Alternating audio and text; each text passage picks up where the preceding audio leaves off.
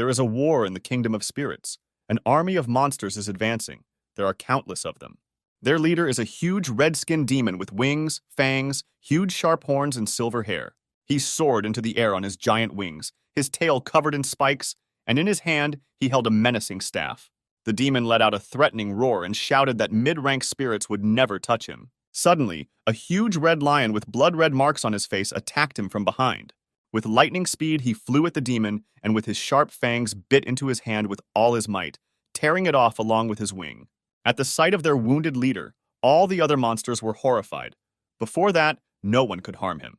Leo was joined by a bird of incredible size, which soared into the air and struck the monsters with lightning. With just one flap of her wings, many demons were burned, struck by a powerful blow. A huge white dragon appeared in the sky, with a young man standing on its head, holding onto its horns. He was surprised, because he asked his partners to wait for his appearance first. The guy noticed that the demons were more desperate than usual, because he was in the last dungeon, which means his role here had come to an end. Our hero realized it was time to finish, so he thanked his friends and called on his weapon. He grabbed his huge glowing sword in his right hand and raised it to strike. The guy stood very firmly on his dragon's head, casting special spells on his legs. He pushed with force from the mythical animal and headed down like a stone. The landing was so powerful that the entire earth bent under his feet. Our hero boldly looked at his opponents, because his closest associates fought behind him. Having finally defeated the last of the remaining demons, the guy found himself in front of a huge door. The dragon told him that since the entire spirit realm was beyond the threshold, now dungeons connected with the demon realm should not appear here. To which the guy suggested that it would be easier for him to go straight to the world of demons and seal the entrance from there in order to be sure that no one would come beyond the borders again. However, the dragon replied that divine beasts and spirits are different from people. They are weakened by demonic energy, so it is quite problematic for them to enter their realm. Only after this, our hero realized that he could not go further, so he thanked his friends. Finally, his long journey came to an end, with magical fairies flying around happily. The guy spent his last 10 years in this world, so he remembered how everything was in the beginning. The most ordinary day, when nothing foreshadowed trouble, he suddenly disappeared from his world. The last thing he remembered was his beloved mother, who saw him off in the morning with a smile on her face. His mother's birthday was coming soon. He was 25 years old then. He was everything to her. Due to the invasion of the demon kingdom, this world was polluted, so it needed a person who would not be affected by magical energy, so the guy was summoned, which made him very angry. However, after a huge amount of time spent in this world with his friends, the guy accepted him. Now it was time for the friends to say goodbye. They were very grateful to the man for his help. So the dragon pulled its paw forward and summoned a magical object. He said that the human world could use the seed of the tree of peace. It was a worthy gift. The guy promised to raise it as soon as he returned, but for now he hid it. He went through many hard times. He was often lonely. Now it's time to leave this place. The guy returned to his friends, waved to them with a smile on his face, and thanked them for everything. The huge, menacing lion was crying loudly because he had to say goodbye to his loved one. Our hero was embarrassed by this reaction, so he asked the animal not to cry because his tears could cause a whole river to appear. Not only were his friends sad, the guy also didn't know if he could get used to his new life. Will he have enough of a small restaurant where he will be a hero hiding his strength? A green light appeared in the sky above our guy's head and began to slowly descend towards him. Until this moment, he had behaved well, but still could not hold back his tears and hoped that all his friends would be happy. And the green light descended lower and lower, slowly absorbing the guy until it disappeared completely. The great dragon raised his muzzle and touched for the last time the place where his friend had just stood. In the modern world, a fault warning was sounded over the entire area so loudly that everyone could hear it. People were notified that a fissure had appeared in the vicinity, from which a demonic dragon of black flame was about to emerge, which forced people to scatter in different directions. While I was running away from danger alone, military armored trucks arrived in the thick of things. A young man in an elegant suit and long hair tied in a ponytail raised his head and looked at the sky. He commanded the nearest military that they needed to contain the demon as much as possible until the rest of the military arrived, because the rift was very large. The man raised his hand to the radio and commanded someone that his team was in position. All the military understood that this was one of the largest faults that had ever been seen. They were all in their places when it began to explode. Our hero appeared in the middle of the sky of Seoul, with the words that the spatial teleport is worse than the realm of consciousness. Only after that, the guy looked around and was surprised that the entire city below him was in ruins. Right in front of our hero, there was a huge rift that was about to burst. What happened literally a moment later, a huge green bloodthirsty monster emerged from it. But our hero was an unusual guy, so he gathered his strength into a fist, intending to hit the monster. The guy was very surprised that he was unable to collect even half of his usual amount of mana. But even this strength was enough for him, so the hero fell on the monster's head. There was a huge explosion in the sky, which immediately attracted the attention of all people. The long-haired commander-in-chief turned around in shock at the sound, trying to understand what had just happened. The hero was still in the sky and was amazed that his strength was enough to handle the black flame dragon. Suddenly, some kind of notification appeared in front of the guy saying that there was a system error. The guardian god is trying to call him to find out who he is. The hero was clearly surprised by this turn of events, because this had never happened to him before. Our guy thought it was someone trying to take him away again. He may have been weak before, but now he is a completely different person. The guy simply pulled his hand up and tore the mark from the heavenly canvas. He squeezed the magic letters in his palm with all his might. This turned out to be enough to completely destroy him, and the hero himself could hurry home. The gathered people looked at the sky and could not understand why the black flame dragon and the rift suddenly disappeared. Neither the military nor the main commander had ever heard of a rift simply disappearing before. Our hero lay on the grass and tried to tell the world that he was about to die of hunger. Kostya rolled on the ground from side to side and shouted that it was truly absurd to starve the savior of the world. And he answered him that spirits do not need food or other life-sustaining substances. The guy tried to argue for some more time, but realized that it was useless, so he abruptly jumped to his feet. He screamed that this was why he needed to stop doing this for his own survival. He could not survive on fruits and vegetables alone. The guy demanded meat, so he ran off in search of him, leaving the great dragon alone. Kostya's mother stood and listened to the fact that in a couple of months the building would be demolished, so she needed to find a new place and prepare for eviction. The man tried to explain this to the woman, but she did not want to listen to him and turned away. He was very tired of these constant persuasions, because this area is a fault zone and it is very dangerous here. The compensation is very decent, so he was not interested in how anyone could refuse such a thing. But the woman did not pay attention to his words and offered to eat something before leaving. She packed the container and talked about how she didn't care about money.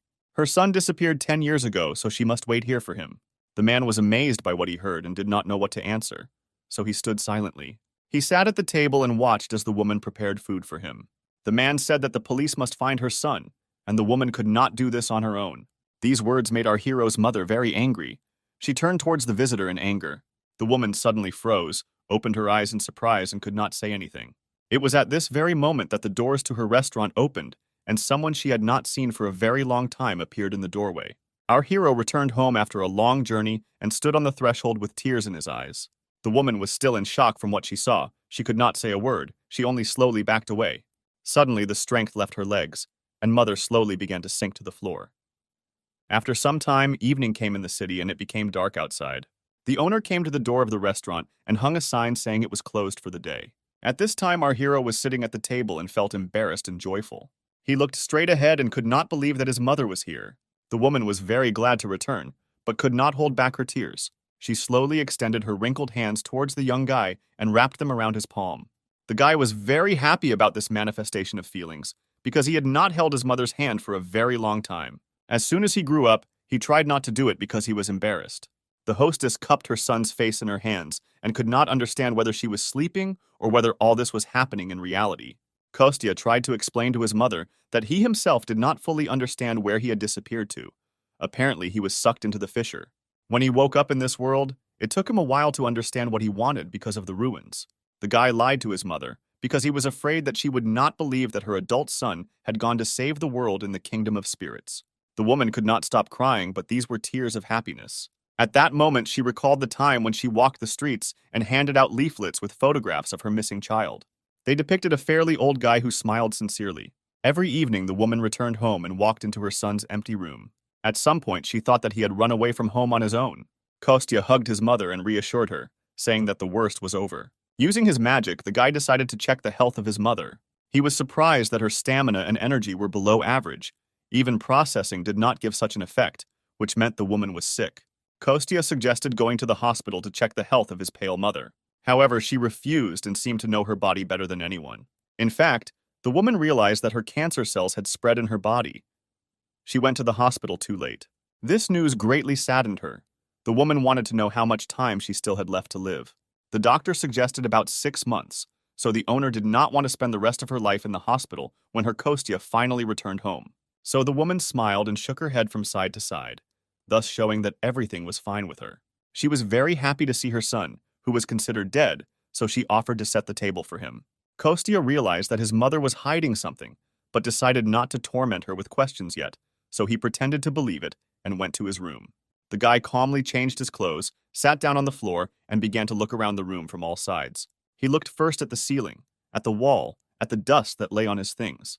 The young man realized that this place had also been empty for quite a long time, but he was pulled out of his thoughts by the voice of his mother, who was calling for dinner. Kostya went down to the first floor, and there on the table were several plates of very appetizing-smelling food waiting for him. The guy was amazed that his mother managed to prepare it all so quickly.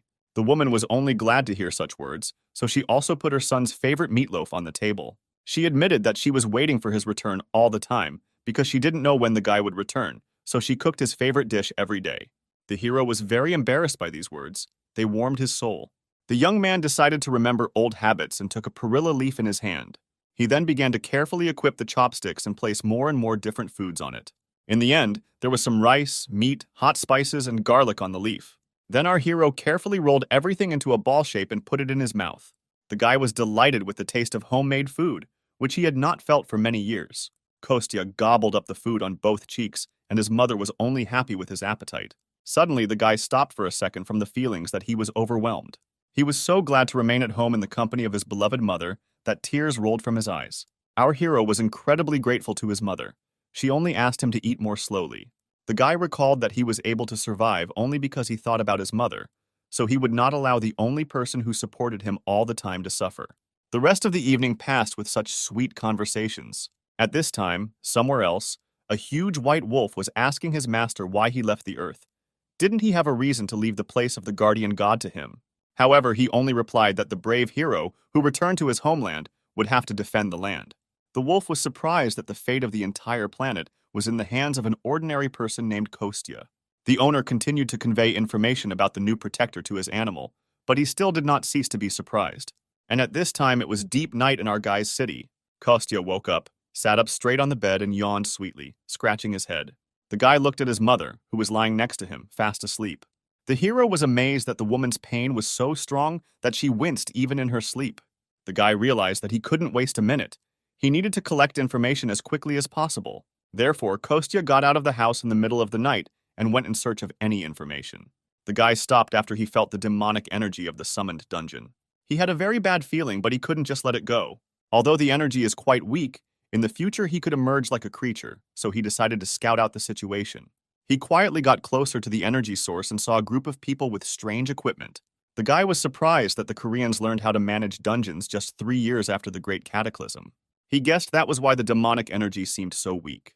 Kostya decided to find out everything anyway, so he pushed off from the building with all his strength and flew past people in suits with lightning speed. No one noticed anything, but one of them thought something passed nearby. And at this time, our hero was already on the other side of the magic gate. He found himself in something unknown to him, and a huge magic circle was shining in the sky, in the center of which there was something. The guy had never been here, but he immediately realized that he was in a summoned dungeon. Kostya knew that the hearts of ostriches have healing properties, so he would not need additional materials to neutralize the demonic energy. The guy was also happy that he had come up with an excellent dish for his mother. Our hero portrayed a good plan, so he smiled bloodthirstily. He walked calmly among these strange animals, and the ostriches hid their heads in the ground out of fear. This allowed our hero to slowly look around. After some time, the guy reached a huge magic circle that was located on the ground. In the center of the summoning circle, there was a small cabinet on which lay a magical artifact.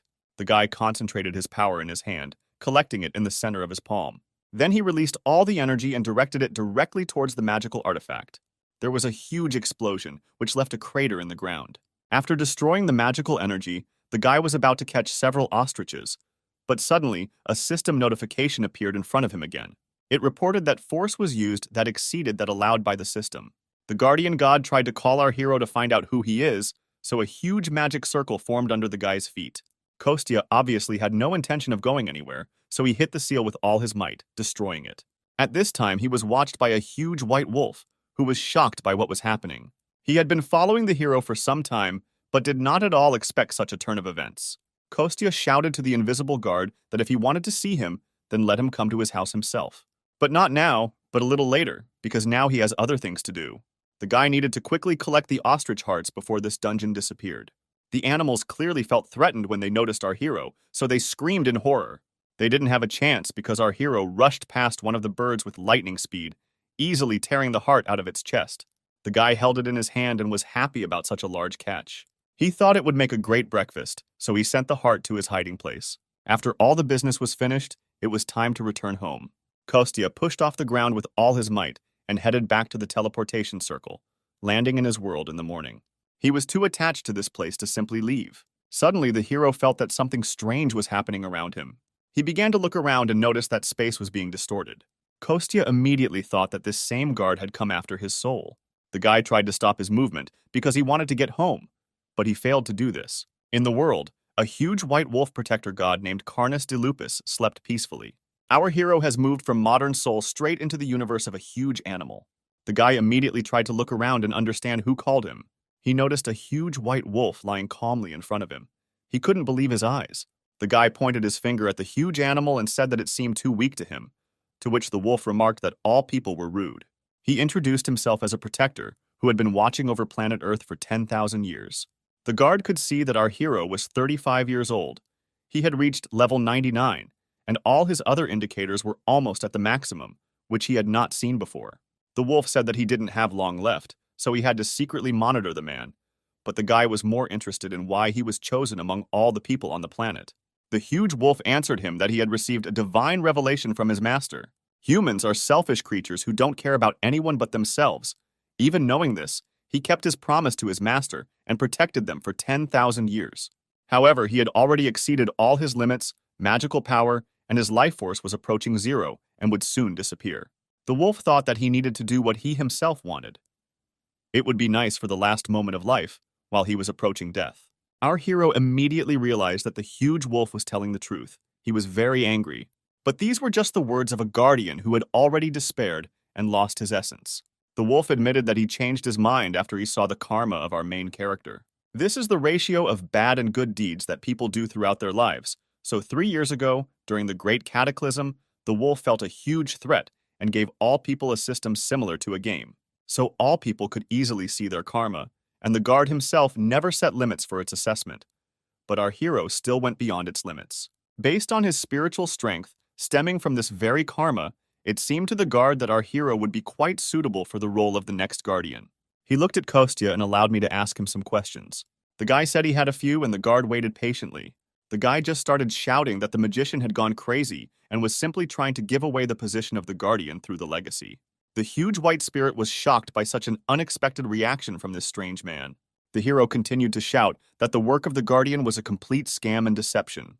He looked the wolf in the eyes and said with confidence that he was not going to do this. The guardian told him that it was too late to refuse this work. These words brought our hero into a slight stupor because he did not understand what was happening. Suddenly, a window appeared in front of him, indicating that the ceremony of inheriting the guardian of the planet would now begin. But the hero did not want to become a guardian at all, so he tried to free himself. He summoned all his power into one place, trying to break the cycle of inheritance. Even the wolf was amazed at how powerful the energy was under the control of a common man. Kostya didn't understand why they were forcing him to go through the heritage ceremony without even explaining anything. He noticed something strange and realized that his wrist was chained. Not only the wrist, but all other limbs were shrouded in magical chains. It was a complex chain magic circle, so the guy couldn't just break it with his magic power. The wolf didn't understand what the point was in being so angry and wasting other people's time. However, the guy said that it was obvious to him that the guardian wolf would soon die, so he tried to make him the guardian himself, without even asking his opinion. The guy didn't believe that this was really what parents do, protecting people and watching over them. He asked the wolf to let him go, just send him back home. However, the keeper replied that he was obliged to find the receiver precisely because he protected people and watched over them. After that, he will need a new guardian, and Kostya can become one. The guy noticed that the status of a guardian makes him immortal, so it was easier for him to stop and continue to be a guardian himself. The wolf replied that he was given eternal life in exchange for protecting the world. It is difficult for him to recover on Earth, where there is no longer any spirit or divine beasts, because the planet and the guardian are one. Even if he is destined to cease to exist, The Guardian cannot simply stand by and do nothing. After this explanation, Kostya admitted that he did not intend to be the Keeper's successor. He tried to call upon his magical power again and free himself from his shackles. The guy said he didn't want someone like a wolf to rule his life again. This time, making even more effort, Kostya decided to open the circle of movement. After that, his favorite huge sword flew from storage into our hand. The wolf was amazed that the guy had enough strength to use his magical abilities. At this time, our hero had already freed his limbs with the help of a magic sword, after which he gathered his strength and delivered a lightning-fast series of powerful blows. Literally a moment later, all the seals and chains were destroyed. The hero was free from them. After this, the guy decided to defend himself, so he took the sword in both hands and put it in front of him. The wolf was furious because it was completely impossible to have a normal conversation with this guy, to which Kostya replied that it was precisely with the wolf himself that it was impossible to have a normal conversation. The Guardian said that the guy turned out to be exactly the same as all the other people he was so tired of. He only cares about himself, and if he doesn't see his own benefit in something, he turns a blind eye to it. To which the guy noted that for such a person who wants a normal life, this is a good compliment. Kostya realized that he needed to calm down and think, because even though the Guardian had become weaker, he was still strong. After that, the guy remembered that his friend had a dog, and when dealing with dogs, you can't fight with them directly. Kostya heard that dogs don't like to brush their teeth, so he climbed into the mouth of a huge wolf, after which he squeezed out a tube of mint paste to the animal and ordered him no longer to call upon the powers of other people. The wolf didn't want to give up quickly, so the guy had to get a second tube of mint paste. Even despite this, the old keeper still did not want to give up his position. Therefore, the guy remembered the conversation with his dragon, who never wanted to become a guardian. Such confidence from an old acquaintance convinced the guy that he too should never become a keeper. Kostya was distracted by these memories, so he did not notice the most important thing. At this time, the huge guardian wolf calmly freed himself and spat out the toothpaste from his mouth. He decided to use a different tactic in relation to this guy, so he asked Kostya to become a guardian for the sake of his mother. He will be able to cure her illness with the help of divine power if he becomes a guardian. Since the guardian is responsible for the life of all creatures in his world, he is able to heal any disease. These words made our hero stop and think carefully, after which he looked at the guardian and asked him to save his mother. In return, he promised to do everything for him, except become the new guardian. The wolf was surprised by this answer. It seemed to him that it would be more logical to become a guardian himself and save his mother on his own. However, Kostya replied that he did not know when he would get used to his new abilities, so he asked the current keeper for help. So with a sparkle in his eyes, he asked the wolf to take care of his mother first. The guy again summoned a circle of movement and pulled out his huge sword from it. With one single blow, he cut through space and opened a passage to his world. The Guardian was amazed at the strength of this hero because cutting space is not so easy. And at this time, Kostya, already joyful, ran to his home restaurant and at the same time asked the wolf to reduce his size. The Guardian did not fully understand why he was listening to this guy, but he began to rapidly decrease in size. Eventually, he turned into a rather cute little white dog. Kostya was satisfied with the size of the dog, so he asked first of all to look at the condition of his mother. The Guardian already knew that the sleeping woman did not have much time to live. With one look at her, the wolf immediately said that she had no more than 6 months left. The guy still refused to become the next guardian, so he thought about a plan of action. The cute dog sat next to him all this time and looked at him with a sad face. After which he said that he no longer has divine powers, so he uses his life energy to compensate for this, because it is too risky to use the remnants of life force without a good reason and receivers. Therefore, the guy needed to come up with a solution to this problem. After which Kostya came up with the brilliant idea that vitality is similar to endurance, so the dog just needs to eat something to help him restore energy. He agreed, but immediately warned that he was not going to eat dog food. Our hero had already put on an apron and went to the kitchen to prepare food. There were definitely creatures on Earth like divine beasts or spirits that possessed magical powers. They used to live freely, but the stupidity of people led to their disappearance. And now it was their turn, and the whole world was in danger. At this time, our hero stood calmly in the kitchen and thought about what to cook. And the little wolf stood next to him and did not understand what this man was up to. After these words, the guy woke up from his stupor and turned his attention to the furry animal. On the table in front of him lay the seed of the tree of the world, and the hero did not know what to do with it. Our man was surprised that the wolf immediately recognized this magical artifact. In fact, he didn't think that the guardian would only help such a magical object to be restored. It turned out that the guy did not understand the full value of this magic tree. Thanks to the words of the wolf, he found out that the seed of the tree of peace cannot be obtained anywhere on Earth. Kostya became hungry at the thought that this was actually considered a rare delicacy. But the wolf was still interested in where such a strong thematic artifact came from in the hands of an ordinary person. After which all the memories of the last 10 years immediately came to the guy's head. But first of all, he decided to get into his magical storage. Before this, he would sometimes prepare the magic tree. But if compared to preparing it for consumption, then to restore it, it would be more effective to grow it first. Growing the world tree and saving life with the help of the big world tree are the responsibilities of the guardian. The wolf said that he had 6 months left, and this time was not enough to fully grow the tree of the world. After these words, the guy came up with a great idea, so he asked the wolf to leave the kitchen. The guardians were not used to being treated this way, so he was surprised by such an order. He didn't have the patience to wait, so the guy simply threw the little dog out the kitchen door. The great wolf was dizzy after such a flight. He sat and slowly came to his senses. He just had time to think about everything that had happened, which is what the keeper was doing now. He wondered whether his master had made the right decision when he chose the hero who came from the earth. The wolf believed that he would never be able to believe in people after they, through their own stupidity, destroyed such a beautiful place. Meanwhile, in the kitchen, our hero turned on the gas and lit one of the burners on the stove. Then he began to fry something in a frying pan, even sticking out his tongue with zeal. The guy was glad that he still hadn't lost his cooking skills. He's done with the bulk of the work. Now it's his turn to tackle the special ingredient. These special ingredients contained the heart of a magical ostrich from another world. The guy was having fun because if you eat this heart just like that, you could die. He had to put a lot of effort into cutting it in half with his sharp axe. The guy skillfully wielded the knife, and blood flew in all directions. After some time, he came out of the kitchen covered in blood and called the keeper. The wolf was clearly not happy with this appearance of our hero. However, this still did not stop him from following him into the kitchen. And there was a wonderful portion of food waiting for him, which was put in a dog bowl and decorated with green peas on top. The great wolf was furious that they dared to offer him dog food, despite his appearance. The keeper immediately said that although the dish looks relatively normal, it is still the heart of an ostrich. He knows that it is all imbued with demonic energy and poison. However, the guy did not get angry or upset because of these words. He assumed that the wolf would say this, so he called the guardian Belyash, which again enraged him. The guy bowed to the white dog and asked him to try the freshly prepared dish. The guardian wolf looked at this man and did not understand what he was up to. He was sure that the guy would try to deceive him somehow in order to save his mother. In any case, he needed human help, so the wolf bent down and began to eat. After the first couple of bites, some strange feeling pierced right through him. The great keeper realized that this food turned out to be incredibly tasty.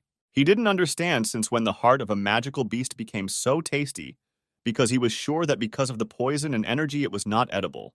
Kostya was happy and understood that the whole point was how he spent the last 10 years. About 10 years ago, he had just entered the spirit realm. At that time, he was terribly emaciated. Bones were visible from under the skin.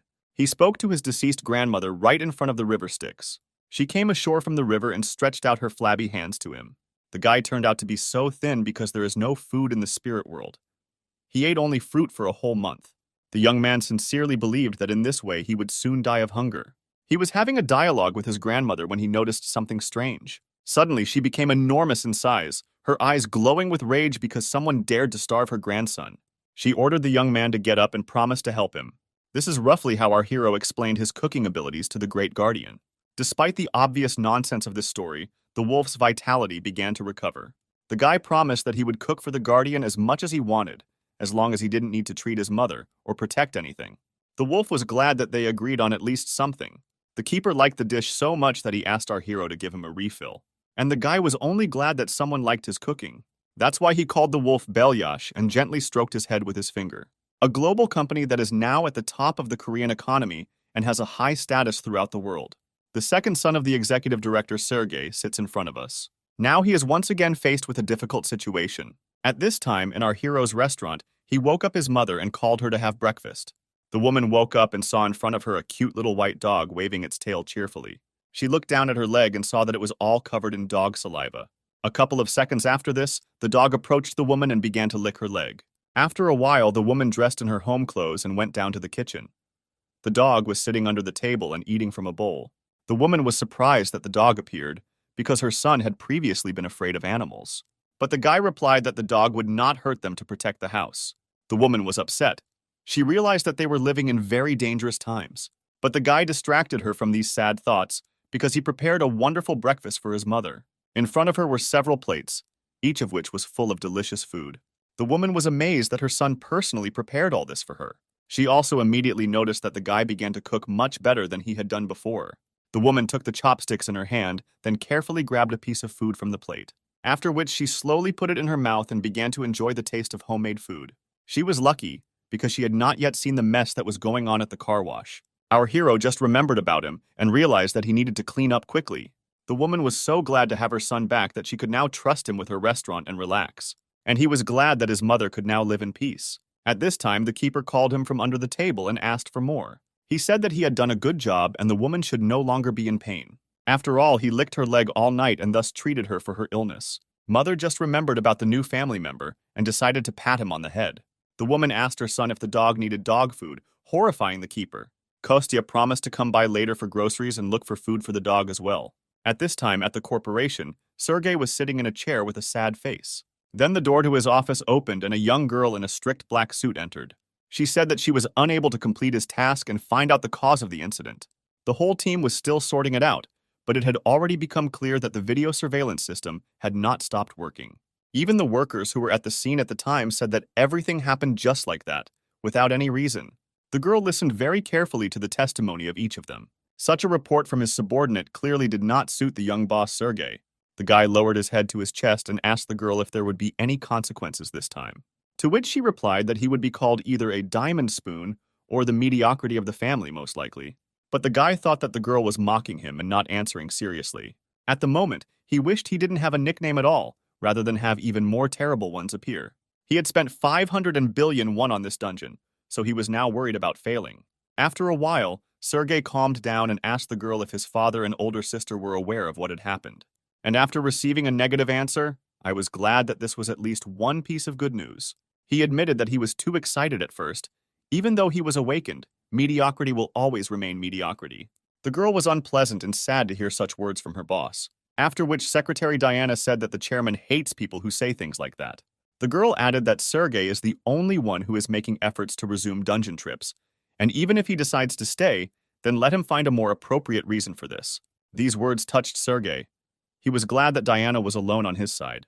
The guy was looking through the list of members of the dungeon campaign and asked what happened to the first group, which was mobilized 6 hours after the incident. To which the girl replied that this group was still nearby. They are resting after studying the dungeon route. Nothing has leaked to the press yet, and she has already sent the recordings from the CCTV cameras to Sergei's tablet. The guy just found this data and decided to look at it carefully. He chose one video, which should have been the first, judging by the time. The young man hesitated a little at first, but then collected his thoughts and pressed play. Sergei and Diana watched the recordings together. At first, nothing special happened. However, after some time, something on the recording caught the young man's attention. The guy paused the recording and couldn't believe his eyes. All equipment was disabled, the portal was destroyed, people rushed in different directions to escape. The young man thought that this was definitely very strange for a standard hike. The sound was definitely not the natural destruction of a dungeon, and it didn't sound like a weapon either. It was more like the sound of something being destroyed by magical energy. He prepared for this campaign and trained countless hunters. After some thought, Sergei decided that he needed to see everything in person. Therefore, the young man got up from his chair and went to the exit, asking the secretary to prepare a car for him. After which, at the meeting, the department heads discussed the latest case. They came to the conclusion that the problem arose and did not depend on them. If the trial goes according to the worst-case scenario, then the losses will not be calculated in 1 billion won, but in tens of billions of won. Absolutely none of those present were delighted with this outcome of events. After this, Sergei noticed that it was already late in the evening, so he thanked everyone who participated in such a long meeting. The next time they were supposed to gather, when the preparations for the trial and the materials for it were already ready. For today, everyone was free and could go home. Sergei spent several days at work, so when he came out into the bright sun, his eyes watered. Diana and her boss walked slowly down the street, discussing the weather. The young man was upset that everyone was suffering because of him. He was very ashamed that he made his secretary wait for more than 18 hours. To which the girl replied that she was ready to follow her boss. The main thing is that he does not stay. These small words of support greatly inspired Sergei. Sometime after the start of the walk, the young people stopped in the middle of the road. Sergei admitted that he still has at least one very good side in his office. Immediately after that, the thought of his father and older sister looking down on him came into his mind. Their success weighed heavily on him from a moral point of view, almost from birth. Before these thoughts, the young man again fell into a stupor and did not move for some time. He woke up only when his secretary called out to him, standing in the middle of the road. The girl decided to cheer up her boss and offered to have a snack somewhere before returning. Sergei tried to refuse such an offer because he was embarrassed. What Diana noticed that her boss always scratches his forehead when he is nervous. He also always goes to bed to relieve stress. Sergei was surprised at how well his secretary knew him, so he agreed to have a snack. The girl knew a good place nearby, so the young people got into the car. The secretary was driving and taking her boss to a small restaurant with very tasty food. She looked around and wondered if all the buildings were destroyed because they were in the area. After some time in the trip, when Sergei had already begun to fall asleep, Diana said that they had arrived. Of course, it turned out to be our protagonist's family restaurant, which was welcoming customers for the first time since he returned. Diana asked for a table for two while the boss looked around. The girl looked at the menu carefully, and Kostya thought that he had come across very interesting visitors. Suddenly, the voice of the keeper was heard in his head, who offered to show the guy the visitor status windows. The young man did not really like the fact that he was talking to him using telepathy. However, he still agreed to look at the visitor status windows. He saw that Diana was 30 years old. She was a simple, kind swordsman of level 34. Sergei is 32 years old. He is a rare good magic archer of level 25. Immediately after this, Kostya realized that his intuition had not let him down, but he still did not understand why people like them would come here. The voice of the guardian in his head is that people like them are called awakened. The guy was angry that the wolf could even read his thoughts, but he said that he was simply too predictable. 3 years ago, after great capitalism, magical powers or separate classes began to awaken in some people, just like in the game. Kostya thought that the awakened ones could give hope to people after the invasion of demons. At this time, he reflected on this topic and observed his unusual visitors. He mentally asked the guardian how strong these people were right now, to which he replied that they are among the 10% strongest among all people and 30% among hunters. After this information, Kostya decided that it would be difficult for them to resist even mid-rank demonic monsters. Diana wanted to place an order but was surprised that there was only one dish on the menu. One girl gave not only the quantity, she was also surprised by its price. Kostya also saw the price on the menu for the first time, which has doubled over the past 10 years. The guy thought it was too expensive, but the girl said it was too cheap for the modern world. Sergei noted that the restaurant would go bankrupt if it sold food at such a low price. Hearing these words, our hero's mother came out of the kitchen into the restaurant hall. The guy was very surprised that the prices of all goods had risen so much, which surprised everyone present. The woman replied that she had been working for the last 10 years, not for the sake of income, but so that her son would have a place to return to. The woman surprised the unusual visitors of the restaurant with her heartbreaking story. Despite everything that had happened, Diana noticed that the kitchen smelled very tasty. Sergei also liked the smell, so he asked to prepare a very spicy dish and bring drink. The girl refused to drink with him because there was no spare driver. At this time, Kostya was in a stupor because of how quickly events were unfolding. But his mother called him from the kitchen and asked him to help, so the guy had to force himself to move. Kostya approached his mother and asked if they were selling their food too cheap. But the woman did not listen to him at all. She was only glad that visitors appeared for the first time in a long time. She came up with a brilliant idea, which she immediately voiced to her son. Since these were the first visitors since the guy returned, the woman invited him to cook the food himself. The guy was a little shocked by what was happening, but the grandmother wished him luck in his thoughts. At this time, at the other end of the city, something strange was happening at an abandoned construction site. The man smiled bloodthirstily as his victims begged him to spare them. He said they didn't have to make him out to be some kind of crazy person, just answer one question. He was interested in which of these two connected people loved the other more. None of them could say a word, they just bowed in silence. The guy was very amused by this reaction of this couple. He looked down at them, then straightened his jacket and grinned. The guy admitted that the absence of love is nothing to hide. Therefore, he decided to choose his first victim at random. It turned out to be a guy. At this time, strange visitors were still dining at our hero's restaurant. Kostya put his hands in front of him and very persistently refused something. At this time, Sergei argued with him and, on the contrary, very persistently offered to take something.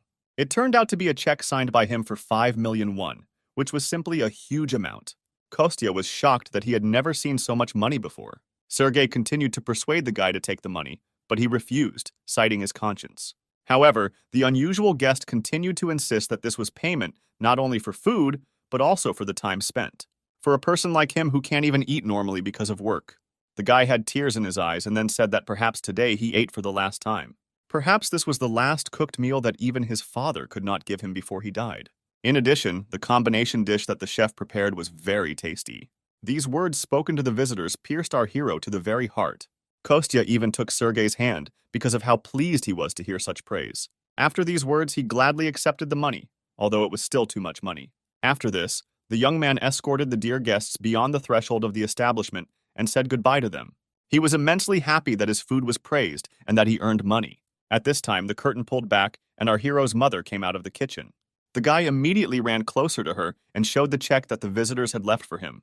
The woman wanted to praise her son for making some money, but something caught her attention. Seeing the amount of 5 million won, her eyes literally fell out of their sockets.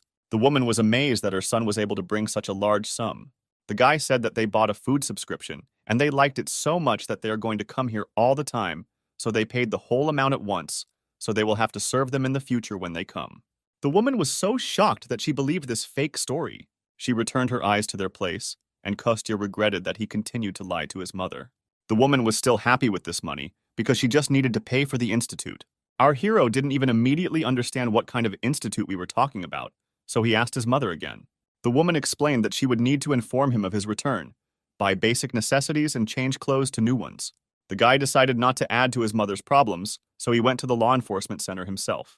Since people now disappear quite often, the procedure for restoring status is not so long. While Kostya was thinking about this, he came across a center worker who offered to help. The man looked at the documents and said that he had already collected everything he needed.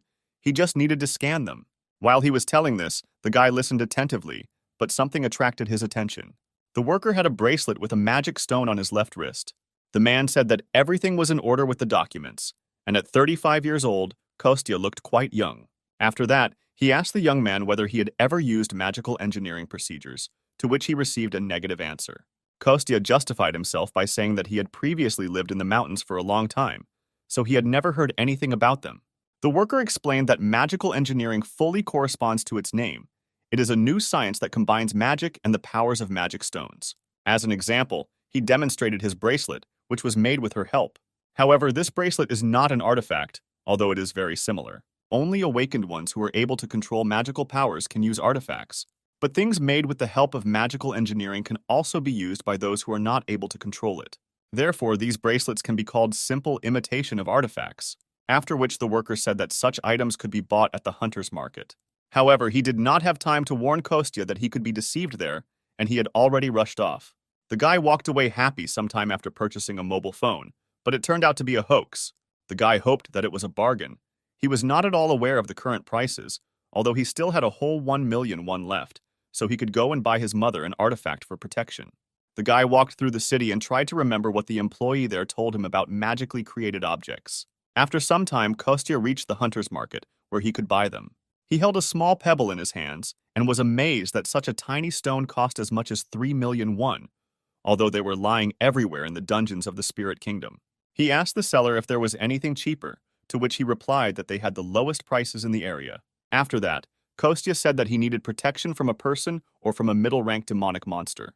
The seller noticed that a few million won would not be enough to protect against a mid-ranked demonic monster. It would require at least several 100 million won.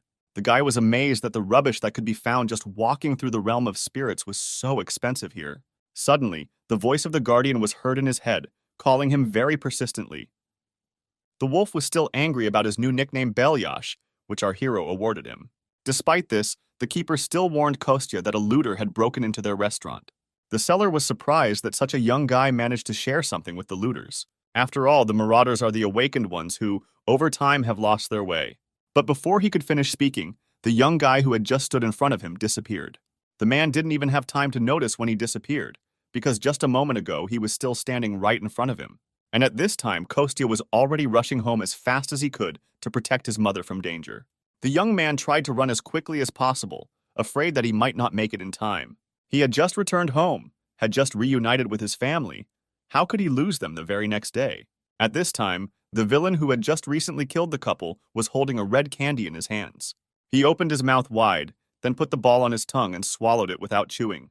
He then licked his fingers, which still tasted like candy, after which he bent over, slowly stretched his back and stiff joints. He grinned at some thought that had just occurred to him, after which he began to laugh under his breath and walked with a cheerful gait away from the murder scene, closer to the city center. The guy was clearly in a good mood. He was singing and dancing, carrying something in a black bag. The main character's mother was cleaning the kitchen when someone entered the restaurant. The woman at first thought that it was her son who had come, so she was surprised when she saw another man on the threshold. He was also surprised that he was called by a different name. In fact, his name was Misha. The guy calmly entered the restaurant and was amazed that only one dish was served there. But the woman's attention was more attracted by the fact that he came here with a suspicious package in his hands. The guy didn't care about this at all. He just clarified whether the restaurant specialized in this one dish, after which he calmly walked up to the table, pushed back the chair and sat down on it, and threw the black bag directly on the floor next to him. Something in this package haunted the woman, the smell or its color.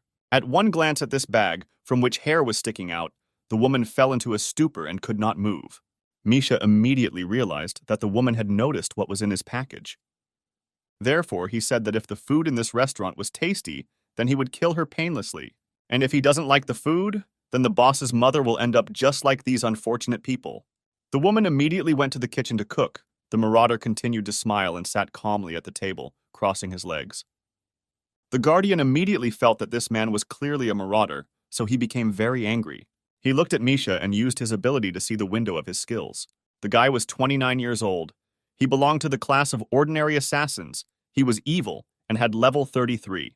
Judging by Misha's karma points, he didn't try very hard to hide. This is not the guy who was worth getting into without using divine punishment. At that moment, the marauder also noticed the puppy, so she decided to play with him and called him to her. He didn't even have time to do anything when the door to the restaurant suddenly opened with force. At this time, Misha's attention was distracted by the guardian, who lay on his back and pretended to be a cutie. Therefore, when our hero appeared on the threshold of the restaurant, the looter perceived him only as a noisy brat. He continued to call the dog, but he turned his back to him. Moreover, he demonstratively and without turning around, walked in the opposite direction, closer to Kostya, who had entered. Only after this did the looter pay attention to who entered the restaurant.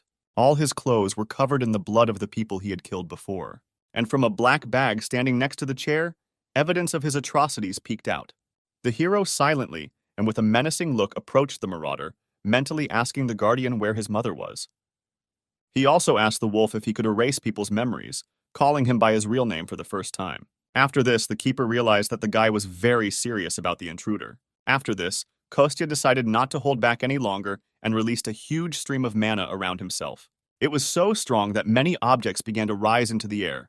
The young man uttered only one word, but he put into it the firm intention to drive the looter out of this restaurant and protect his mother. A moment after this, Misha was pulled out of the room with such incredible force that he was slammed into the wall of the house opposite. He was slammed against the surface so that the guy instantly lost consciousness. With such force, it wouldn't be surprising if most of his bones were broken. But Kostya clearly did not intend to stop there. Misha came to his senses and tried to find out from the guy who attacked him why he suddenly did this. However, our hero replied that complete people like him should remain silent. After that, Kostya again used his strength and squeezed the marauder at a distance. The young guy had already left the restaurant and even summoned his sword, intending to finish what he started.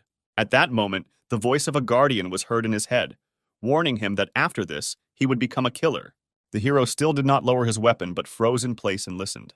The keeper continued to say that the marauder is not the kind of person for whom you can throw away all your former efforts. This speech brought our hero to his senses. He began to calm down little by little.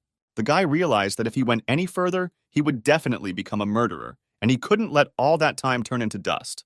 Therefore, Kostya hid his weapon, then approached the marauder and listened to him beg him for mercy. The guardian mentally reminded that if you leave this guy just like that, he will definitely die. Therefore, Kostya summoned a magic stone from the storage and slowly headed towards Misha. Then he leaned over to the guy, grabbed him by the hood, and lifted him off the ground. He ordered the marauder to open his mouth and take medicine if he wanted to live, which he obediently did. The medicine turned out to be so disgusting to him that Misha almost died for the second time from its taste and pain. In fact, it was a medicine that could restore absolutely everything in the body.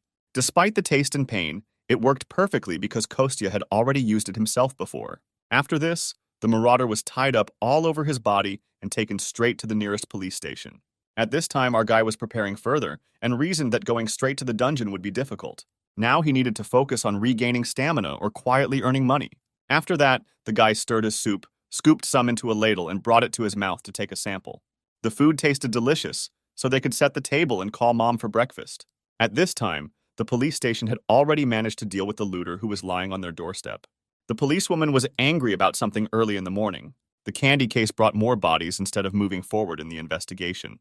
Her colleague approached the woman and tried to call her for lunch, but she was clearly not in the mood to eat. The guy noticed that if she doesn't eat, she won't be able to work normally, because in order to take good care of others, you first need to take care of yourself. The woman was infuriated that a colleague who was younger than her was lecturing her. Her phone rang, so the girl picked up the phone and introduced herself as the leader of the first detachment of the Department for Marauders, Tatiana. A message was received that Misha had been caught, so Tanya and her colleague went to the scene. They looked at the suspect's movement report, according to the information department. There were about 10 victims. Judging by the video they were sent, Misha definitely ate candy. After the news, Tatiana lit a cigarette to get rid of the accumulated stress. She was pleased that she was able to detain the culprit in 10 incidents, but Misha was not the only suspect in this case. These candies are actually an artificial enhancer. The woman said that she was not going to stop eating until she got to the bottom of the truth, because it was more important to find out where these candies were obtained. Immediately after this phrase, there was an awkward silence. In the silence, the junior colleague's stomach growled very loudly.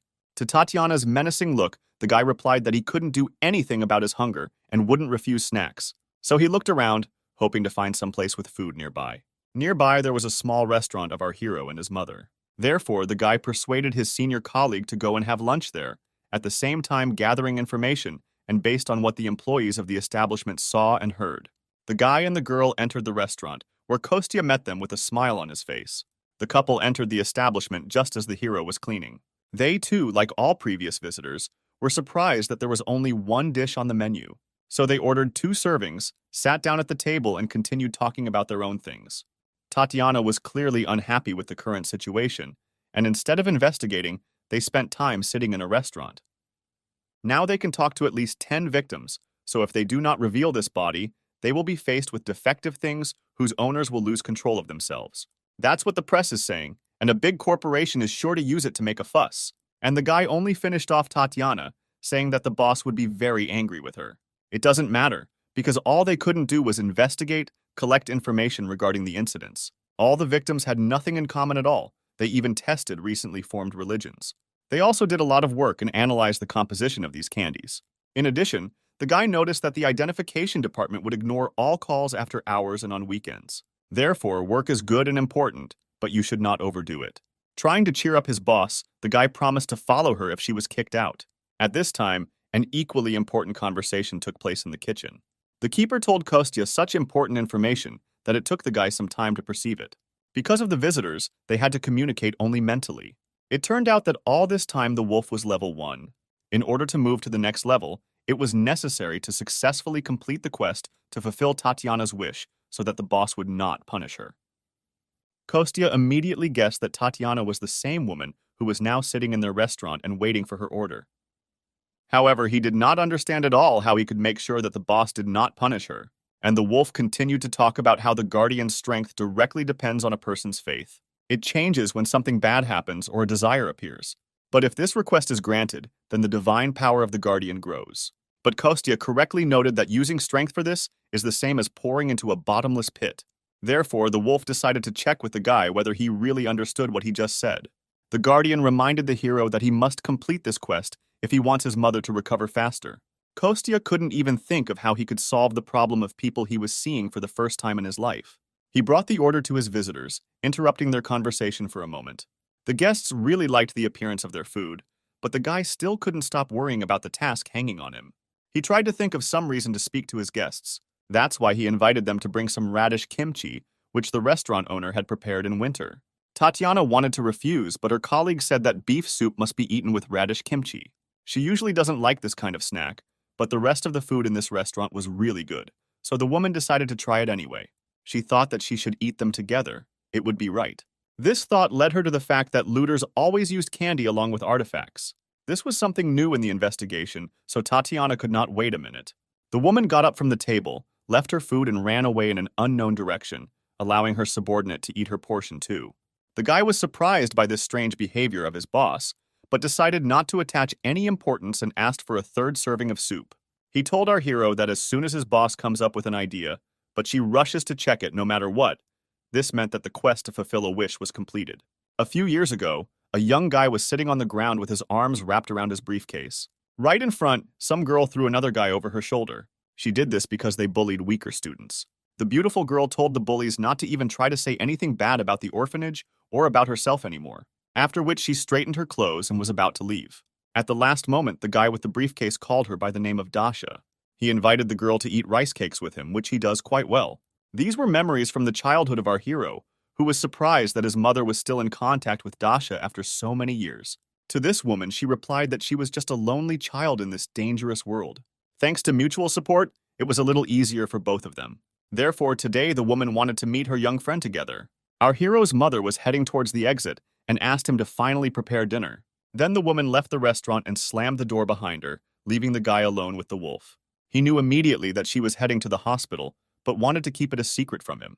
The hero wanted to thank his childhood friend Dasha for helping his mother, so he invited Belyash to go for a walk to buy groceries. At this time in the city, a young girl with fiery hair greeted her old friend, whom she called Mother. She apologized for being late due to being kept at the Hunters Association, after which the woman and the girl took each other's arm and went to the hospital. At the doctor's appointment, he looked a little discouraged. It turned out that our hero's mother felt much better. Her condition has improved markedly. The tumor has greatly decreased. The doctor said this doesn't happen often, but it's definitely a good sign. The woman burst into tears from the feelings overwhelming her at that moment. She was very grateful that the illness was subsiding and she had the opportunity to spend more time with her son. After a long time, the owner of the restaurant admitted to herself that she wanted to live again. At this time, our hero went to the nearest beach instead of the store. There, he built a kind of fishing rod, tying some strange fish to an ordinary rope. So he decided to take revenge on this fish because it tried to kill him, and now he made bait out of it. Kostya took the rope in his hand and began to spin it around himself with all his might. At some point, he caught a good position, applied additional force, and threw the bait into the water. At the same time, she flew so far that it was impossible to see the crash site from the shore. Kostya decided that this sea looks like this because of demonic monsters, which means there must be someone like the Kraken or something more interesting there. The guy complained that they now use ordinary freshwater fish for fish cutlets, but it is important for him that the taste reminds him of the sea. The wolf most likely didn't know, but the Kraken is very tasty, although its head and bones contain poison, so you can't eat a lot of them. While our hero was telling the keeper various ways to prepare Kraken meat, his makeshift fishing rod began to twitch. There was someone huge at the other end of the rope, but it was saturated with magical power, so it couldn't be easily broken. At that moment, a fight began between the monster and the fisherman to see which of them was stronger. Kostya held the rope with all his might, pressing his feet into the ground, trying to prevent the monster from falling off. Gradually, he began to pull the rope towards himself, so something gigantic appeared in the distance. The wolf was once again amazed that his master chose clearly not an ordinary person as his next guardian. And at this time, next to him, a battle was taking place not our life, but to the death. With one last strong jerk, Kostya pulled a real monster ashore, which was several hundred times larger than himself, which once again confirmed the fears of his guardian god. The broth for the soup begins to boil on the stove, and the roasted meats sizzle in the frying pan. It was Kostya who returned from fishing and began to prepare fish cutlets from the Kraken, which he had caught recently. At this time, Dasha and our hero's mother were returning from the hospital and stood in a traffic jam, which usually should not have happened in this place. The girl was very hungry, so she asked the hostess what would be served for lunch today. The woman looked at her adopted daughter and became thoughtful, remembering what they had. She remembered that Dasha was very fond of rice cakes, which her son Kostya often prepared. The lady offered to cook them, but the girl responded by suggesting that it would be better to go to another place and eat the stew. In the middle of their conversation, a bright red light suddenly appeared from afar and lit up the entire sky. Both women paid attention to it, and Dasha suggested that these could be waves from the fault. The owner of the restaurant immediately began to worry about the girl, because this meant that it was time for her to run away. In fact, Dasha was an official member of the Korean team that works with S-rank Awakened Ones. People called her the Crimson Witch, the Flame Witch, or the Destroyer. However, the girl herself thought for a minute and told her mother that she was not going to go anywhere. She noticed that the rift had not yet appeared, but it should happen soon, and the government should have already sent competent people to a rift of this level, and she herself had a day off today. Moreover, the girl was worried that her mother could not drive the car. She would have problems if she stayed here. But the hostess reminded her that she herself knew very well how easily a person could one day simply disappear, hinting at his son Kostya. Therefore, Dasha decided that she would stay in the car and stick together with the woman. It was at this moment that our hero's mother decided that she needed to inform the girl about the return of her son Kostya. At first, Dasha didn't even understand what she meant. This news seemed so incredible to her. The hostess said that the guy was sucked into the rift. He lost both his memory and sense of time. He looked 25 years old, as he was at the time he disappeared, which greatly surprised Daria. The woman admitted that this is why she looked so happy lately. She also added that she was so lucky only because she had the opportunity to help others and lived a good life. A son and beloved daughter returned 10 years later, as well as a short life that became much longer.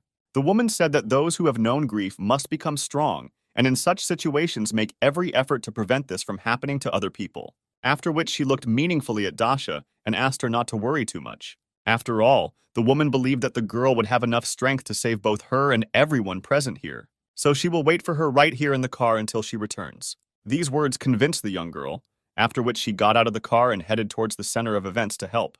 At this time, the people nearby were in a panic because the rift was about to open, and the awakened ones had not yet arrived. After that, they paid attention to a strange girl who walked right to the center of the danger and began to release fire from her palms. People watched as more and more flames appeared around the girl. Her red hair allowed them to guess that the Crimson Witch herself was standing in front of them. This calmed the townspeople a little, because now they were safe under the protection of a very strong awakened one. And Dasha had already arrived at the scene and realized that the rift would open much earlier than she expected. Therefore, the girl decided to prepare for this in advance, collecting some fire in reserve. She didn't know what to expect from the unknown rift, so she decided to use all her strength. Dasha summoned the power of fire, then divided it into several parts, leaving it hanging in the air next to her. After all the preparations were completed, just in time, the girl was able to fully prepare for the attack. She stood waiting, realizing that as soon as the rift opened, she would immediately begin to attack and would not allow a single monster to reach the people nearby. As soon as she thought about this, a crack immediately appeared on the fissure and the eye of the monster appeared. The people around also noticed that it was beginning to open up at once, so they rushed to the leak with even greater efficiency. At this time, a herd of gigantic nightmarish animals broke free. The Crimson Witch immediately recognized them as steel-horned goats, which were a very dangerous enemy even for her. Even though she was an S-class mage, the girl still shouldn't underestimate such opponents, because they had high resistance to magic and weak melee attacks. Dasha realized that in this situation, an awakened one specializing in close combat would be more useful. However, the girl immediately realized that there were no other awakened people nearby, and even if they made it in time, she still needed high-level fighters. Therefore, in order to protect the people close to her and the townspeople, the girl must stay and hold back the onslaught of monsters. She definitely could not remain idle because her mother was here. After this, Daria immediately decided to launch an attack, gathering a huge amount of her magical power in her hand. The girl directed all her power at the first of the monsters with one blow, causing an explosion of enormous power. The witch was furious that even such a huge explosion could not damage the monster. Due to its high resistance to various types of magic, it simply fluttered against the animal's shell without causing any harm to it. Therefore, the Crimson Witch decided to resort to another spell, which had a more powerful physical effect. A huge spear of magical fire, azure flame, fell on the monster's back, piercing right through his body. The goat immediately fell to the ground. A huge hole gaped in his body, which remained after the blow. Dasha took a few moments to catch her breath and come to her senses. At this time, the rest of the monsters, which had managed to break through the rift, were already rushing towards her. The girl counted 10 goats, while she herself could only use the azure flame 8 times. A moment later, she pushed off the ground with force and soared up. Then the girl came down hard on the second goat, driving her flames right into his head. Dasha was angry that reinforcements had not yet arrived, and these idiots from headquarters did not know at all what it meant to show up on time. The girl understood that the azure flame would not be enough for all the monsters, so she would have to resort to an even more powerful and dangerous means. It was a magic that covered her entire body in fire. She chose it because close combat was the weakness of these monsters, but the technique would not help her much here. The girl waited a couple of moments before the animals began to slow down, after which she used her new magic and went on the attack with lightning speed. A moment before the impact, Dasha gathered all her strength in one hand, concentrating it there. Then she lightly touched the animal's head with it, directing all her energy to that place. Huge streams of blue flames burst out of her hand, which were supposed to take the life of the monster. This lasted only a moment. Then the girl's skin became covered with spots, and the goat's body began to emit steam. Immediately after this, Dasha jumped over the monster, leaning her hand on it. The girl did the same thing again, concentrating all her strength in her leg. She dealt a crushing blow, throwing the huge monster into the air, after which Dasha fell to the ground. She had 8 more monsters to defeat, and they were already rushing towards her with all their speed, which did not bode well for the girl. She struggled to her feet after a short fight, her muscles already starting to feel tired. The girl understood that it was unlikely that she would be able to cope with all of them, but she was obliged to do everything in her power until reinforcements arrived. Suddenly, something caught her attention. This rift began to suck nearby objects into itself. At this moment, the girl could only think about the fact that her mother was still behind her. Several small stones rose into the air and glowed as if surrounded by magic, after which they fell directly on the head of each of the remaining goats, killing them instantly. Immediately after this, our hero appeared in the air, thinking that his old girlfriend was still as flaming as she was before. He slowly knelt down next to Dasha, who was lying unconscious on the ground. Kostya thought that the girl was in great pain due to the depletion of her magical power, so he tried to help and put his hand on the Crimson Witch's back. Although he could not help her restore her life force, he could replenish her magic power so that the life force would not be burned and would not affect her mana core. Now was not the time for memories, but the guy was glad to see his girlfriend again after so many years of separation. After some time, the Crimson Witch came to her senses and sat down straight on the cold ground. The girl looked at her hands and was surprised that she did not feel any pain at all. Although now it didn't matter at all, so she got up and rushed as fast as she could back to the car. The girl was incredibly happy to see that her mother was completely fine and safe. At this time, the woman was already standing on the street and talking with one of the policemen. She was also very glad that she was able to see her ward safe and sound. The woman immediately reached out to the girl to find out if she was okay and if she was hurt. The Crimson Witch decided to lie a little and said that everything was fine with her because reinforcements arrived on time. The girl said she was a little tired, but did not have any serious injuries, after which both women laughed joyfully because they got off so easily. After that, they decided to go out to dinner as they had planned before, so they needed to check out the store. However, Dasha had already changed her mind about eating the stew and invited her mother to go to her restaurant so that Kostya would prepare her favorite rice cakes for them. And at this time, our hero was just in the restaurant and was wondering when his mother and girlfriend were planning to return. Their first meeting after a long separation was very joyful. Dasha threw herself on the guy's neck, knocking him off his feet. Kostya sighed wearily after such an emotional meeting with his old friend.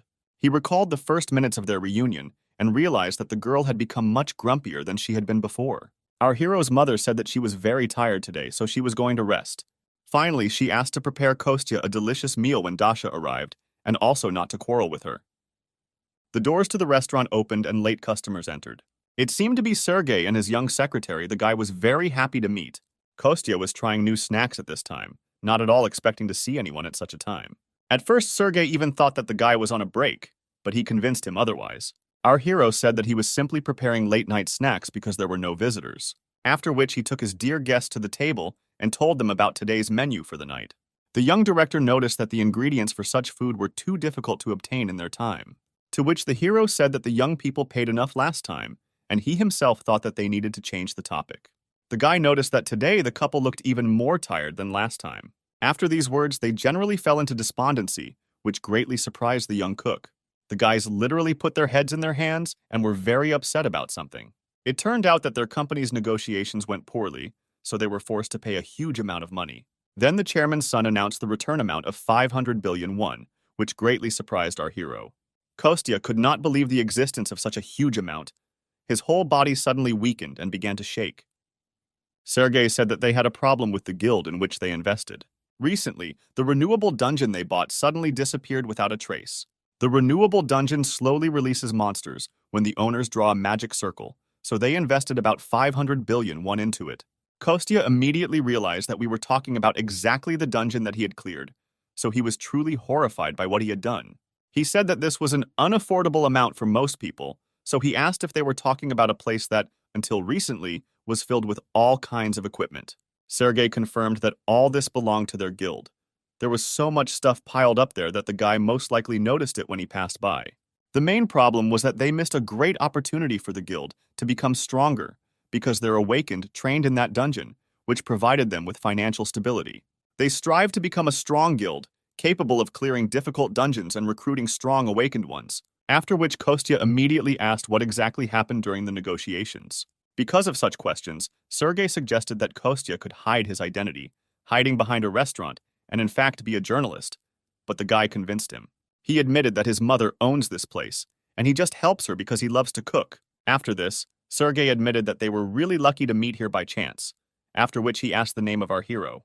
The guy introduced himself and said that he was 35 years old, which greatly surprised the guests, because he seemed much younger than them. After that, Sergei introduced himself and clarified that he will turn 32 this year. If the guy looks on the internet, he will find out that he is the head of the Xinhua Company Guild. The chairman's young son then looked at his secretary meaningfully. The girl immediately introduced herself, stated her age, and clarified that she was now the secretary of the head of the guild. Kostya thought that he already knew this, but he only said out loud that in fact he was unemployed, and he was still very far from being a reporter. After which he began slicing the meat, and the young people decided to make friends with such a good cook and invited him to have a snack with them. Our guy agreed with pleasure. At that moment, the keeper mentally called him, and a big white dog ran into the kitchen and stared at our hero. He told Kostya that a new quest had appeared to fulfill a wish. The number of karma points as a reward for completing a quest depends on the consequences that will be caused by successfully completing it. So this one promised as many as 5 million points. This meant that the two guests who needed help clearing the A-rank dungeon were not blinded by their own interests, so helping them meant helping a lot more people. Kostya thought that this would help raise the level of the Guardian, which would mean curing his mother's illness faster. At that time, he had just finished preparing the dish and placed it in front of his visitors. The guys were completely delighted with his appearance and clarified whether cooking was really just a hobby for our hero.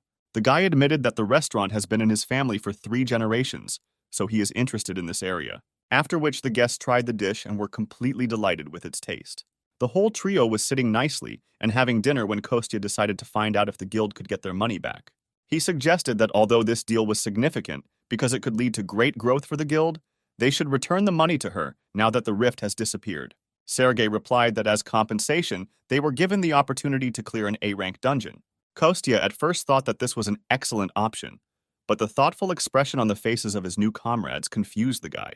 Diana clarified that although this was a good offer, it was different with an A-rank dungeon. The girl said that in their guild, there are almost no awakened ranks A and especially higher ones. To clear them, they need less, and at least 5 awakened ranks A.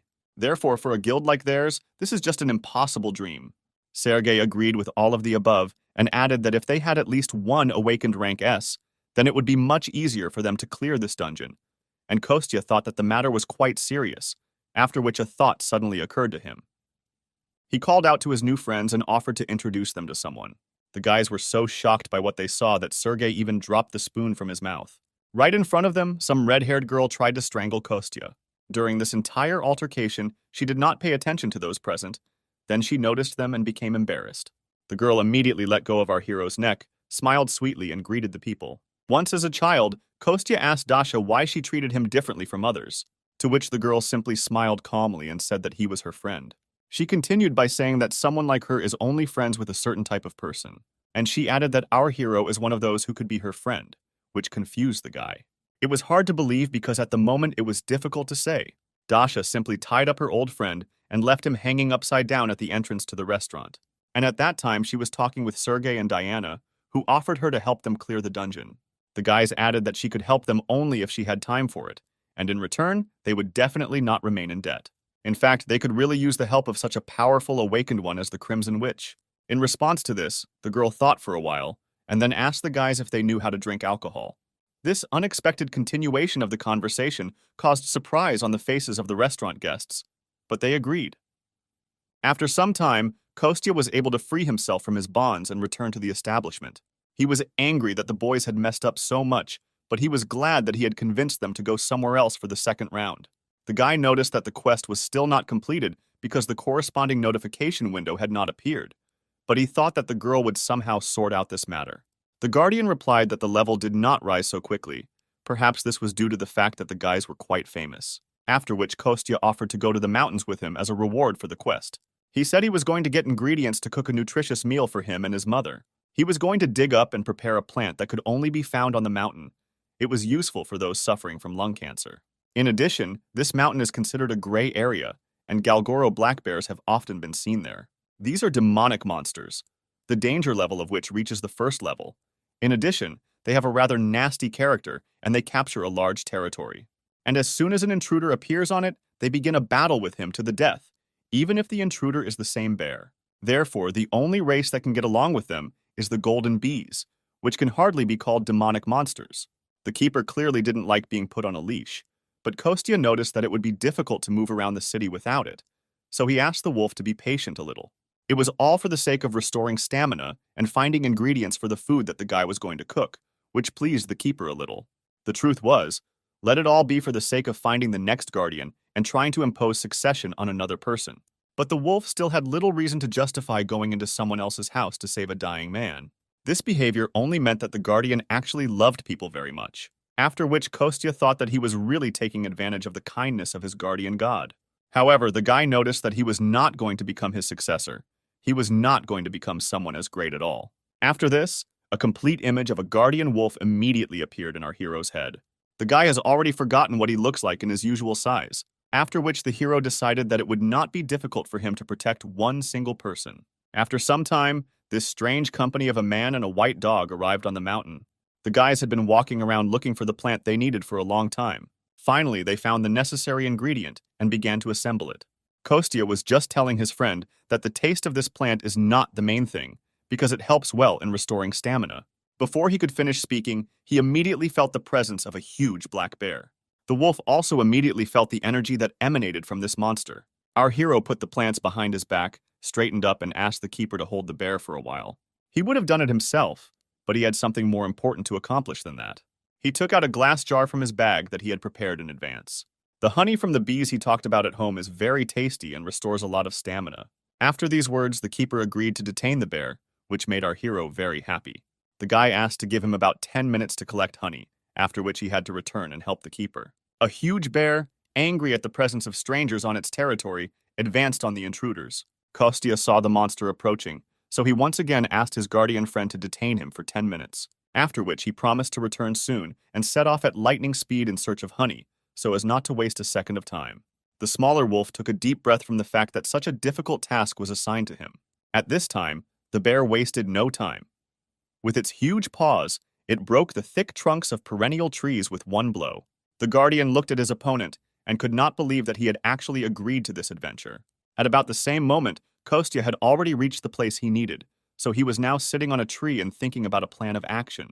The guy was still a little worried, but he was sure that the keeper would be able to take care of himself, and he had more important tasks now.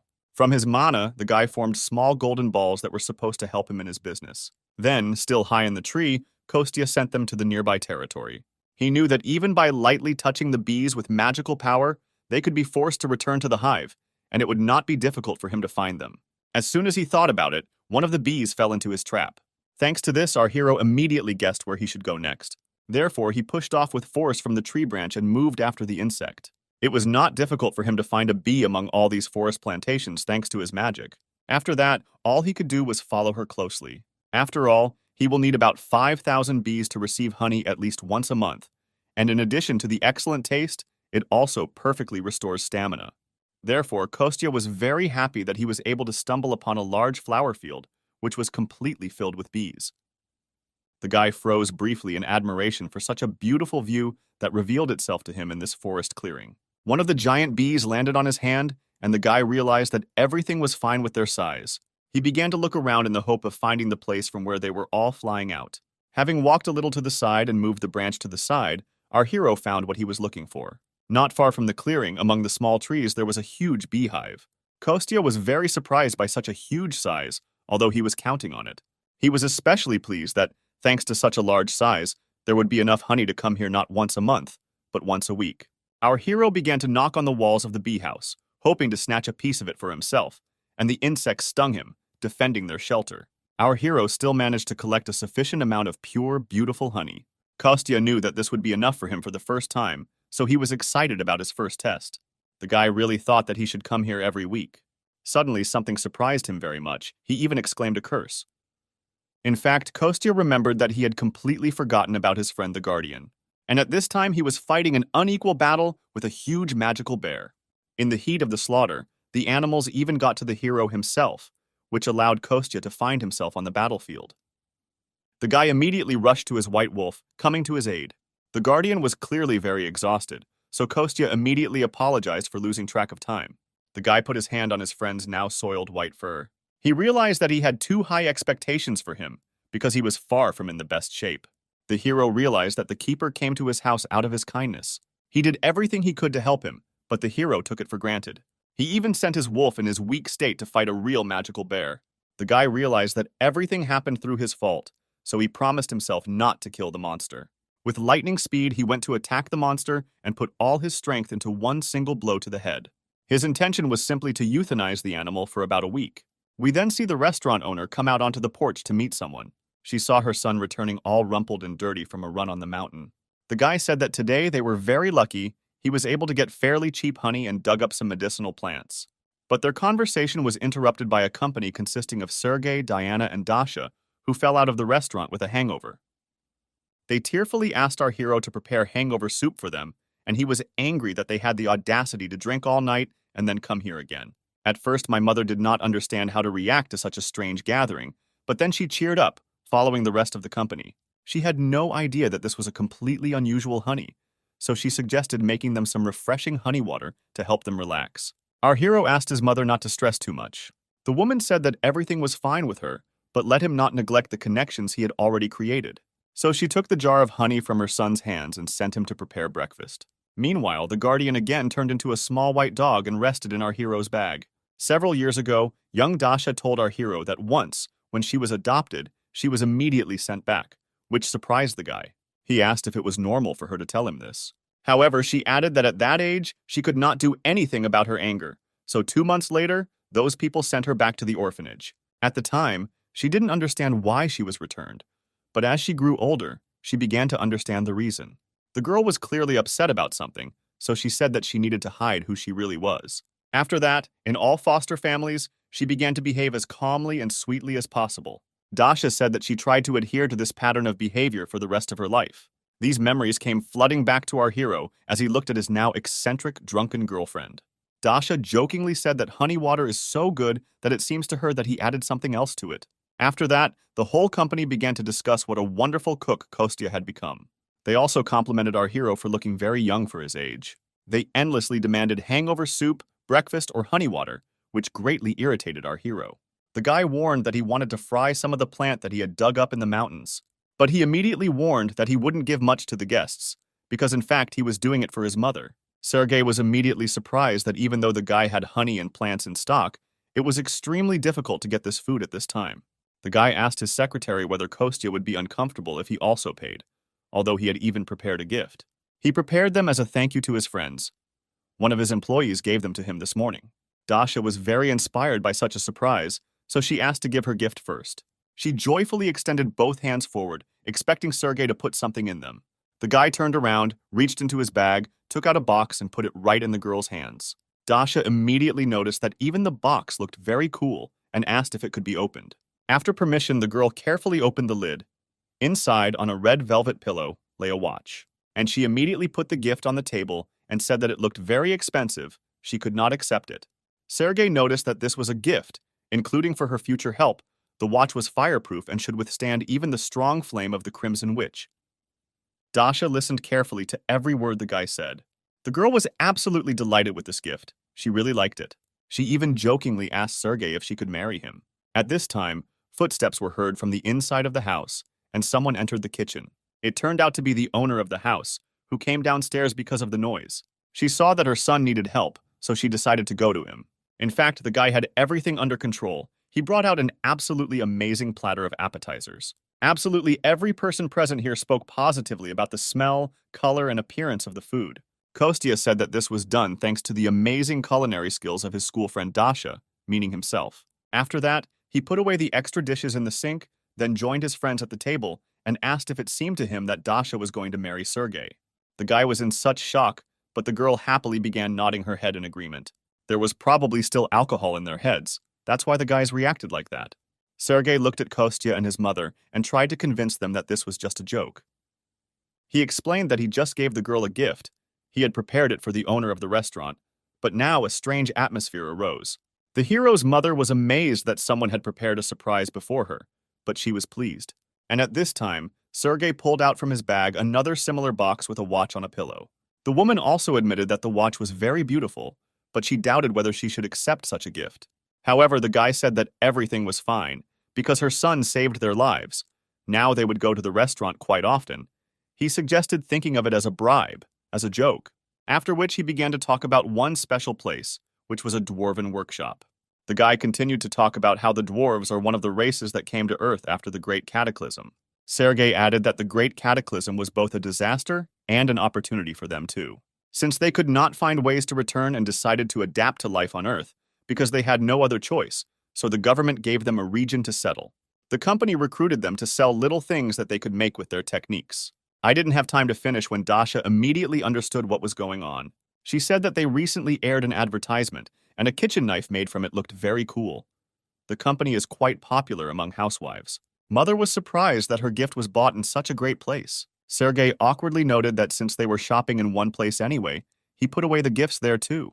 The guy began to talk about how it was always profitable, but he was afraid that he had upset his mother too much with his cold calculations. However, the woman still said that she would accept such a gift with gratitude. She admitted that if she refused, it would be rude to them, because they spent so much effort on getting this watch. Sergei was very pleased that such a wonderful woman thanked him sincerely. Before the guy could remember the joy, someone's strong hand grabbed him by the tie. Then the fist clenched forcefully and even began to cause some pain to Sergei. It was Kostya who put a threatening expression on his face and ordered his friend to be honest with him. Sergei was even frightened by such an unexpected reaction to this story, and Kostya, with a furious expression on his face, asked where the workshop that makes the famous kitchen knives was located. Sergei was confused. Even tears appeared in his eyes. He did not expect such a question and such a reaction at all. After that, the guys were separated. Sergei went to cry to his secretary, and Mom and Dasha scolded Kostya. This still did not stop the guys from going to that same dwarven workshop a little later. Kostya was in this area for the first time because he appeared during his absence. He expected it to be some kind of strange place, but it looks quite good. A fairly reliable building. He ordered the wolf to follow him, although he did not understand why he came here. The guy explained that it is ideal to be as passionate about completing the quest as possible. This was the only way to quickly cure our hero's mother, with which the keeper could not but agree. He wanted to answer something to our hero, but he was not allowed to do so. A red disc flew right in front of the wolf's nose, and a beast-like monster rushed after it. It was surprising that people did not run away in fear. On the contrary, they watched this performance with enthusiasm. The Guardian looked at all this as if he was not at all surprised. He admitted that the dwarves were quite comfortable on the ground, because such physical abilities could be used to perform acrobatic feats. However, then he looked at how some human child was sitting on the neck of an animal and added that they were a rather aggressive race, so their pride could be hurt. Kostya looked around and noticed one dwarf, whose fur color seemed familiar to him. Suddenly, a security alert sounded throughout the village, calling on all visitors to leave the place, but our hero clearly had no intention of following this decree. Kostya was almost caught by a guard, so he had to quickly go behind a tree and hide from his sight. The guy thought that sooner or later he would be discovered, so he needed to use the skill of stealth. However, as soon as he started using magic, someone suddenly attacked him from behind. The guy barely had time to jump away from the tree when a blow immediately fell there. If he had not managed to do this, then now his body would also be cut, but in several parts like this trunk. The monster held enormous power in his hands. Even the earth cracked under his onslaught. In fact, the monster sensed the use of magic, so it came to check its source. However, the guy replied that he knew him, even called him the Blue Fang tribe, and suggested that the monster's name was Tyler. The Grey Wolf was very surprised by this guy's strange reaction, and our hero noticed that the wolf was not so familiar with a large number of people, but still managed to forget him. The guy said with a smile that he just wanted to clarify whether it was really his friend, but it turned out to be him. After reuniting, this small company went to the dwarven home itself. While the wolf was calling to a certain old man, the Guardians noticed that this guy also had a quest. Kostya replied that he first wanted to meet his old acquaintance, and then watch the quest itself. After some time, a small old man came to the threshold of the house and immediately recognized our hero. The guy was very happy about such a meeting after a long separation. He immediately stood up from his seat and said the old man's real name.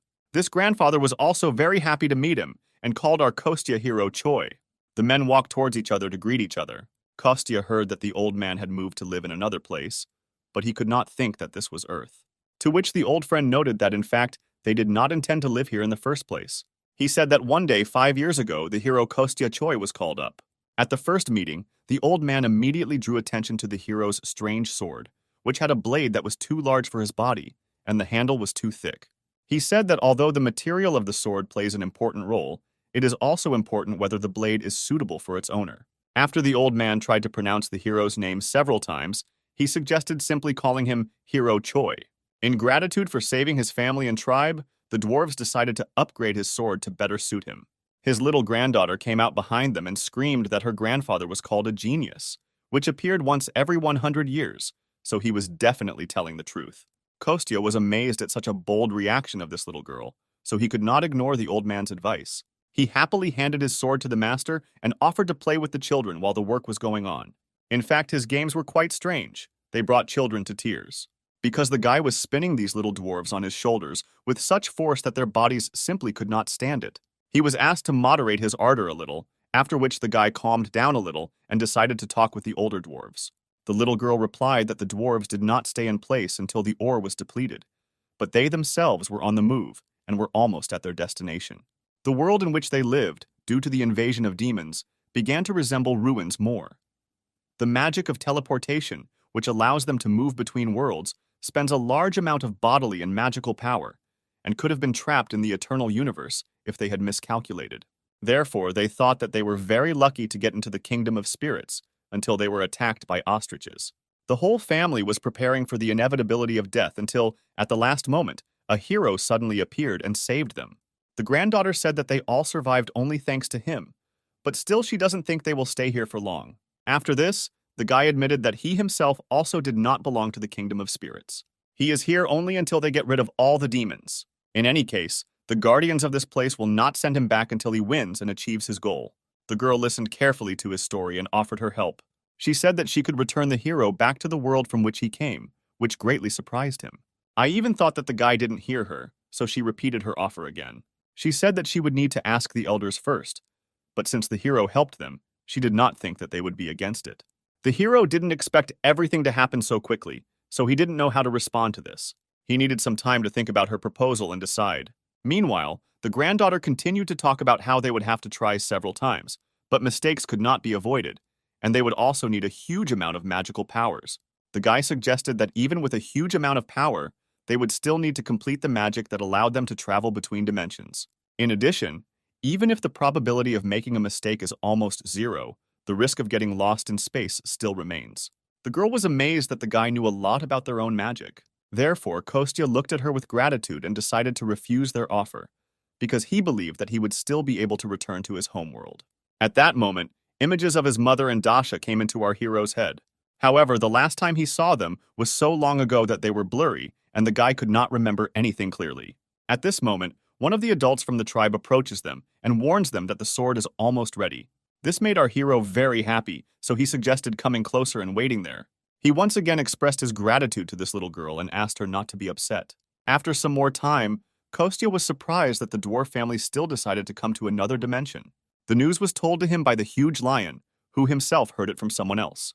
Our hero was very happy for his friends, but at the same time he was surprised why they decided to leave so suddenly. Perhaps in that world there were many magical stones that the courtyards really needed. Most of the stones in this world are found inside monsters, and dwarves are not very good at fighting, so digging would be ideal for them. But in the spirit realm, this type of stone is difficult to find. After this conversation, our hero climbed onto the back of his friend the lion. He decided that he definitely needed to say goodbye to his old acquaintances. Lev warned that Maxim was there, helping the tribe to travel their magic through the dimension. Our hero was not very friendly with this Maxim, but promised not to do anything. After which this strange couple immediately went to the village. The huge lion covered long distances in just one jump, so the hero had to hold tightly to his mane. And at this time in the village, the elder was already running towards our Kostya. Both of them were very glad to see each other after quite a long separation. Kostya said that he hoped that the tribe would get used to this place and settle here, but it seems too difficult for them here. He can help them with many things, but he was powerless against the ecosystem. The guy noticed that the old man had tears in the corners of his eyes, ready to flow. He admitted that the hero already helped them a lot. He saved them from death many times. If not for him, they themselves would have become spirits, and would not have tried to travel through dimensions. After these words, another dwarf came out of the crowd and brought out something in his hands. The old man asked to accept this as a small parting gift. This bow was made by one of the best blacksmiths in the history of their tribe. At one time, he was the seventh leader who became famous for his artificial skill. This bow does not need arrows. You can simply pour in magical power, and the arrow will appear on its own. Kostya was amazed and asked if they were sure that they wanted to give him something valuable. However, in response, the elder bowed to him and said that thanks to his courage, they themselves wanted to become better. This is their way of repaying him. He offered it himself because the bow is the treasure of their tribe. However, before this, they all consulted together, so this is a gift from the entire tribe. Only after this, Kostya noticed that now not only the old man, but also absolutely all the inhabitants of this settlement were bowing to him. The magic portal had already been opened, so the old man finally only added that he prayed that in the future, there would be no difficulties on the hero's path. Remembering all this, our hero could barely hold back his tears from the surging emotions. But at this time, the whole company sat in the human world and enjoyed their reunion at the game. The old man admitted that he did not hope that he would be able to see the hero again, so he was really happy. Then he added that he heard that Kostya wanted to ask him for a favor. After that, our hero remembered why he came here in the first place. He handed the elder a note with a drawing and said that he was going to give it to a hunter he knew, so he just needed the device to work, without having to put in a lot of effort.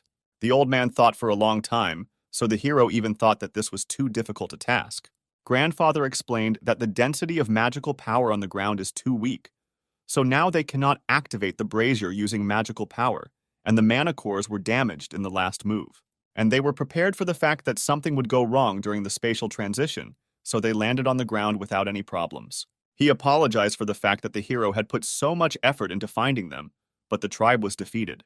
To which the hero remarked with a smile that they had absolutely no need to apologize to him. The elder was surprised by the guy's easy reaction to his words. However, the hero asked his elder friend to come a little closer to him, after which he pointed his hand in his direction and began to exude some kind of magic from it. He used this power to restore his friend. The old man immediately felt that something had happened to his mana core. Kostya explained that he tried to invest magical and life force, although today is the same as before, but it should have been much better.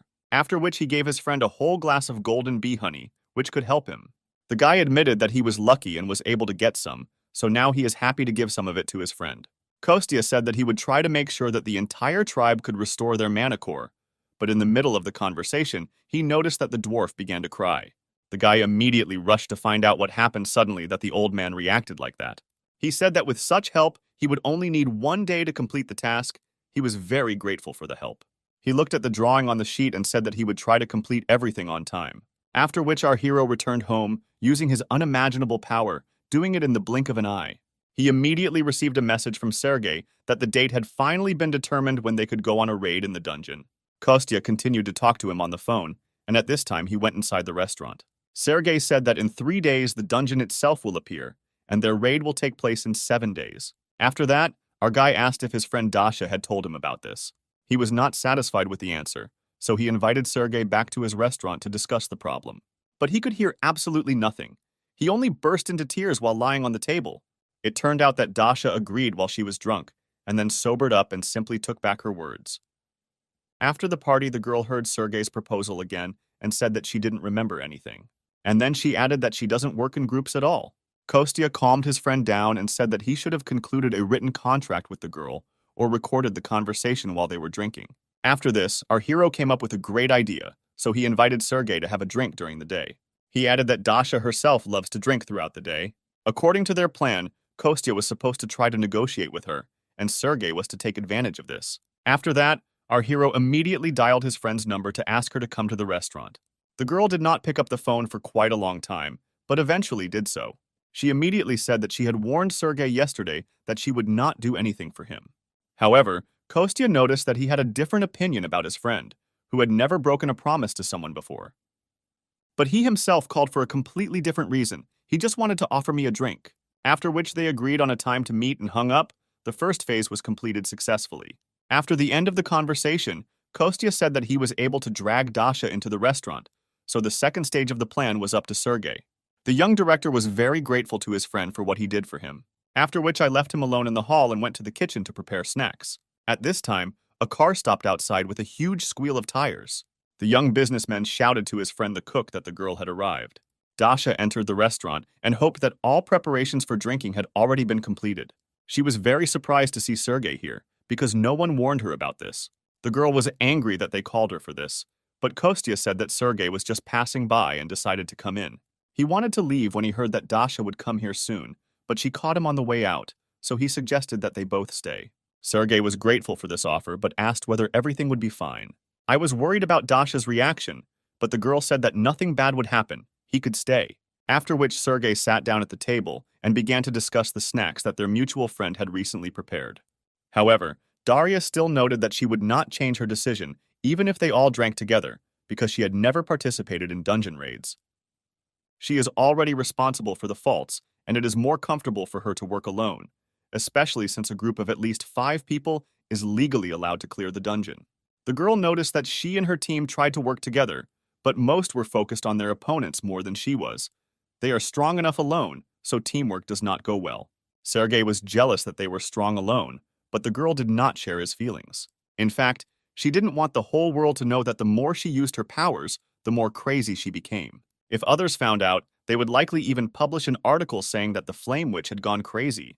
Before this, she had silenced people with money, but she couldn't imagine how to silence the awakened ones of this wealthy Xinhua guild and their workers. While they were all sitting at the table and eating, the girl muttered something under her breath, after which Kostya noticed that the girl easily breaks promises and refuses without even explaining the reason.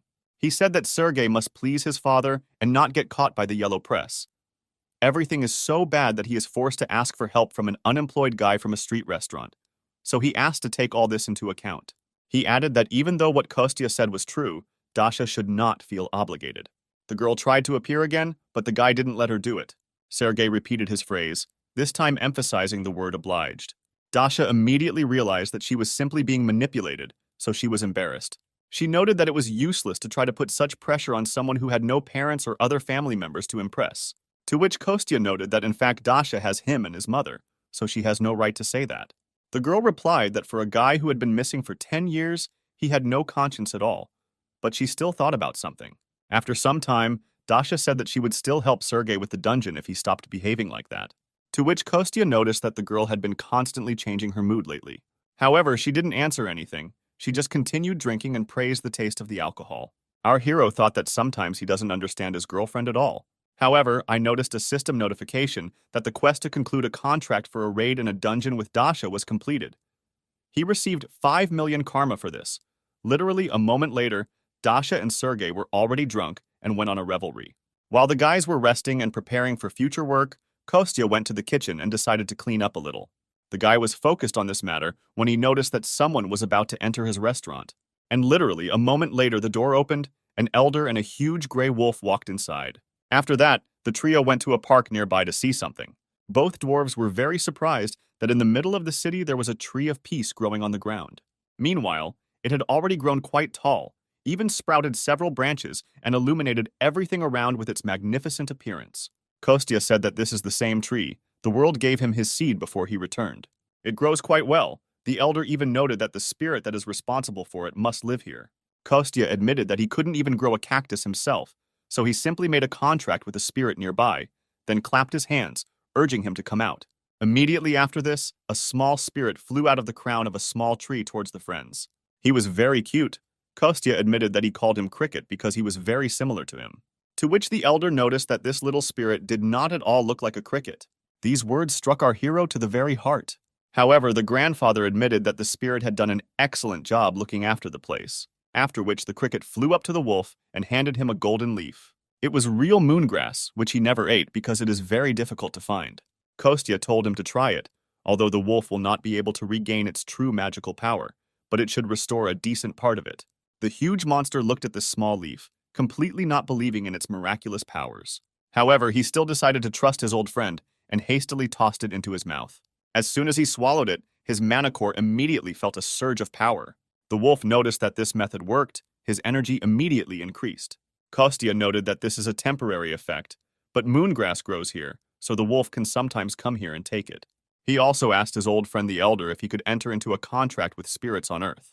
But without waiting for an answer, Kostya stepped a little to the side, bent down and began digging in the ground. After which he pulled the small mole spirit to the surface, offering to try it on him first. He said that if something happened, he would help with his magical power. After that, both of them, the elder and our hero, extended their hands to the spirit. They laid down their magical powers in an attempt to form a contract.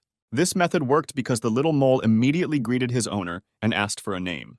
Kostya noticed that as soon as the old man gave him a name, the mole would become his spirit. Grandfather was very embarrassed and decided to name his new mole Gray. Immediately after this, a contract between the old man and the spirit was concluded. That little mole turned into a shiny little ball and disappeared into thin air until he was called. The old man noticed that the hero constantly helps him even in this world. He said that the thing behind the wolf's back was what the guy asked for. Kostya took the burden off his old friend's shoulders and opened the box. He was amazed by the appearance and magical power of this beautiful bow. He was worried that the hero didn't like his gift, but the guy noticed that it even exceeded his expectations. After which our hero decided to try it out first. The guy supported the weapon in his hands and noticed that it was beautiful, like any work of this master. The old man and the wolf looked at their friend and one thought occurred to them. They realized that no matter how much time had passed, this guy remained the same hero they had once met. Looking at this guy, they realized that he most likely chose the right path. He allowed them to live peacefully, so all they can do is help him without question. At this point, the meeting was over. The guy said goodbye until next time. Immediately after this, our hero's phone rang. He thought it was Sergei. However, as soon as he picked up the phone, Kostya almost went deaf from the scream that came from the speaker. He was ready to kill his interlocutor for such a domestic attack, but he restrained himself. Sergei joyfully called him to report that everything worked out for them. He had just reported to his father, and since this is good news, he decided that Kostya should be the first to know about it. He also added that tomorrow he would have to meet his father. The hero was very glad that he could help his friend. His sense of guilt only grew with each new word from Sergei that this was entirely his fault. However, this was not all the news, because the young chairman once mentioned the hero in a conversation with his father. Therefore, he said that he wanted to meet with him. So on the day of the dungeon raid, the whole team would have a snack at their restaurant. This news was so big that Kostya was delighted and at the same time terrified of the upcoming cooking. A few days later, there was a raid. Kostya carried boxes of food on the road. He looked around and thought that too many people had gathered here. Even his mother was tired under the influx of such a huge number of people, so the hero sent her to rest until lunch. He told the woman he could do it alone, but in reality, the guy was terrified of how much work he had to do. Suddenly, a man approached him, wearing a very expensive shining watch on his wrist. He looked very good for his age. His appearance was clearly well looked after. The man introduced himself as Sergei's father and extended his hand to our hero for acquaintance. Kostya was surprised that usually people of higher status do not look at people of lower class. Sergei's father clearly noticed the confusion on our hero's face. When he turned to Kostya, he immediately thought that something terrible would happen.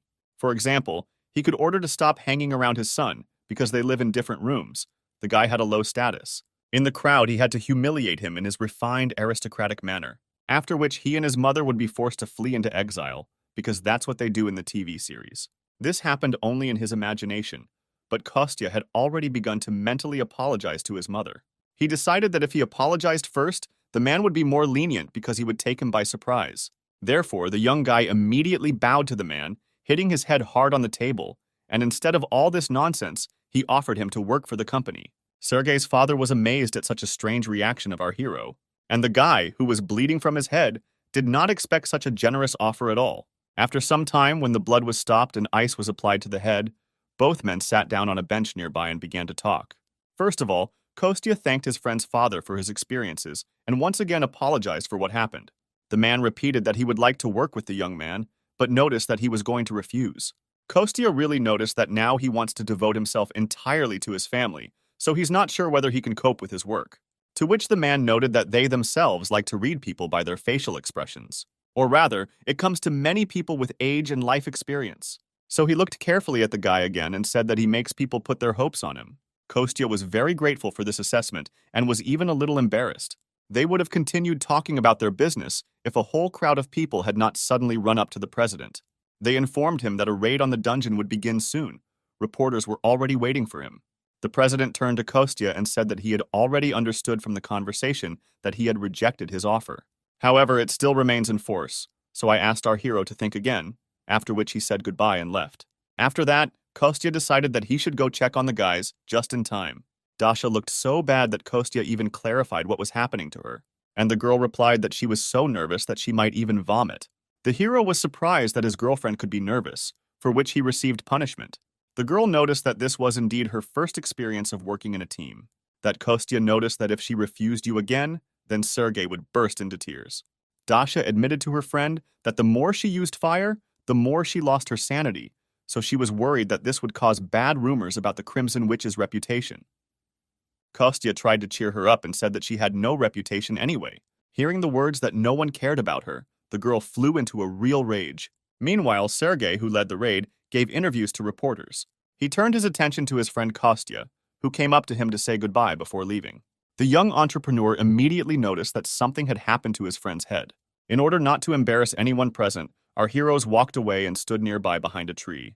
After that, Kostya carefully examined his friend and noticed that he had been training a lot. The guy was delighted that someone noticed his external changes. He admitted that he was a little nervous and wanted everything to work out, so he did a little preparation in advance. Kostya noted that Sergei always tries his best. This impresses him. Sergei's inner mood noticeably improved from just these encouraging words. In fact, Kostya noticed that his friend had raised the whole class, but something still worried him. In fact, there was a suspiciously frightening aura emanating from their dungeon.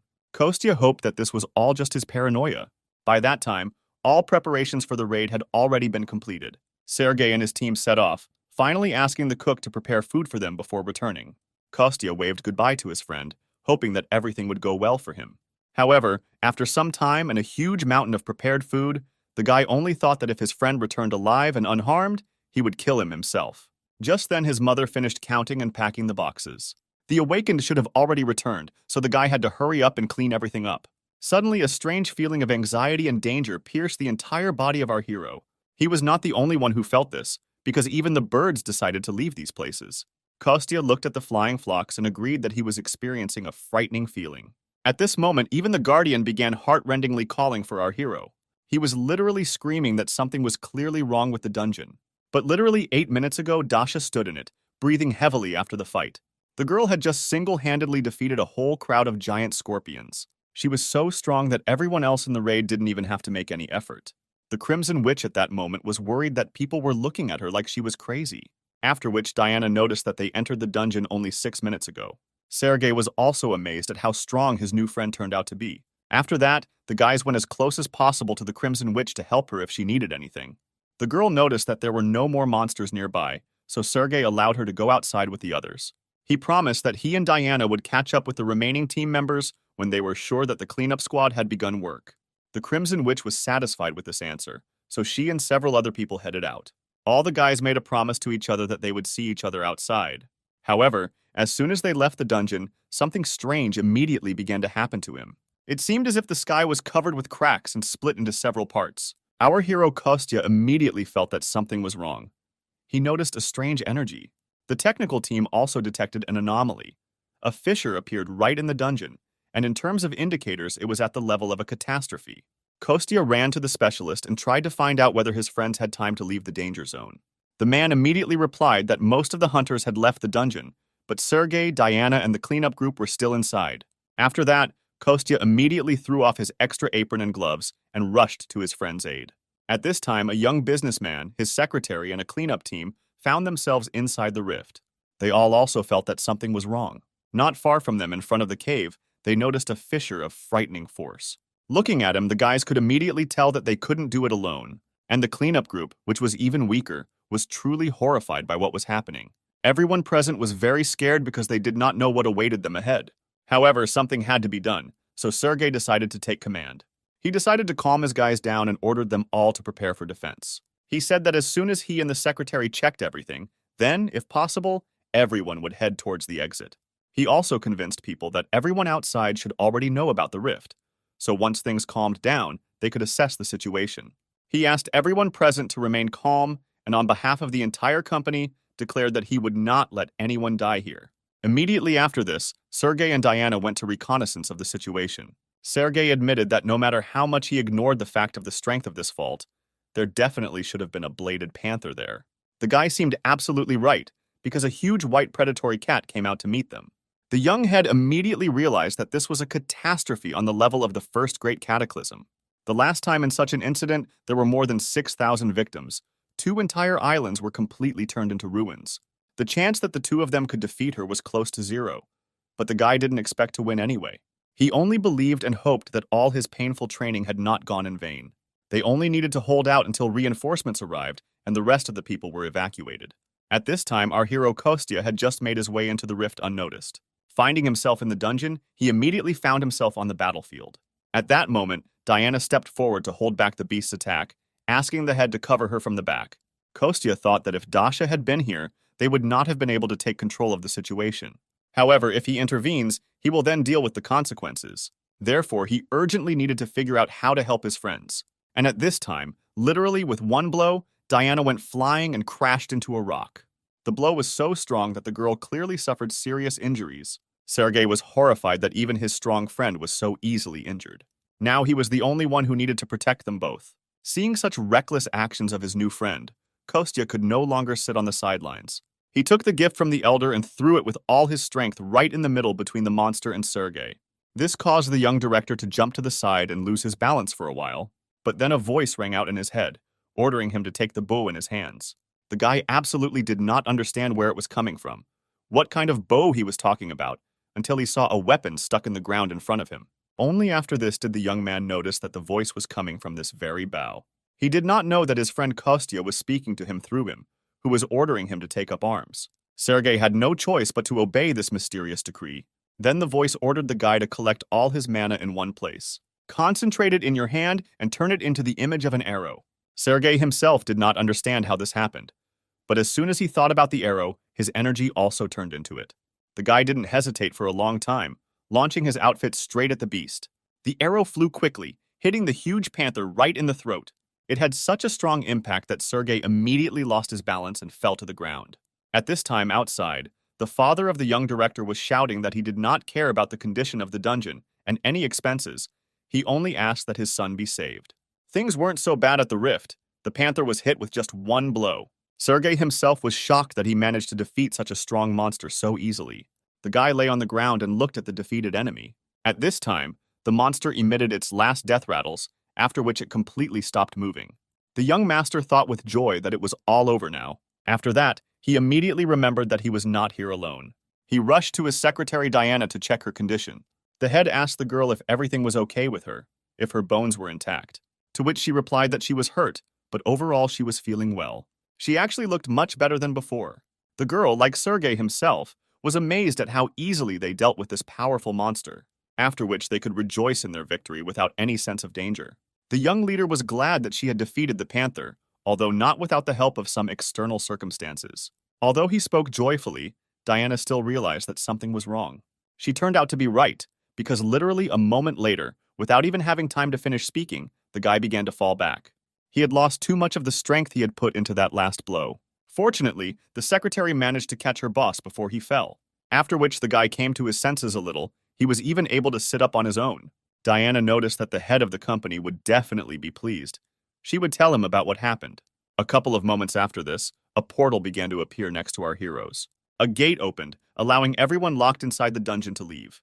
A whole crowd of doctors was already standing outside, and Sergei's father was worried about the condition of his son. He remembered the feeling he felt when he was told that there was a rift on the scale of a catastrophe inside, and no one could contact the people who were stuck in it. At one point, the head of the corporation was even told that the chances of his son returning were 0.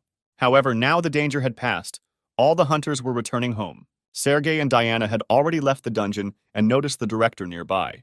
The man immediately rushed to hug his son, which embarrassed him a little. First, he checked to see if everything was okay with his boy, if he was safe. Immediately after this, Sergei reported that he was able to deal with the panther that came out of the rift. Her corpse should have been enough to cover the losses of the guild, but everyone present was more amazed by the fact that the guy dealt with her himself. Diana only confirmed his words, saying that by that time she could no longer fight. The chairman's father noticed that his son had done a good job, but the reason for his excitement was not the panther. In fact, the total would be enough for him to return his son safe and sound. Kostya and Dasha stood nearby and watched the reunion of relatives. A few days later, Sergei joyfully entered our hero's restaurant and presented him with great news. However, Kostya was not so happy about this. He was rather amazed. The young president admitted that he decided to build an institute for the awakened on this site. He added that it was quite difficult to get permission to build outside of a designated residential area. But after his victory over the panther, he was gladly given permission. He also planned to change the location of the guild office, but promised not to touch the alley with his friend's restaurant. But the problem was that Kostya hated loud noises. He hoped to live in this place like a lazy retired billionaire. And Sergei continued to say that he would like his friend to be in charge of food for the builders. However, the guy didn't even have time to agree when a bun flew into his face. Kostya ordered his friend to turn up and get out of this territory, to which Dasha noticed that she and her mother had already agreed to this proposal. The girl said that the hero's mother really liked this idea. The lunch would last only 30 minutes. They would pay for the ingredients, and since there would be a lot of work, they would provide a good assistant. After that, Kostya had no choice but to agree with the proposal of his friend Sergei, who had already eaten the bun. At this time, the Guardian was enjoying the message that they had successfully completed 2 whole quests and received additional points. For them, a whopping 65 million karma points were awarded, which allowed him to immediately rise to the 3rd level, which meant that now he could finally sign the student contract that he had been waiting for so long. It was late in the evening when someone shouted loudly throughout the entire restaurant and asked to take care of him. At this sound, sleepy Kostya came out to check what was happening there. He was not yet fully awake. His mouth was with the remains of saliva, his eyes were crusty. At the entrance to the restaurant, he saw a young girl with a backpack on her shoulders who was talking with his mother. It turned out that this was Miss Olga, who would be helping them with the restaurant for some time. A couple of hours later, we see the main character sitting at the table and looking very gloomy. The keeper pesters the guy with questions about whether he was kicked out of the kitchen, to which the guy snaps and orders him to close his mouth. He remembers his last conversation with Sergei, when he said that they have a very small premises, they should expand, so he should buy the neighboring building. After which he immediately fulfilled his promise, so Kostya was shocked by such a huge number of tables for visitors. The guy was a little angry that everything was decided for him. He even thought that all rich people were like that. The hero did not fall for this. He knew that the Guardian had left last night and returned only at dawn. The wolf was annoyed that, due to Kostya's bad mood, he was now taking it out on him. He actually admitted to going to Tyler, the dwarf, at home. He said that when Kostya helped Seryozha, the keeper increased his level, and now he could sign a student contract. The wolf explained that this is something like how if Tyler gets karma points, then he gets them too, and his level increase has a good effect on Tyler himself. This is something like a connection in a team, to put it in more understandable terms. The Guardian also said that if Kostya can regularly complete quests for him, then he will be able to completely cure his mother of her illness as soon as she reaches level 5. The guy was very happy with this news because it meant that he could help his mother faster. While they were talking to each other, not noticing anything around, the door to the restaurant opened and someone entered it. Kostya had to pretend that he was actually just playing with his dog all this time. In fact, Diana and another man came to the guy because they wanted to turn this premises into a restaurant. He understood that everything depended on the business for which they bought the land, but still clarified what they needed from him. Diana explained that after surveying the entire area, they discovered a vegetable garden in the backyard of this restaurant. Perhaps it should be destroyed. Kostya remembered that he had recently argued with Sergei about this. He didn't care about the safety of this place, but he was worried about the tree of the world. So he said that they grow vegetables there for the restaurant, so he would like to keep the garden. After which Diana proposed to assign this entire territory to the status of an eco-park. After which the secretary said that as soon as they completed the design and expansion, they would begin construction. But Kostya was confused by the man who was sitting next to them. It was Daniel, the foreman who would oversee the construction. The girl brought him with her to introduce him personally. The guy was very cheerful. Despite his suffering appearance, he shook hands with Kostya. The hero was surprised that such a young guy was already the head of a construction team, which embarrassed Daniel. Diana sighed and said that the guy used to work in their guild, but he did not have any unique ability, so he was reassigned to construction. Although he does not have a unique ability, he is still awakened, so he is able to work much more efficiently than ordinary people. Immediately after this, Kostya learned that he had a quest to fulfill a wish to return Daniel back to the guild. At the same time, the guy literally felt with his back how the Guardian was looking at him intently from behind. Our hero learned that the builder had the class of the largest warrior, which was very rare, especially since he had unusual abilities. A larger body meant that the more a person ate, the more fat he accumulated, his bone structure becoming extremely dense. Inflammation meant that stored fat and bone density would be used. And if he had features related to strength, speed, mana, then his mana, defense, and recovery would increase. And the last compression power was the most useful feature. The guy only needed to reach the 8th level. Our hero understood that this guy had the potential to become really strong. And at that moment in the kitchen, Olga and Kostya's mother were having fun and cooking together. Diana continued to talk about how they needed to start with demolition. And since the equipment would be moving, the restaurant's residents might hear loud noises coming from that direction. Kostya agreed, offered to feed all the workers and at the same time get to know them. He said that such work was not a burden to him, and he would only be happy to help the guys. Everyone left after a while. Night fell, but someone still did not sleep. Small gray mice with red eyes ran through the trash cans, squealing pitifully. One of them looked quite unusual because she had some kind of device attached to her body. This is a mouse, and it behaved a little differently. It even stood on its hind legs and sniffed something. As if sensing danger, the animal immediately began to run. It rushed through the middle of this deserted street as if its life depended on it. But in fact, the mouse had well-developed intuition, because all this time a strange green cat was watching it. However, the animal did not manage to escape, because the predator overtook its prey in one jump. The first thing he did was press the button on the device on the back of the mouse with his strange green paw and claws, after which there was a fairly strong explosion that caused pain to the animal. Licking its wounds, the cat reasoned out loud in a human voice that it was a self-destruction device. He walked literally a few meters, after which he stopped, sat on his hind legs, and began to glow. Suddenly, the same green wings began to appear on the cat's back. A few moments later, there was no trace of the animal left. Instead, a bird soared into the sky. After some time, construction was in full swing. Cranes and building materials were delivered.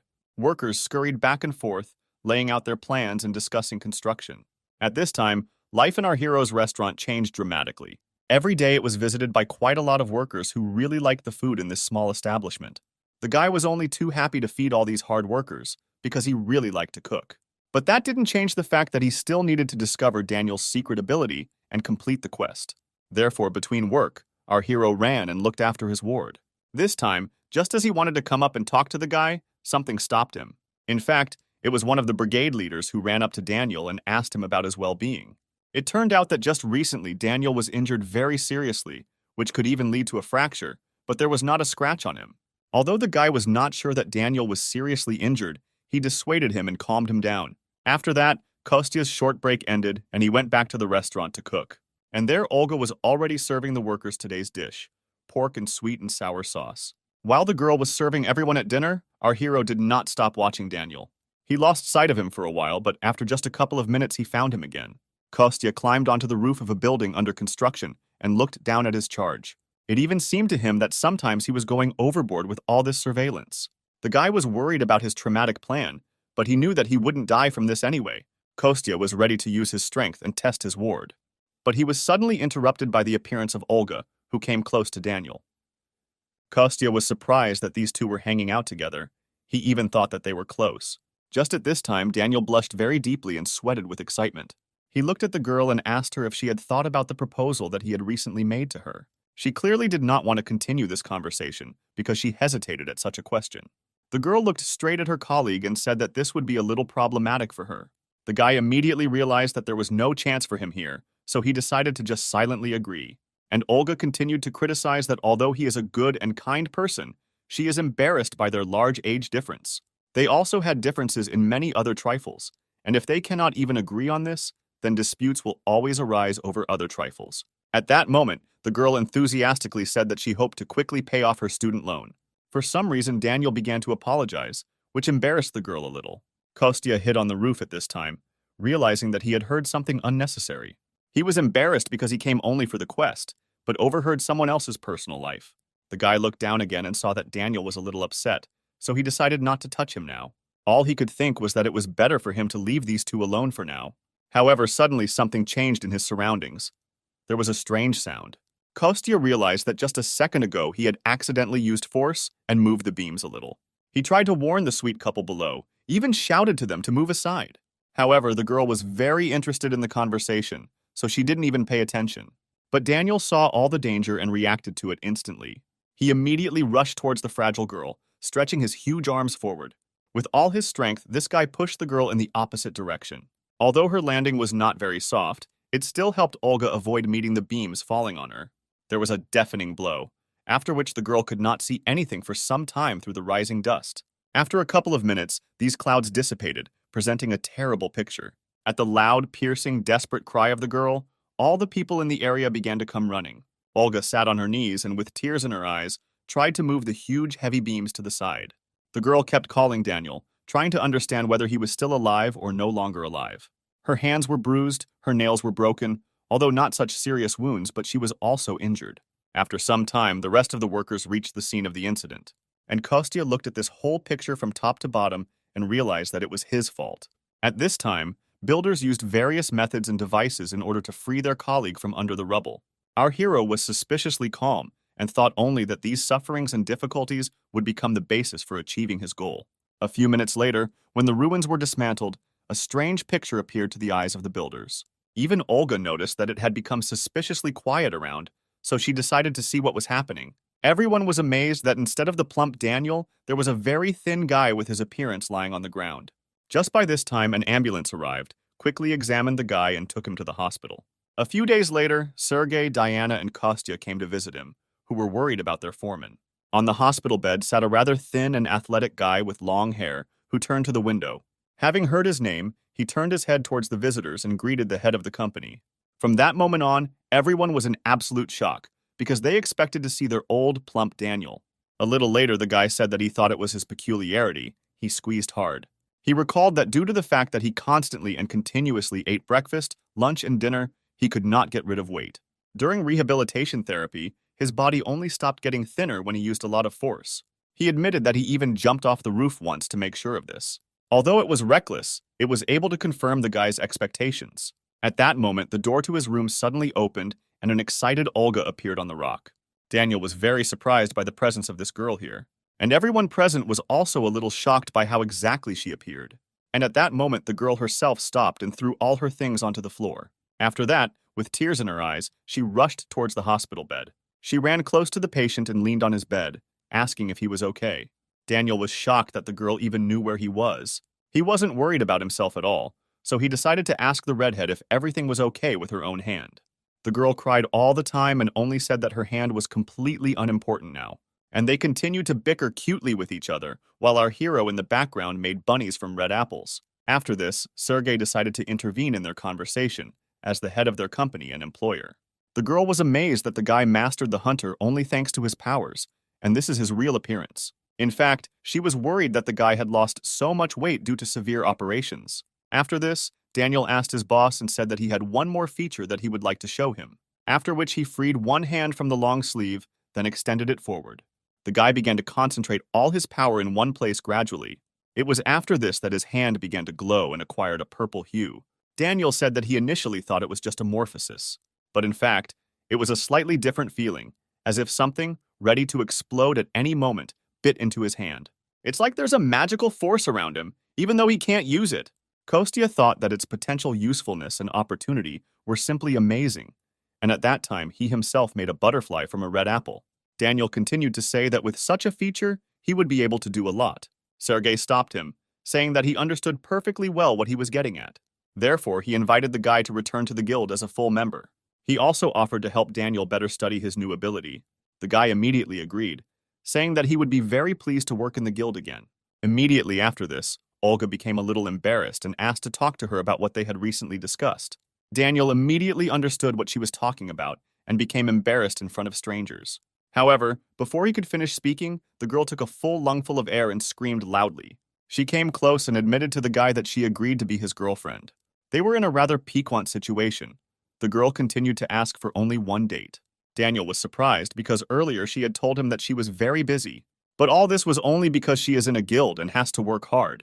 To see the guy, the girl told him her entire short life story. In fact, she admitted that she had never been in a relationship before, so she wanted to fall in love at first sight, as happened in many films and books.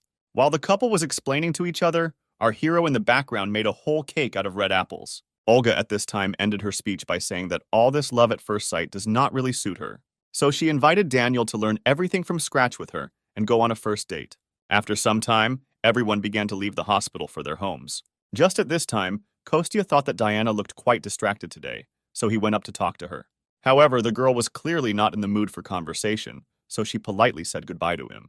Of course, Kostya couldn't take her word for it, but he decided to let her go for now. Instead of talking, our guy decided to simply follow Sergei's secretary. He was very surprised at the place the girl came to immediately after visiting the hospital. It turned out that she went straight to the guild's training center. Diana calmly walked up to the horizontal bar, attached her work pass, and walked on. Kostya couldn't just get into this building, so he approached and asked him to arrange a tour for the awakened ones. Immediately after this, he was registered and given a temporary pass. The guy just managed to go inside in time to notice how the girl changed clothes and went into some room. The sign on the door said that this was the guild's training room. Kostya used his invisibility skill and quietly went inside until the doors closed completely. There he saw Diana standing alone in the middle of an empty room, inside of which your power was growing. At this time, the girl was already fully prepared for battle, reaching for her sword that hung on her belt. Then, with a lightning movement, she pulled it out of its sheath and pointed it forward. She grabbed the handle with both hands and took a defensive position. To begin with, the girl began practicing the most basic movements with a sword. Kostya watched her and thought that her movements were good, and she was not deprived of talent. After that, he recalled the last case of the use of magical powers, be it Sergei with a bow. I even remembered Daniel's recently discovered new excellent ability. It took him quite a long time to compare all these facts. Kostya thought that the girl trains every day because he awakened so many people from her environment. After that, he waited until the end of the training and quietly left the center and went home to feed his guardian. The guy was sitting on the floor on his knees in front of the wolf, and his eyes literally glowed. The keeper looked at the huge portion of food on his plate and immediately thought that this was definitely some kind of bribe. Kostya fell in front of him in a low bow, saying that he had no hidden intentions. He admitted that during the quest he helped Sergei and Daniel, but did not help Diana in any way. Recently, the guild announced the possibility of increasing their rank, so the guy thought that the girl was so upset because everyone around her, except her, grew up as hunters. Kostya asked the keeper if he could help someone without directly influencing them. After that, he asked what method he should use to increase the hunter's rank, after which the keeper advised him to listen to the voice in his head. He could give clues, after which he began to eat. Kostya admitted that the girl is capable, and her equipment is quite good, so if she continues in the same spirit, she will be able to rise to the 5th level of swordsmanship. However, Diana could recognize his voice, so he asked the keeper to help him with at least some roses. Although the guy used to say that he did not want to help others, in fact, for him it was something like a habit. He wanted to help without personal involvement. The guardian did not think for long about this request from his new acquaintance, after which he decided to give a final answer. He promised to help if a quest appeared for Diana, because people have something like destiny. Meeting someone like Kostya is also a kind of fate, and a little extra luck. The hero noticed that these words sounded as if they were being spoken by some stubborn old man. After that, the keeper and Kostya went back to the training center to see the girl in action. They used the invisibility skill and watched her from afar, but they didn't have to wait long, because just at that time a quest from Diana appeared. They needed to increase its level in the next 7 days, after which the keeper promised that he would do it himself. The guardian promised to help the girl with the help of telepathy, so Kostya could go about his business for now and look back later. After such strange behavior, the guy noticed that the guardian's behavior very much reminded him of a tsundere. However, he still decided not to interfere with the wolf doing his job, so he went home. There, he decided to change clothes and go to the conference to which Sergei invited him. The guy quickly had a snack and said goodbye to his mother, after which he went to the company. The woman was glad that her son had been quite busy lately and had even found new friends. And at this time, the opening ceremony of a new office was taking place in the conference hall of the Xinhua Guild. Quite a lot of people gathered there who could cover this event in the media. Several individual journalists were invited, who had already set up their cameras and were ready to film. Kostya came almost to the opening itself, so he was amazed by a large number of people. He decided not to go down, but to stay alone on the balcony and watch everything from above. And just in time, because at that very moment all the poems and the speaker came out on stage. It turned out to be Sergei, who immediately thanked everyone who came to the opening ceremony of the new office and decided to personally see the birth of a new project. Kostya sat on the balcony and thought only that from afar his friend really looked like the son of a very rich family. Meanwhile, Sergei continued to say that along with the move of the guild office, they plan to continue recruiting new people into it. At the same time, giving priority to the potential use of their own characteristics and honing their skills, rather than selecting candidates only by the current rank of their magical power, which greatly surprised the specialists gathered here. The chairman snapped his fingers, drawing attention back to himself. As a first step on this path, he announced that today what is happening is not only the opening of a new office of the Xinhua Guild, but the creation of a private educational institution for hunters. Immediately after this, a forest of hands appeared among people who wanted to ask questions. Sergei chose one of them and asked him to voice his question. One reporter rose from his seat and first of all congratulated the company on establishing a new office. He then said that it was previously mentioned that the company was opening an educational institute, so he clarified whether the criteria for admission to the institute would differ from the worldwide standards for measuring the magic rank of an awakened person. Sergei confirmed this information, adding that the criteria for admission to the institute will be the same as the criteria of the guild itself. Then the guy looked out from the whole crowd at one more person who wanted to ask something. He addressed a young lady in a formal suit and glasses who was sitting in the third row. The girl saw a report that said that during an unexpected awakening, Sergei heard a strange voice, and it was thanks to him that they were able to kill the Snow Panther. Because of this story, many low-ranking awakened people gained hope. More and more hunters who were quite weak before went to recheck their ranks. However, it is worth assuming that this can only happen to the head of the Xinhua Guild. Therefore, she was interested in whether educational institutes would not be just a simple squeeze of money from the dreamy awakened ones. Kostya was amazed that all the reporters asked such tricky questions.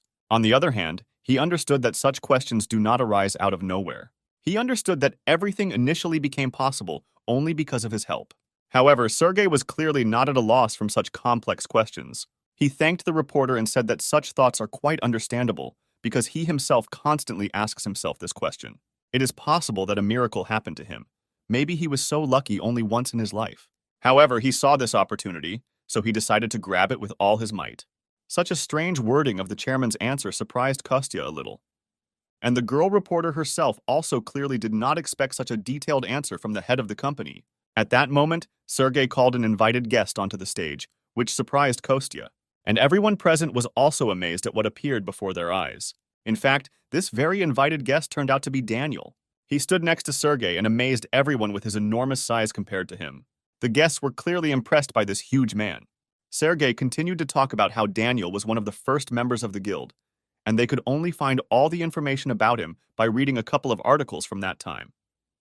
He admitted that the awakened C rank was a label that constantly followed him, as well as Sergei himself. Then he asked to bring to the stage the very bow that helped him in the last battle. Kostya was surprised that these guys were filled with such determination. And at this time on stage, Sergei defiantly took a bow without arrows and seemed to pull the string. On the other side of the stage, Daniel prepared to repel the attack. He took in as much air as possible into his lungs. After that, the guy also stood up, ready for battle. It took literally a couple of moments for Sergei to begin to gather all his strength together. Just like last time, it was not difficult for him to transform it into an arrow. After that, the guy took good aim and warned Daniel that he was about to shoot at him. All the assembled reporters and just guests were horrified by what was happening on stage. Literally a couple of moments, and after a short sigh, Sergei released the bowstring. An arrow of magical power immediately burst out of his bow and went to its target. Some people even screamed in horror that something traumatic would happen before their eyes. Even the cameramen left their cameras and looked at the stage with all their eyes. And at this time, the arrow reached its target and hit Daniel right in the chest. Sergei calmly lowered his bow and exhaled that everything went well. At this time, a cloud of smoke rose on the opposite side of the stage, hiding everything that was happening behind it. Kostya came to the dwarven village and looked for his old friend in his house. He was surprised by his arrival and asked to warn him next time, although he had said before that he could come at any time. After which the old man laughed and said that all this was said out of emotion. He was just heading to the workshop, so Kostya asked to go with him. The old man agreed to go there together, since the young guy wanted to look at her. After this, the keeper suggested splitting up.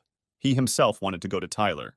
The hero was even glad about this course of circumstances, and smiled very much. The guardian looked at him and said that even without completing the quests, he was not so weak that any person would take care of him. At this time, the old man was completely oblivious to the fact that two people next to him were almost ready to fight. After that, the company went to the workshop, which was filled to the brim with various types of weapons. Some dwarves were just now engaged in forging new products. A huge magical furnace was flooded, which helped them in their work. The guy admitted that it was quite stuffy in the workshop, just as he remembered the last time. The elder announced a short break for all workers, but Kostya could not stand it, and even took off his shirt. After which the old man noticed that an ordinary person would not be able to enter this room because of the heat, because the average temperature rises to 80 degrees. After that, he summoned a huge piece of magic stone from behind the portal and asked him to make a shield out of it. The elder was delighted with the appearance of this stone, because it was an excellent material that would never be seen on Earth. Kostya admitted that he received it after a battle with that huge panther. He remembered that the world had really tried, since he had never encountered such a monster in the spirit realm. The elder looked at this huge stone and said that his old friend's request would be fulfilled. But he admitted that this metal is too tough for the local equipment, because to create an account you need a very high temperature. But due to the structure of the earth and the absence of the spirit of fire here, their capabilities are very limited. Kostya thought for a minute and concluded that they just needed a spirit of fire, like that cute mole. However, the elder noted that such a spirit of the earth was lucky to be born in this world thanks to the tree, and it is unlikely that they will be so lucky again. In addition, they also needed a place that could withstand such temperatures. Kostya was horrified at how expensive this premises could cost them. Kostya was actually indignant that people were so obsessed with money. However, he admitted that in their situation there is still no choice. Just at that moment, one of the workers called the elder over and they talked about something for a short time. The old man asked Kostya to look around himself, but he needed to go away for a while on business. The guy just had time to think about where he could get such a room. For this reason, he even decided to turn to his guardian, who just returned to him. He didn't look very happy, but after a while he admitted that he had an idea. These words were clearly given with difficulty, but the keeper still said that the fiery fox could help them. Kostya was surprised that this divine beast was still on Earth. However, the keeper also added that the fox was very broken, which greatly surprised our hero. The guardian added that the firefox core would give them the required temperature with extra reserve. However, there was one thing that confused the great divine wolf. The guardian clearly did not want to continue this conversation, but he understood that he had no choice. So he was silent for a little longer, then added that the firefox was broken and devoid of reason. He was once the first guardian apostle, named Ralph, who fought alongside him during the Great Cataclysm and exhausted almost all of his magical and physical power. He gave too much it could not help but leave a mark on him. Kostya listened carefully to everything that the furry guardian told him. Then he decided that he should see everything with his own eyes. He admitted that they would still have to go to him to steal the fox core. After that, the guy squatted down and began to think about their further plan of action. The guardian said that the fox is in the west, in a black valley, where there is a mountain overflowing with demonic energy. There is not a ray of life-giving light there. That cave is teeming with all kinds of monsters. The guy was delighted that he now had the coordinates of Ralph's location. He decided to go there immediately, so he grabbed the keeper by the scruff of the neck, after which he pushed off the ground with force and jumped straight in the direction that the guardian had indicated to him. After some time, they landed not far from the required location. The divine wolf even felt a little seasick from such chaotic movement. However, he quickly came to his senses and began to look around. And there was something to see, because the whole ground was strewn with dead animals. And all this was done by one huge fiery fox, whose mouth was covered in blood. He stood over the small, lifeless animal corpses right in front of them. The guardian was surprised that his former apostle had already come to this. He looked at what was happening, and it seemed to him that he had guessed why reason did not return to Ralph. After all, when divine beasts that do not need food become weak, they instinctively begin to look for something to eat. If he tries to replenish his magical power by absorbing monsters, it leads to only one outcome. Demonic energy is like poison, so if a divine beast swallows a lethal dose, it will suffer an overdose of energy. But before he even had time to finish his sentence, an attack of hot fire immediately flew at him. It went behind him and exploded somewhere behind him, destroying everything in its path. If Kostya had not managed to dodge at the right moment, he would already be dead. The guy was amazed that the fire leaf detected his presence, despite the fact that the guy hit it. However, he was absolutely not going to give him time to think about further actions, preparing for the next attack. In this hot ball of flame, the guy managed to see something strange. He was amazed that divine beasts were using demonic energy instead of divine power. However, at the same time, Kostya needed to defend himself, so he also began to release his energy outward. He had very little time, since the beast had absolutely no intention of waiting for him to prepare. Kostya barely had time to create a shield and protect himself and the guardian from the blow. The wolf only shouted that the fox could not think straight now, so whenever possible, you just need to take away its core without causing harm. Kostya was glad that the guardian was so worried about his former comrade, but noticed that he had not even done anything yet. He also added that if they leave him just like that, it could be a disaster if he becomes a monster. And at this time, the powers of the firefox only increased in volume. Even the ice that Kostya used to freeze his flames began to heat up.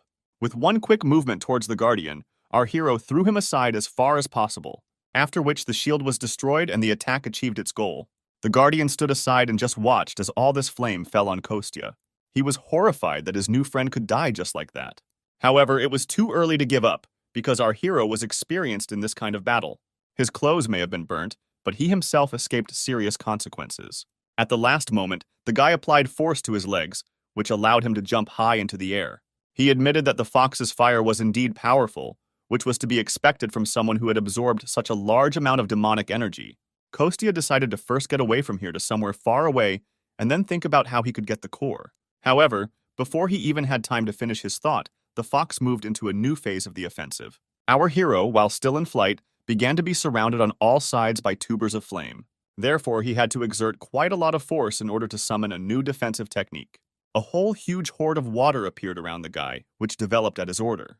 At this moment, the fiery tubers headed straight towards our hero. They crashed into a huge body of water with which the guy protected himself. This gave Kostya a little time to land calmly on the ground and take a short break. It was at this moment that the hero finally abandoned the idea of preserving the entire forest intact. Even through such a dense shield of water, one of the attacks managed to break through and almost hit our hero. Even such a small blow could cause quite a huge amount of damage behind Kostya's back. The guy noticed that when the body is absorbed by foreign demonic energy, this divine beast is able to demonstrate enormous power. At this moment, our hero was called by the Guardian, who had been standing at a distance all this time. The guy wanted to protect his new friend, so he ordered him not to approach. But the Guardian reminded him that now Ralph should not be perceived as an ordinary living divine beast, because in his current state, he is ready to use any methods and means to achieve his goal. The hero didn't quite understand what exactly the fiery fox wanted to achieve, but she took note of it. The beast suddenly summoned even more of its power and began to approach our hero. It even seemed to Kostya that his whole body had increased somewhat in size. At that moment, he realized that the fox wanted to burn the entire territory to the ground. So in desperation, he rushed towards the Guardian to protect him. The guy clearly didn't have time to run, so he decided to use his magical power. He imprisoned the Guardian in a small space that was completely filled with his mana. Then he placed it in a ball and sent it high into the sky. At this moment, due to the fact that Kostya was no longer using the name of the Guardian, the fox's memory began to revive the memories that he wanted to protect his friend, his master. Making sure that the keeper was safe, Kostya went on the offensive. He opened the portal again, intending to graft his weapon from it. This time it turned out to be his favorite huge sword, which the dwarves had once made for him. Ralph did not stop watching our hero for a second. He only became even more furious because he couldn't get hold of some pathetic person. This next boost made our hero dodge even more often. Kostya stepped a little to the side in order to gain a little time for the attack. He only had a few seconds to come up with his next strategy. The guy grabbed the hilt of the sword with both hands, swinging it with all his might. Now he could only wait for the moment when the fox would come close enough to him, after which Kostya dealt him a cutting blow, applying a huge amount of force. The guy thought that this attack would have at least some effect. However, he immediately noticed that there was something strange about the fox's paws that he had just cut. Literally, a moment later, the paws were reunited, as if there had been no injury. The guy realized that no physical residue would work on the firefox. At this time, he only in vain allowed the animal to get even closer to him. He was already practically inside the mouth of this huge monster. Kostya tried to unclench the jaws with his huge sword but failed. A huge fiery fox sent him flying with such force that no normal person would have been able to survive for a long time. As if she felt something, our hero's mother decided to listen to her feelings. Her motherly heart told her something, but the woman thought that she had imagined it. Her intuition did not let her down, because at that moment Kostya was really fighting a very strong opponent. The guy barely came to his senses after such a strong blow from the fiery fox. This was almost the only divine beast left alive, but with all the demonic energy absorbed, the guy was not sure that he could stop it without killing it. Kostya realized that he couldn't get infected with him at half his strength. He needed to take this enemy seriously, but he was still worried about the Guardian's request. And at this time, the fiery fox began to summon a new technique, which was formed into a ball. It was a clod of energy, the very core that Kostya himself was hunting for. The guy looked at the once sacred animal and thought that he should spend as much energy as possible now, so that it would be easier to defeat him later. He hoped that the firefox would pour all the demonic power to the very end into this core. Ralph didn't need anyone's orders, so he himself directed one of his most powerful attacks towards our hero. The guy came up with the idea to cut this clod of energy with his sword. Therefore, he now concentrated only on delivering one precise and clear blow. The core kept approaching our hero with enormous force. At the last moment, the guy realized that he couldn't cut it, so he simply beat it back to the fox. Now the guy realized that it was definitely a core, but he couldn't understand why it was so big. Even the color was too muddy, as if it did not belong to the fiery fox at all. And at this time, the animal seized the moment and attacked the hero with physical force. The guy barely managed to put his sword under the teeth of a huge beast. Meanwhile, right above them, a clot of energy continued to absorb demonic power. The sky became darker and darker from so many dark forces in it. Kostya realized that they were both in danger and they urgently needed to leave this place. However, the fox held the sword in his teeth and would not let go, so the hero had to come up with another plan. Instead of taking out his sword and running away, he decided to use force and simply move the fox along with him. Of course, the animal didn't like this, so it shook its head and made the guy get off the ground. It was at this moment, as they fought fiercely, that a huge stream of energy shot out from the core. Both Kostya and Ralph were thrown with force in opposite directions. A moment later, Kostya came to his senses and decided to look at the place where the cannonball fell. Literally a few centimeters from his feet, a huge black crater was punched into the ground. Kostya had a hard time seeing from this place how things were going there, so the guy decided to get up and see what was happening there. Before he could do this, a huge stream of energy fell on him from behind. The guy managed to jump off him, then turn around and run into the attack. The fox did not waste time. While the guy came to his senses, he decided to attack. It was still hard for Kostya, but he was glad that the demonic energy had already weakened greatly. And even though you still had to put in a huge amount of effort just to dodge, there was light at the end of the tunnel. The guy dodged, delivered small blows, exhausting his opponent.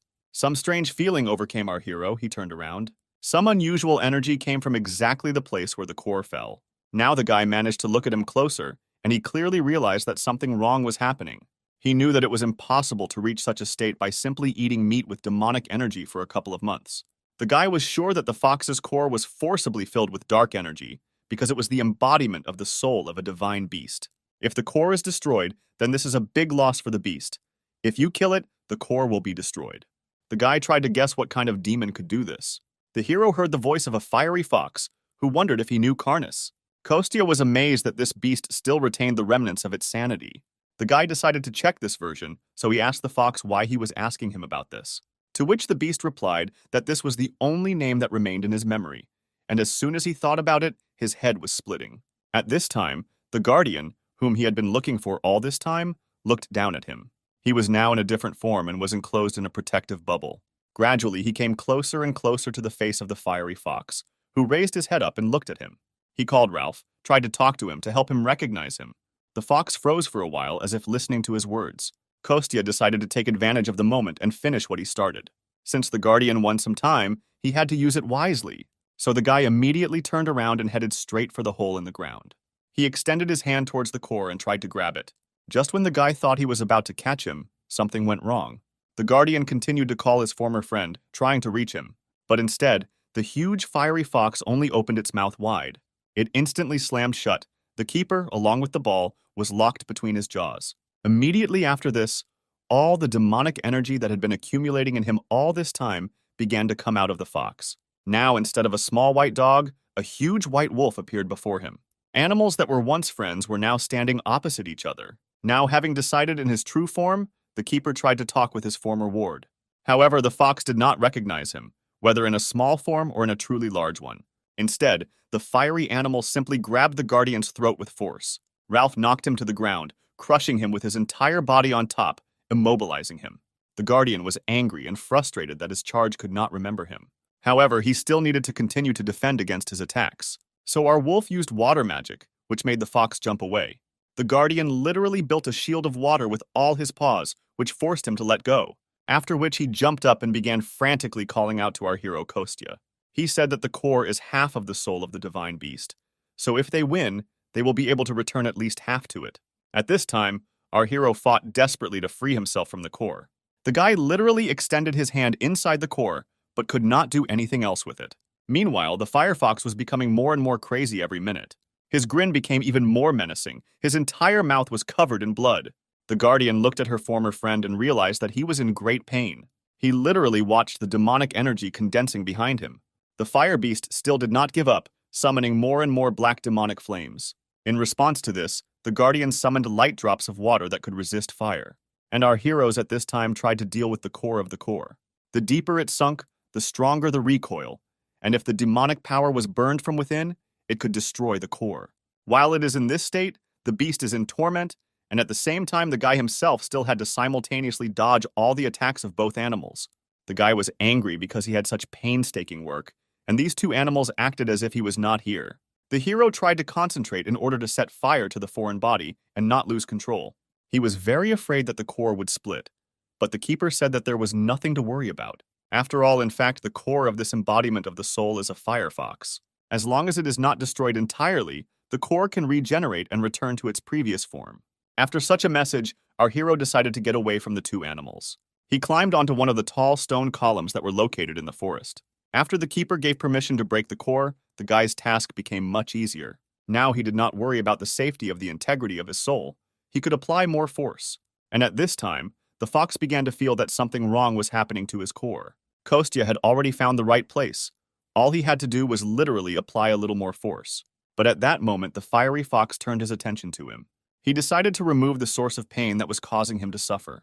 Therefore, he sent a huge stream of energy directly to the place where our hero was now. And literally at the very last moment, the guardian pushed off from the ground and covered our guy with his body. Of course, Kostya saw what happened, so he was worried about his friend. The keeper only said not to worry about him, but to get on with his work. However, he asked the guy to hurry up, because even his strength was not that much. After that, Kostya concentrated even more, putting in the rest of his strength. It was this last movement that allowed him to finally break the core's defenses and shatter it. Immediately after this, the guy was able to exhale calmly, sweat still rolling down his face. Our hero held in his hand a small fragment of the firefox core. Immediately after this, all the demonic energy of the beast disappeared at once. He fell down. Literally, at the last moment, the keeper managed to substitute his shoulder and soften the blow. Only now could the keeper stop worrying about his old friend. After some time, Kostya came down from the cliff and ran towards his keeper.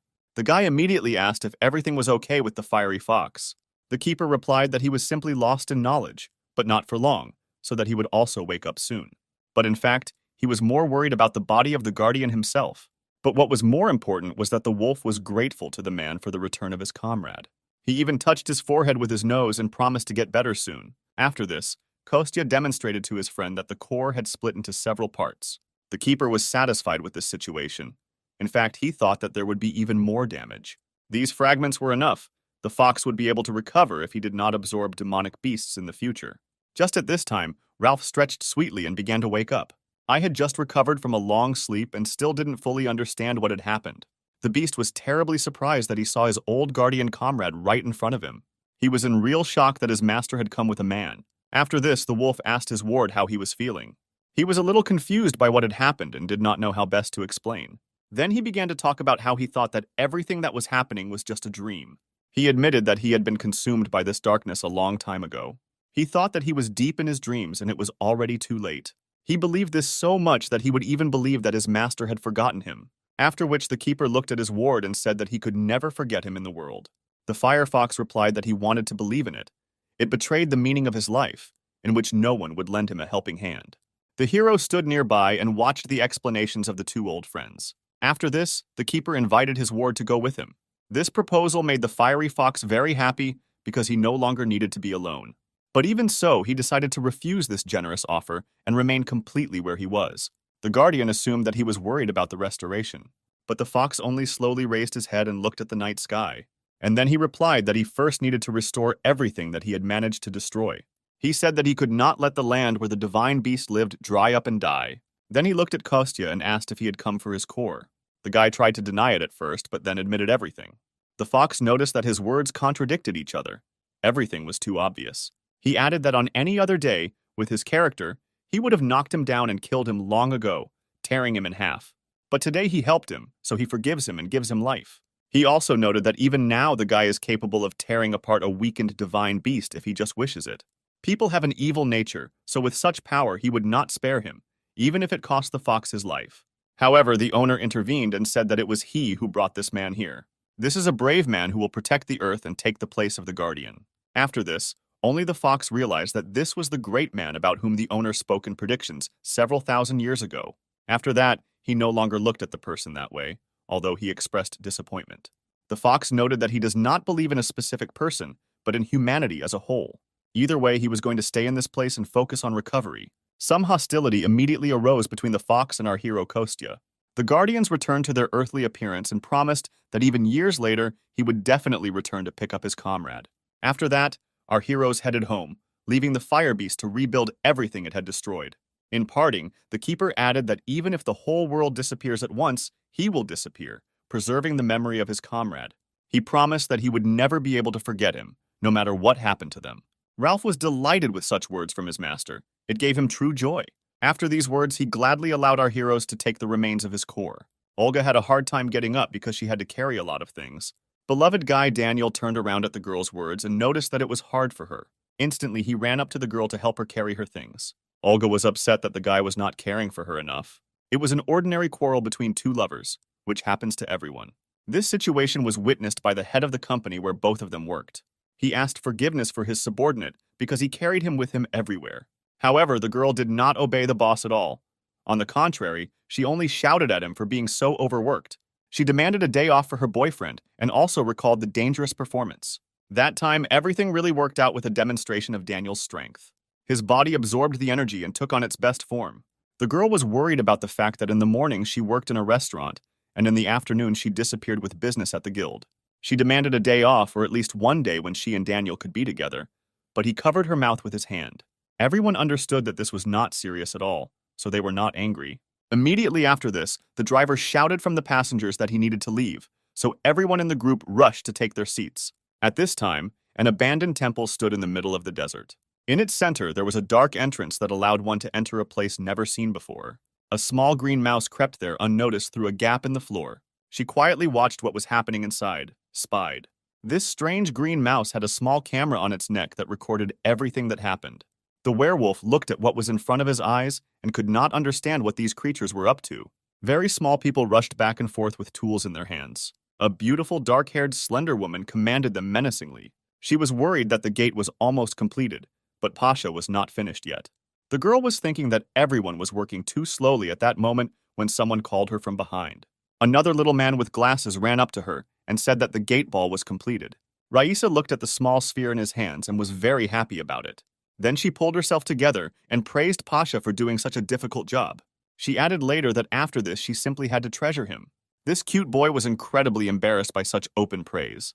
Raisa did not think that on Earth it would take only 3 months to create a ball, but now she held it in her hands. She added that this is only thanks to such a master as Pasha. Thanks to these words, the boy added that in the future, he would be able to make an even more effective device. He said that he understood the essence in general terms, so it would take him about 2 months. However, the girl turned her eyes and said that Pasha, with his abilities, would be enough for a month. The guy was again embarrassed by such praise and promised to try to cope in a month. After that, the girl smiled joyfully and said that this is exactly how she appreciates him. After that, Pasha went back to his laboratory, and Raisa stood and joyfully waved goodbye to him. She did this until the guy disappeared around the corner. After which the smile disappeared from her face, the girl straightened her hair. She was unhappy that she had to constantly persuade and praise the dwarves so that they would at least do something. Although she understood that for a traitor like her, there was no option to be picky. The girl slowly approached the gate step by step and thought that she would not have another chance. She came close to the stand and realized that even if she had created a gate, without the key and battery, she would simply have wasted her energy. She took the ball in her hand and extended it towards this strange installation. She mentally prayed that this would help them achieve what they wanted. As soon as the ball entered the groove, a gate immediately opened in front of the girl. She was incredibly glad that she managed to do everything right. The girl took the key back and thought that it could be used about 9 more times. She hid the ball in a small bag and secured it to her belt, after which she turned to someone and ordered them to go out and not crowd in the dark. Immediately after these words, boys and girls began to appear out of nowhere. They looked exactly like Raisa, but had different hair and outfits. She told them that she was able to achieve everything only thanks to the dwarves and resources. She also added that they all knew that they had an unenviable position. But today's success should have changed a lot.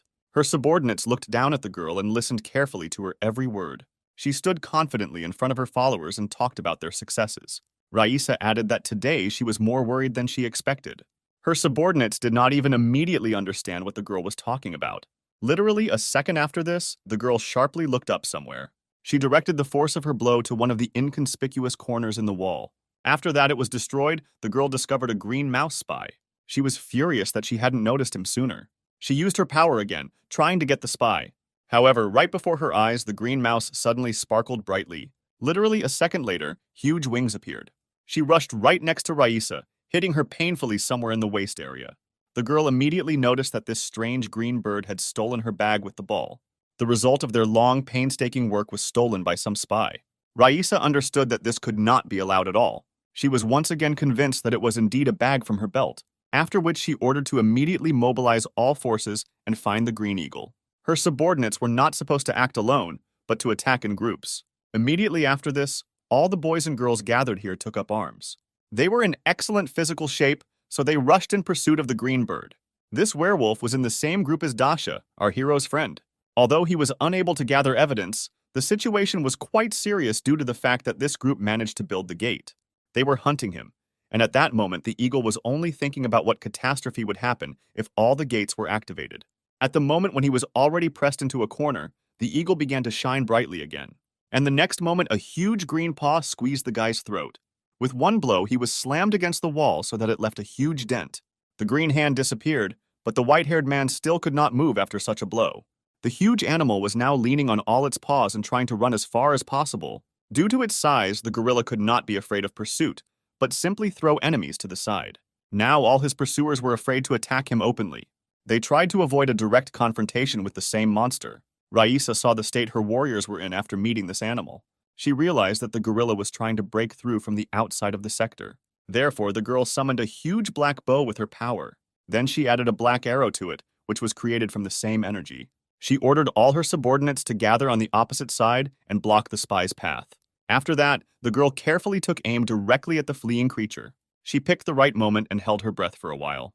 Then she released the arrow, and it rushed straight to its target with lightning speed. It hit the green-furred spy right in the middle of the thigh. Severe piercing pain made the animal scream sharply.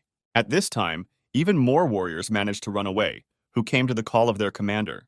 Raisa ordered them to chase the gorilla, because with such a wound it could not run far. At this time, the spy hung the ball around his neck and tried to run away with all his might.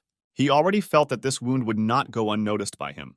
He understood that he needed to get out, but he saw no light anywhere.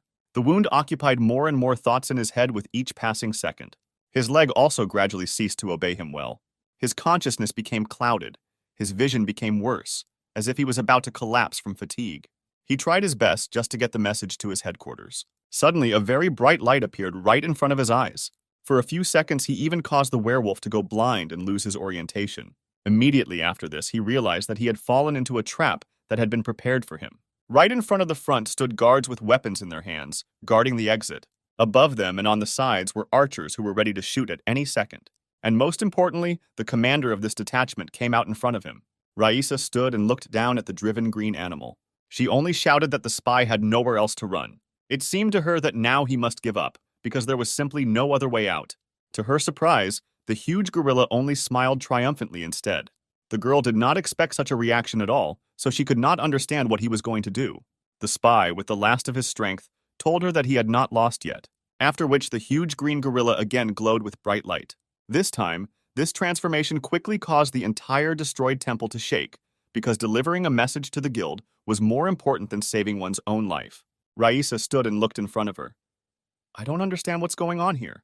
The girl was amazed that the cornered animal did not give up. Instead, the beast began to glow a bright green light again, indicating that it was ready to take on a new form. The last transformation was of such incredible proportions that the entire structure began to shake and threaten to collapse. And at this time, Kostya was somewhere in the middle of the forest and noticed a strange sound. The keeper was surprised that the guy was using the brave man's sword to butcher horned pigs. The hero replied that such an artifact of the legendary class cuts like a legendary one.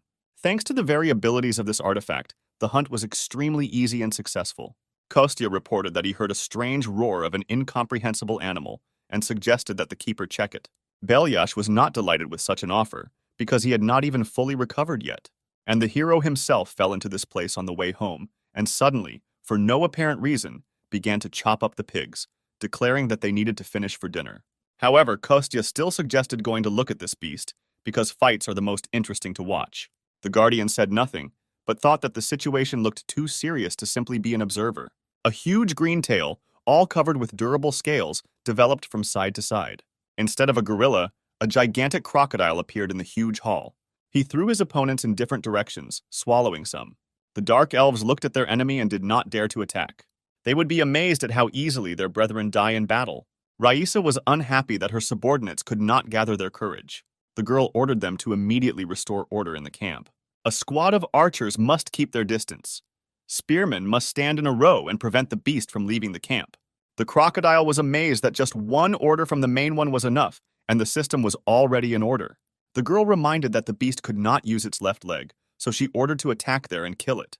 In any case, they needed to return the gate ball, and she did not care about the fate of the spy himself. Initially, the crocodile planned to take the ball and find out its key properties and deprive him of them. However, he understood that most likely he would not be able to escape with the ball. Therefore, the awakened one threw the bag with his loot as high as possible. Raisa was horrified by such careless handling of such a great artifact. The spy only thought that the elves were too skilled at archery, so there was no point in trying to escape by air. He clearly had a new plan in mind, and the commander-in-chief looked at it and waited for the next step. In fact, the beast realized that its only chance to destroy the ball was to swallow it. The crocodile slammed its mouth shut with great force, hoping that the ball would break inside it. Raisa was horrified that all the work done recently had gone down the drain. The girl literally saw with her own eyes how the ball shattered into small pieces. She stood in the middle of the hall opposite her almost defeated enemy and watched how he managed to deceive her. The girl was truly furious that this green beast managed to so easily destroy their work. The spy had clearly made a huge mistake, as the commander-in-chief was truly furious. In order to somehow implicate the spy, the girl ordered all the archers to aim at him. The crocodile stood silently, completely surrounded on all sides by opponents. At this moment, he was completely prepared for his imminent, inevitable death. Suddenly, a little girl appeared in the man's thoughts, bleeding from her mouth. The man recalled the last minutes of his beloved daughter's life. All he could think about was that he would soon be able to meet his sweet little Anya. However, something clearly went wrong. Instead of being destroyed, the ball began to work. A huge stream of dark energy was released out of the lock. It pierced the insides of the huge green crocodile, quickly being absorbed into its insides. The beast, ready to die, suddenly raised its head high and black smoke poured out to save it. Even Raisa did not expect such a reaction, but she noticed that something strange was happening to the spy. The girl ordered all the archers to shoot at the same time. Immediately after her words, more than 100 beautiful and well-aimed shooters lowered the bowstring. The crocodile was pierced by sharp arrows into literally every part of its body. Suddenly, as if from a crack, a strange thick smoke began to appear. He was getting closer and closer to the elves, making them worry. Many of them sought help and protection from their commander Raisa. However, only turning to her, they noticed that the girl herself was bleeding. A strange clot of energy of incomprehensible color pierced the girl's body right through. Even one of the Dark Elves could not survive such a wound. While they were worried about their commander-in-chief, dark energy took over the beast's body more and more. The deputy commander was horrified by what was happening and ordered the remaining elves to retreat immediately. All subordinates immediately rushed away from the scene of events, saving their lives. This is exactly the picture that our main character Kostya found, who appeared right above the hole that had formed in the ceiling. The guy had just arrived and was still trying to figure out what was happening here. From this smoke appeared a huge green leg of a monster, which was swollen to incredible sizes. And the once green crocodile himself turned into a huge, strange golem. There wasn't a single living soul left around him. Everyone ran away. One of the elves charged his arrow with dark energy and aimed at the monster. He put a lot of his strength into the last blow, then released the arrow. The elf wanted to avenge his commander-in-chief who died in this battle. However, this was not destined to happen, because at the last moment the monster felt threatened. He turned towards the shooter, which greatly surprised him. A huge beam of energy was suddenly released from the monster's mouth. He was moving straight towards the poor shooter's location. The impact was so powerful that it completely destroyed the entire small balcony on which the elf stood. He would most definitely have been dead if his comrade had not pushed him away at the last moment. The comrade reminded the dark elf that their main task was to prevent information from spreading. The commanders will not return, but they must prevent information leakage and survive. At this moment, the energy began to spread in all directions and strike chaotically. The two elves barely managed to avoid inevitable death and escape deeper into the castle. Our main character calmly watched all this from above. The Guardian even clarified whether Kostya was going to capture these dark elves. However, he noticed that the Keeper himself had forbidden him to do this just recently, to which the wolf replied that this does not apply to other races. After all, karma is given in different quantities depending on the reasons and its volume. Kostya realized that last time the Guardian stopped him, because having harmed a person, he could not become a protector god due to changed karma. The guy also thought that the Dark Elves have the same laws of the world. They value the lives of their relatives and should not kill each other. However, judging by their last reaction and events, the guy was wrong. The Guardian noted that no creature deserves to die. However, the living cannot always avoid conflicts, and this is understandable. Moreover, these Dark Elves are unlikely to benefit people, which is why he asked Kostya as a person. The hero replied that the Guardian too often asks questions that confuse him. The wolf noticed that the guy was too hostile. He may not want to become a protector god, but even so, such statements and actions only prove his immaturity. The hero was irritated by the gap between them, which was always felt at such moments. The guy spread his hands and said that he partially agreed with the words of the keeper. However, his main goal now is to save Dasha's colleague from a scrape. The guy did not hide the fact that the Dark Elves also bothered him. However, at the moment, what interested him most was the black demonic energy. After all, at the moment it was very similar to what had recently been hiding in the fiery fox. Kostya was simply interested in what kind of lousy demon was plotting these intrigues. It was unlikely that this was the work of the Dark Elves. In any case, the hero needed to save the man, so he jumped down. The guy carefully landed right in front of the huge green monster. He just noticed him and slowly turned towards the new enemy. Kostya was not at all afraid of his enemy, turning to Dasha's colleague, locked inside him. The guy called upon his powers in the palm of his hand, promising to free the man soon. Thanks to his abilities, small and large stones began to rise from the ground. More and more of them rose into the air. They glowed with a yellow flame. Gradually, the stones began to twist in a spiral, as if they were in a whirlpool. From such a strain of magical power, even our hero's eyes turned blue. Immediately after this, Kostya directed this entire gigantic flow of energy along with the stones forward. His improvised weapon came closer and closer to the monster, surrounding it.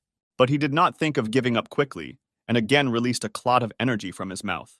The monster aimed right at the middle of the stream, intending to reach the enemy. However, his path was blocked by sand and stones that blocked his view. Now he stood completely inside this vortex and looked around. The guy literally imprisoned the monster inside a cluster of stones covered with his energy.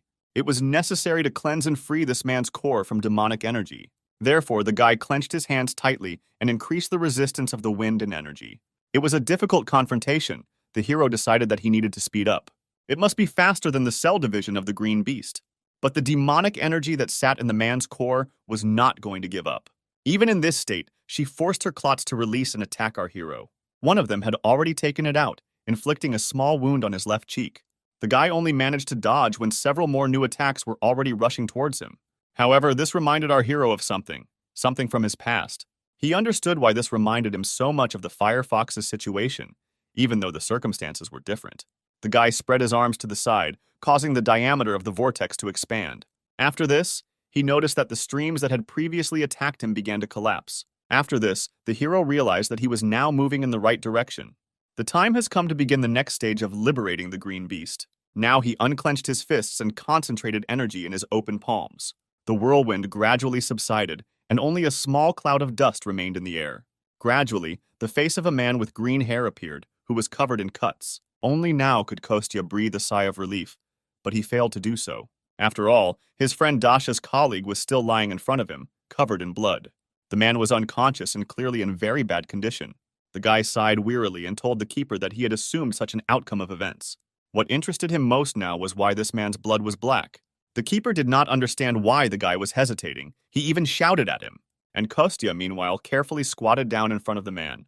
He carefully touched his hand to the leaked black remnant of demonic energy and realized that it was someone's creation. However, the guy decided that he would deal with this a little later. Now he had more important business. Therefore, the hero grabbed the man who was lying unconscious in front of him by the clothes. Kostya carefully placed this man on his shoulder, trying to cause as little pain as possible. The guy noticed that this man's mana core was destroyed, so now he needs to restore it. First of all, it was necessary to find a deserted place, so the hero and the guardian pushed off the ground with force and got out in one jump. After some time, the man began to gradually regain consciousness. He clearly felt tired and overwhelmed, slowly opened his eyes and realized that he was in an unfamiliar place. The man was able to focus his gaze on the young guy who stood in front of him with a white puppy on his shoulder. The awakened one clearly did not expect to see such a strange picture, so he shouted sharply and loudly. Our hero also did not at all expect that the man would come to his senses so quickly, so he screamed along with him. They were lucky that they were in a house in the middle of the forest. Otherwise, someone might have heard them. It took Kostya some time to explain to the man what happened here. The guardian lay and listened all this time. The hero noticed that the man was in critical condition, so he offered to talk about the details after he swallowed the medicine. The green-haired man thought for a while, then asked to convey his words to the association. The man remarked with a resigned air that his life as a whole had no regrets left. However, the hero did not even listen to him to the end, and interrupted, saying that everything was too easy for him.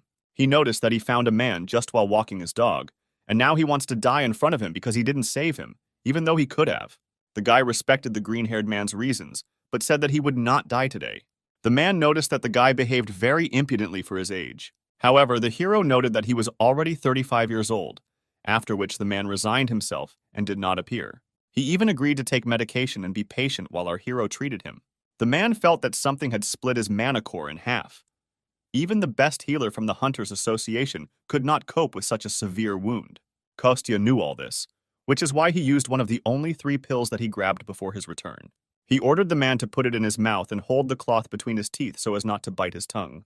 The medicine, like a magic chain, must circulate throughout the body for it to be effective. Now the man's mana core is fragmented. The magic chains do not function. Therefore, Kostya himself was going to infuse magical power into the man and help distribute the medicine throughout his body. He added that this pill is like a defibrillator, only resuscitating the flow of mana, not the blood flow. As soon as the man took the pill into his mouth and bit into it, the guy suddenly added that now he should not lose consciousness. But it was already too late, because not even a couple of moments had passed before the awakened one passed out. Kostya remembered that he himself was preparing to die for the first time and fainted 100 times. However, this man could not lose consciousness, so the guy hit him sharply on the head. He ordered to endure until the last, because this green beast is one of the best in the country. He might die as soon as he loses consciousness, but the man already felt his body. He began to hear some strange sounds and was even preparing to die peacefully. However, Kostya ordered him to think about his family, which forced the man to go inside himself.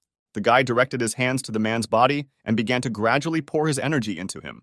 At this moment, a quest appeared from a member of the state-controlled Rainbow Six, the Green Beast, whose real name is Yegor. Often, when they talk about a person with a high position in government agencies and someone who is in the top 6 of the country, they immediately imagine his brilliant past. Yegor's life before becoming the Green Beast was very mediocre. He had a wonderful, loving wife and a beautiful little daughter. The man sincerely considered himself the happiest person on earth. Finally, he had everything he had dreamed of for a very long time. He was an orphan, and his name was firmly rooted in the first lines of the boys' registers. Not only did he not have a single relative, but his birthday was also considered the day he arrived at the shelter. The guy lived his days quietly and peacefully in an orphanage. But everything changed dramatically when one took even one step beyond it. A child without parents, whether a troublemaker or a quiet one, it doesn't matter. They were all called problematic. Because of this prejudice, he was unable to make a single close friend. Therefore, the guy grew up alone without a single close attachment. He felt it only in relation to animals. They lived on the mountain behind the school, where he climbed at every opportunity. Perhaps they were the reason why the guy later became a zoo worker. And to him, the man who preferred animals to people, wonderful words were later addressed. The girl admitted that she likes how Yegor always takes care of animals like people. She was very embarrassed, but still took the first step and invited the guy to meet. He was also very embarrassed by what was happening, because it was his first time, but he agreed. And it was this girl, and later their daughter, who gave Yegor the opportunity to return to the human world again. A man, deeply immersed in his thoughts and memories, was brought out of this state by his little daughter. Yegor asks his Anya not to cling to him like a monkey when she sits on his neck. The man took the girl off, moved her into his arms in front, and told her to look to the side. The girl reluctantly obeyed her father and slowly looked around. At the moment, they were standing right at the foot of a beautiful waterfall. The girl was delighted to see a rainbow so close to her for the first time. Yegor explained to his daughter that this is a waterfall.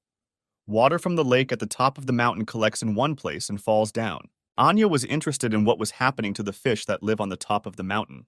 The man joked that they were diligently swimming up the falling water back home. The girl did not believe her father, but promised to check with her mother later. She asked to buy her a chocolate bar if it turned out that the man had lied, and he suggested replacing everything with vitamin juice so that their mother would not scold for such harmful things.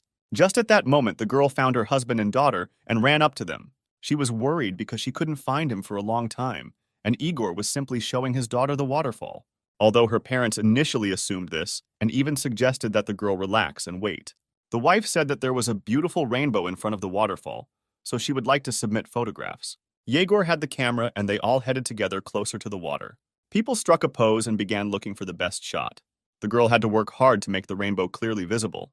To begin with, she made a family portrait of her parents and husband with their daughter. She really liked the photo, so the girl suggested taking a few more pictures. Meanwhile, her parents were chatting with their granddaughter, trying to make her laugh. The girl screamed the smiles of her relatives until they ran out of fuse. After that, Yegor handed his daughter into her arms and asked her to take his place. The girl ran to her parents so that she could take a photo with them herself. Little Anya began to teach her grandparents how to make a heart with their fingers. She even made 2 hearts at once with both hands and addressed them to her loved ones. Meanwhile, Yegor was catching good shots and taking pictures of his joyful family. The guy did not notice at all how something strange began to happen with a waterfall not far from them. The space in front of him began to literally crack into pieces, like glass. Igor noticed the crack only when it had already reached a fairly large size. The next moment, space split and a huge black hole appeared in it. Then this happened several more times near the first fault. From one of them appeared the head of a huge shark with yellow eyes, which immediately attacked the first person it came across. A huge bear crawled out of the other and immediately knocked down and pinned some guy to the ground. All this happened before the eyes of Yegor, who was just beginning to understand that he had built an ideal life. He subconsciously believed that this happiness would leave him sooner or later. After all, nothing is given for free, and for him, such a life is a luxury. Therefore, he thought that someday it would definitely be taken away from him. And the only thing the guy wanted all this time did not come true. He desperately prayed that if something terrible happened, then it would not be in front of his eyes. However, he was unlucky because behind his beloved family was the biggest crack. A huge insect immediately got out of it and rushed at the nearest people. The guy was desperately trying to stop the monster from harming his loved ones. Yegor rushed with all his might to help his family, hoping to save them. The man saw from afar that his beloved wife was wounded. There was a huge, deep cut on her back. At first, the guy even tried to convince himself that the girl had simply gotten dirty in something. And during his delay, the monster had already managed to completely get out of the crack. Now it hung directly over Yegor's relatives, who were now all lying on the ground unconscious. The guy realized that this huge mantis had deprived him of everything with one blow.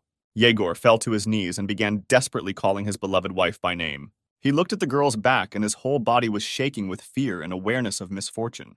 As soon as the guy decided and found the strength to touch his wife's body, he was not allowed to do so. The huge mantis lashed out with its claw, cutting through the air with incredible speed. He hit right at the place where Yegor was literally a second ago. The guy was thrown back with incredible force and speed. It seemed to him that from just one contact with such claws, his body was torn apart. However, this was not the case. The guy flew quite a long distance and landed hard on the ground. And at this time, the monster raised its head up and let out a victorious cry. It stood right above the green beast's family and waved its huge claws menacingly. The love for his family, and especially for his daughter, made our guy come to his senses. He rose to his feet and was ready to fight the monster. The green beast rushed towards the huge mantis. After what happened to this family, the guy was no longer afraid of this monster. On the way, he kept swearing at the monster and picked up some kind of sharp stick as a weapon. The guy had nothing to lose, so he attacked the monster with such zeal. Just at that moment, when Yegor ran past the bodies of my family, he heard a familiar voice. The guy looked back and noticed that his daughter was still alive, protected by her mother's body. This all happened literally in an instant when the guy could no longer stop. He noticed that the girl had come to her senses and was very scared. And the very next moment, the guy had to defend himself from an attack by a praying mantis. His claws were very sharp, and Yegor's weapon was useless. Therefore, the guy fell to the ground, and his stick was easily cut into pieces. Mantis continued to advance on the green beast without stopping. This time, his claws pierced the ground right next to the guy's head. Yegor's entire consciousness was now absorbed only by the thought that his daughter was still alive. And the girl was already sitting next to her mother and crying with fear. She was calling for her beloved daddy when a huge shadow covered her. Anya slowly turned around to see what was happening behind her. Yegor understood that he could now lose the last survivor of his family. At that moment, something arose deep inside him. Some strange feeling grew stronger and stronger with every step he took. It appeared in his chest, but now it was spreading throughout his body. A strange energy and green glow enveloped the entire guy from head to toe. And the claw of the huge praying mantis was already a few millimeters from the girl's body. One more step, and it is not the human foot that steps on the ground, but the paw of the beast. The monster's huge, sharp claw was torn off with one strong jerk. A huge green tiger carried her away in its powerful teeth. Anya, with tears in her eyes out of fear, clung to her mother's body. The tiger stopped nearby, holding the severed claw of a praying mantis in my mouth. At that time, he roared in pain and became furious from his wounds. Something green and striped quickly flashed before the monster's eyes. This huge tiger spat out his claw and rushed back to the monster. This time, his target was the head of a monster with two huge yellow eyes. The tiger opened his mouth wide and sank his sharp fangs right into the neck of the mantis. Not even a moment passed before the headless monster fell to the ground, and the tiger rushed away, carrying in its jaws part of the enemy it had defeated. He stopped nearby, walking inside and looking at the monster. Another moment and Yegor in human form is rushing towards his daughter. He ran to Anya, hoping that everything was okay with her. However, the man immediately realized that he was late. His hands began to tremble. In front of him on the ground lay his dead beloved wife and wounded daughter. The young man looked at the body of his wife, which became paler every minute. Then he turned his gaze to the little girl who lay unconscious next to her. The man was already sweating from tension. His whole body was becoming more expensive from fear. He looked at what was left of his family, tears flowing from his eyes. Yegor saw that his daughter was still alive, but she was too weak to even sit up on her own. The man had to carefully put his hand under the baby's head and help her rise. He tried to calm the baby down, all the time promising her that he would think of something. Anya complained that her stomach hurt very badly, and the man could not stop the bleeding. He held his little daughter in his arms and understood that she would die any minute. Under the girl, there was already a whole pool of blood that flowed out of the wound on her stomach. The girl said that she felt cold, so Yegor tried to hug his daughter as tightly as possible and warm her up. Anya was glad that Dad came to her aid and did not leave her alone. She even laughed. The girl smiled and said that she loved her daddy more than anything in the world. She wanted to touch her father's face with her hand, but the strength left her. Anya no longer made a single sound. Yegor realized that his daughter had just died in his arms. It took him a few seconds for the thought to sink into his head. Then the man burst into tears, leaned over to the girl and said that Dad also loved her more than anything in the world. After some time, the men carefully shifted the girl to the ground. Now in front of him lay the dead bodies of his beloved daughter, wife, father-in-law, and mother-in-law. It was at this moment that Yegor dreamed that God, if he exists, would turn out to be an unsuspecting fool. He was ready to follow his will with pleasure if he, as a reward, would allow him to save the lives of the people he loved. Yegor was grateful that he was able to meet people born in love, and promised to devote himself entirely to this goal, after which he turned into a huge green elephant and rushed to protect the people remaining in the park. Kostya realized that this thought was driving the man when he burst into the dark elf base. He could see all this in the man's head while he lay unconscious and thought about his family. Finally, after some time, after the medicine took effect, the man came to his senses and opened his eyes. I asked the guy how long he spent unconscious, but Kostya replied that all the most dangerous things were left behind. Kostya looked at the man and was disappointed that he chose this path. Yegor just turned his back to the guy and added that he had nothing to say to such a boy. Kostya realized that the man felt bad. He was going to die. This was clearly reflected on his face. He was silent for a while. Why did he say that he recognized this feeling? I remembered myself at a time when I had only recently found myself in the world of spirits. It wasn't the same feeling, but he thought they might be similar and smugly concluded it. The guy recalled the feeling when he stood in the pouring rain, which helped hide his tears. He added that death leaves nothing behind. When someone dies, there must be someone left to remember the dead person. But now the only one who will remember all this is Kostya. All these little things that Yegor's wife and daughter loved, that made them happy, that made them happy. Now he alone remembers absolutely all these little things that make up a person's personality. These words made a huge impression on the green beast, who was still lying with his back to the heroes. For some time they remained in silence. Yegor lay facing the wall, and Kostya sat behind him. After which the guy sighed heavily and decided that he was minding his own business. He asked Yegor to forget about his last words. He simply said it for moral reasons. However, these words still had an effect on the man. He sat down and asked the guy to help him restore his mana core. Kostya was surprised that the man still chose to continue living. Yegor still could not immediately answer this question. He sat thinking for a long time. And then he said that he still has a lot of things to do, and there are people who rely only on him.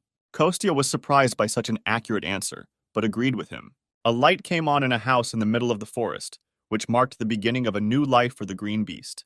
Some time later, Kostya was furious that they decided to throw a party in his restaurant to mark the release of the green beast 3 weeks later. Therefore, the guy had to urgently prepare a lot of food. His mother and assistant had to run around with boxes. He cursed at Dasha because his family wanted to live in peace, and she was throwing another party, although she reassured him that there should only be 3 people, herself, the beast, and Kostya. The hero tried to calm down, because he had a long history of friendship with this girl, If he starts to be indignant now, she will come running and mock him. Instead, he will suggest finding a more reliable place, because information from the conversations of such guests should not leak out. However, Dasha noticed that there is no more secluded and reliable place in Seoul than this restaurant. Therefore, the girl promised to come tomorrow and agree on the date and time of the reception. The Devil's Vine, its size justifies its name, is strong enough to swallow even a black bear, which represents the first rank of danger at once. She's just looking for a beast that the demons will keep as a pet. However, even demons can be in danger if they let their guard down before the monster of disaster. Kostya sits at the table, holding his head in his hands and thinking that he should have just ordered pizza. The keeper was amazed that the guy was awake simply because of some pizza. But for Kostya, this was very serious. He even asked Belyash what was most important in pizza. The guardian was not going to succumb to provocation and answer him.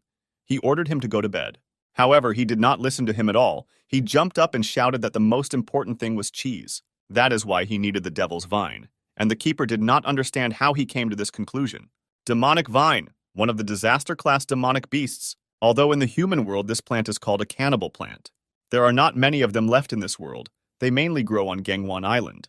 Kostya did not know that these plants still remained in their world, because he was sure of the opposite. The guardian added that the animals are specially lured to this area so that the plants will deal with them. The hero was amazed that someone was feeding these monsters on purpose, because they should have become gigantic. The keeper confirmed his assumption and was puzzled as to why the guy was so worried. Kostya explained that although this monster looks like a plant, it is still a monster, and with such excellent nutrition, he should very quickly grow to incredible sizes. After this, its roots harden, after which they replace its legs. This species is reaching the size of the Earth at this rate and is using all the planets as a pot. Neither the keeper nor our hero were absolutely happy about this prospect. There was even a slight panic. Kostya ordered the keeper to quickly call Taylor for help. He suggested giving the wolf some real training and at the same time hunting for cheese. Therefore, the guys went straight to Taylor and then towards the island they needed. The whole company stood on the shore and watched as the water flooded many buildings. This whole area basically looked abandoned. These guys also came at night. Kostya was warming up, the keeper was yawning, and Taylor was asking why he was called here in the first place. Kostya said that the wolf doesn't have to ask anything, just beat and destroy everything. Taylor looked around and was surprised that he was allowed to crumble everything. He was just glad, because he just didn't have a place to test his increased strength. The hero added that if a place left unattended suddenly disappeared, no one would worry much about it. Their beloved country has long closed its eyes to the existence of this place, and the main character himself promised to give the wolf excellent pizza in gratitude for the help provided. Taylor was confused because he had absolutely no idea what pizza had to do with it, and the hero explained to his friend that it was all about that same devilish vine. She had round bags located right under the big bud. Inside, they were so delicious that even blue cheese couldn't stand next to them. There was no flour in the spirit world, but all this time the guy desperately dreamed of cooking something. Since it's here, he can make a pizza that will leave a mark on the history of Korean cuisine. And although the keeper was unhappy that everything came down to pizza again, he could at least check how strong Taylor had become. Belyash added that if it were not for this opportunity, he would not even have come here. He looked at his student and told him not to worry about anything, just do what is convenient for him. The wolf clarified whether a change in his strength could really affect the master. The keeper once again confirmed, adding that even if nothing comes of it, all he needs to do is force Kostya to complete several tasks. Our hero didn't like work, so he decided to conduct training for Taylor. After this, Kostya and the guardian began to quarrel again because the latter climbed into the hero's head and read what was there. Kostya sincerely believed that this was an abuse of power on the part of the keeper. However, the latter objected that this was just his ability, which had nothing to do with powers. However, before he had time to finish his last thought, he suddenly fell silent and froze. Someone's huge shadow bent right over our hero, covering him from the light of the moon. This would be a great opportunity for Taylor to test his new powers. Therefore, the wolf rushed to attack the unknown creature with lightning speed, delivering one strong blow, after which he landed with a crash on the other side of the monster. Now his claws were sharp enough, and his paws strong enough to knock down an enemy with one blow. However, this was far from the end. Now everything in the area was roaring and the earth was shaking. Literally a moment later, a whole horde of the same monsters appeared in front of our heroes. Kostya and the Guardian were both shocked by the huge number of monsters that appeared in front of them. This was great training for the wolf, allowing him to test his new strength. Still, even for him there were too many monsters here. Taylor was out of breath from the workload. The wolf stood in the middle of the horde of monsters he had defeated and asked if Kostya and the Guardian were okay. Our hero was impressed by the work done by his old friend. Taylor had become much stronger than he thought, which the Guardian agreed with. The wolf noticed that the guys were exaggerating. Now even his legs were giving way due to severe trembling. Then he noticed that Kostya himself dealt with half of all the monsters. At this time, the hero looked around and noticed that they had walked about 10 kilometers. Their destination was on a mountain with a popular hiking trail leading to the top. From a distance, it was noticeable that over so many years the plant had simply grown to gigantic proportions. The wolf noticed that, most likely, it was from this flower that all the others that filled this entire area came from. Kostya noticed that the wolf seemed to know about the earth even more than he did, even though he was born here. In any case, the most important thing now was to get to the right place. Then the hero himself would figure it out. The wolf apologized for not being able to help the hero all the time. However, he added that there was no need to force himself. It was already clear to him that Taylor had reached his limit. As soon as he said this, the whole company felt a huge energy that scared them. The wolf was amazed that there were monsters here that were so strong. Kostya immediately recognized this energy because he had recently encountered something similar. He wanted to warn his friend that there were many wolf-monkey monsters hiding here. But he didn't have time to do this because one of them had already dug into Taylor's neck and dragged him away. The hero could only watch as his tired friend was carried away into the distance. He was about to give chase when suddenly something distracted him. The whole earth trembled under his feet, and a new monster appeared from under it. It sent its tentacles towards the hero, but he managed to escape at the last moment. The guy pushed off the ground with force and soared high into the air. The tentacles crashed so hard into the place where the hero stood a second ago that they forgave the asphalt. Without wasting time, they immediately rushed back up, catching up with Kostya. It was obvious to our hero that they were targeting him and were not going to be left behind. It didn't look like the plant had eyes, which meant they simply decided to cohabitate together. Kostya decided not to waste time and summoned his favorite sword from his inventory. He realized that even in the spirit world, he had never seen a devilish vine of such gigantic size. The guy realized that they needed to separate, so he made a request to his guardian. He said he had to stay here and grab the devil's vine. Therefore, he asked the keeper to go and instead help Taylor, who was already very exhausted. The guardian assured the guy that it would not be a problem to go, but he was not sure that the hero himself would be able to withstand the battle. After all, since he returned from the spirit world, his strength continues to weaken. The hero was sincerely amazed that Belyash managed to notice this. But Kostya wouldn't be Kostya if he hadn't joked at that moment. He asked if the custodian would be willing to remove him from the list of candidates for new protectors. With this, he enraged the white wolf and then placed him in a protective ball. The guy noticed that even when he trains and tries his best, he still remains human. And his body cannot handle all the power that only divine beasts and spirits can handle. He became stronger by passing through himself the divine spiritual power that exists in nature. Of course, unlike the spirit world, here the guy did not absorb divine spiritual power, so half of his original powers were gone. However, even taking these points into account, it was still very strong. The keeper listened carefully to the guy and did not know what to answer. In the end, the wolf decided to go to help Taylor, although he was still worried about the hero. Kostya carefully watched as the ball with the guardian headed in the direction where his student rushed off. The guy sighed heavily, because he didn't think that with his experience, there was still something that he didn't get to see. The situation was aggravated by the fact that at that time, he was on Earth. However, there was nothing to be done about this, so our hero could only act. He clutched his favorite sword tightly in his hand and rushed to attack the huge monster that was waiting for him at the top of the mountain. And at this time, the keeper was trying to mentally contact his student Taylor. After some time, he managed to get to his subordinate. He was fine. The wounds were shallow and insignificant, but he was worried about the number of enemies. Wolf monkeys are something like his ancestors, so he is very familiar with their habits. They had gathered a whole tribe, and now Taylor was not sure that he could cope with them. In this case, the guardian had no choice but to leave his protective cocoon. He appeared before his student in his true form as a huge white wolf. Now they could fight together against an entire army of bestial monsters. Taylor was no longer alone. His own teacher helped him, which means they had a chance to win. And at this time, Kostya was getting closer and closer to the top of the mountain where his enemy was waiting for him. He realized that the plants were using the entire huge mountain as a flower pot. The guy was truly amazed by the size of this huge carnivorous flower. He was glad that he discovered the plants right now, because in a couple of months they would even begin to walk. If this were the spirit world, the guy would have cut the flower with one blow thanks to his true strength. However, now he had neither divine nor spiritual power for this. The only option left to him was to get closer, gradually cutting off the parts. Before the hero even had time to fully come up with a plan, the flower immediately spat out a huge amount of some liquid material at him. Kostya literally managed to jump to the side at the last moment and return. The guy was shocked that even so, this strange mixture got on him. A small amount of this mucus stained the tip of his left slipper. The guy was truly horrified by the fact that the strange purple slime fell on him. It had a very specific color and smelled very strongly, which means it was obviously poisonous. Kostya even cursed at the flower because, according to the rules, it was forbidden to attack when the main character was talking or thinking.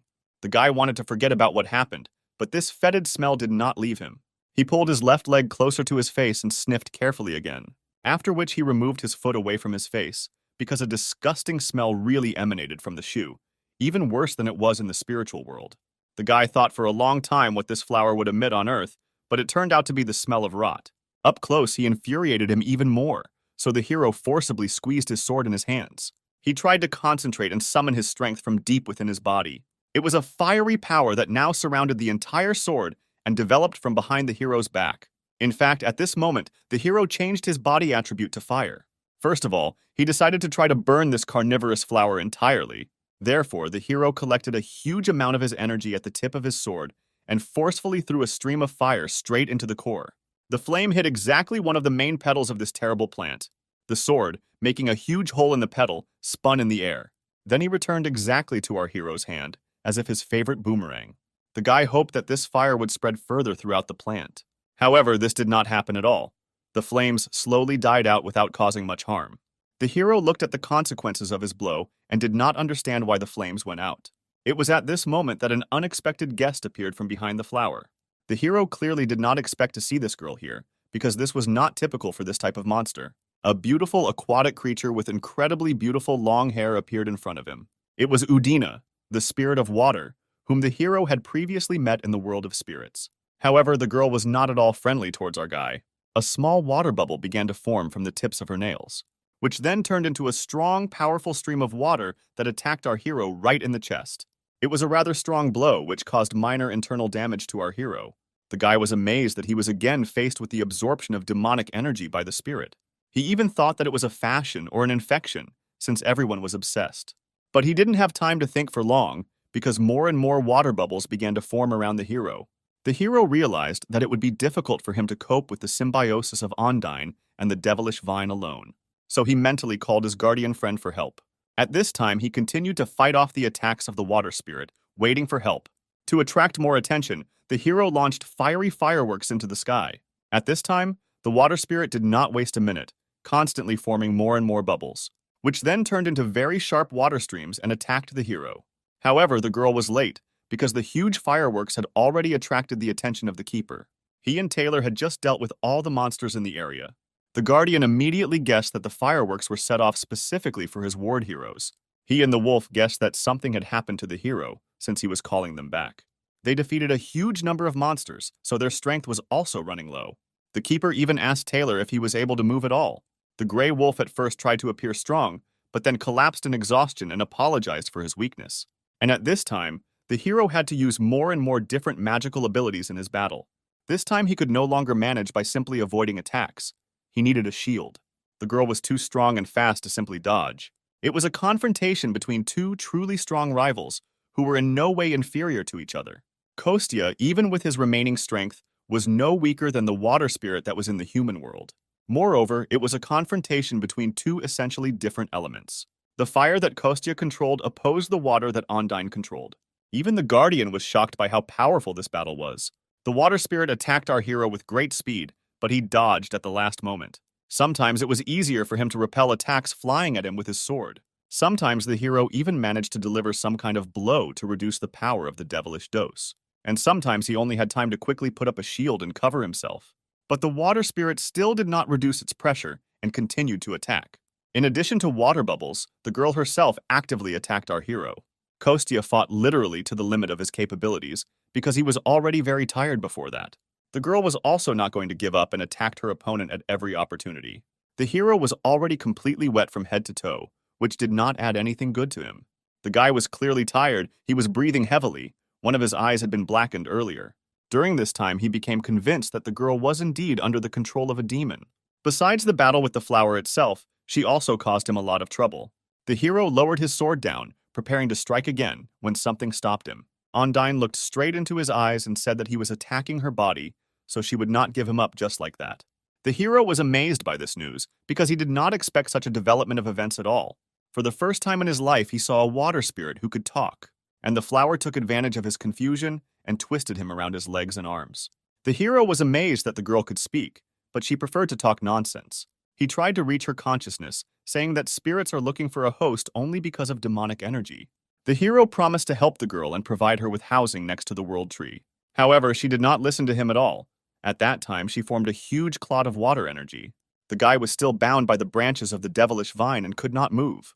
And at this time, a huge number of water streams were already flying at him, which could kill him. But at the last moment, an ally of the protagonist appeared and saved him. It was the Guardian who took the brunt of the blow and covered the hero with it. The white wolf carefully grabbed our guy with his fangs and carried him away. The hero was glad at such a timely appearance of his guardian. He managed to notice that the man was fighting against an Undine, who was absorbed by demonic energy. The Guardians carefully lowered our hero, giving him the opportunity to move freely again. The wolf agreed that a demon was directly involved in all the recent incidents. The hero asked the Guardian to stop Undine's movement for a short time, so that the hero can get rid of the demonic vine once and for all. Having received the consent of his friend, Kostya began to accumulate a fairly large amount of energy, and then he again carefully let it through the hilt into the blade of his sword. And here again, our hero was surrounded by streams of scorching flames. And at this time, the girl was surprised by the fact that another enemy appeared in front of her. The Guardian rushed to the water spirit with lightning speed and grabbed him with his powerful jaws. Without wasting a second of precious time, our hero concentrated all his energy into one blow. The guy needed enormous strength and spiritual concentration in order to carry out this attack. It was a real fiery whirlwind created by the inner strength of our hero. The attack was so powerful that the devil vine could not survive it. Even from afar, it was clear that a huge flame was shooting up among the mountains. A few moments later, the hero's sword stuck deep into the ground. The guy could finally breathe out calmly due to the fact that he had finally gotten rid of at least one enemy. Now he needed a second free hand, so the hero returned the shield back to his inventory. Instead, he concentrated his fiery energy in the center of his palm. The heroes rushed to cut across their guardian friend, who was still holding the water spirit in his teeth. The girl noticed the second enemy approaching her too late, so she could not do anything.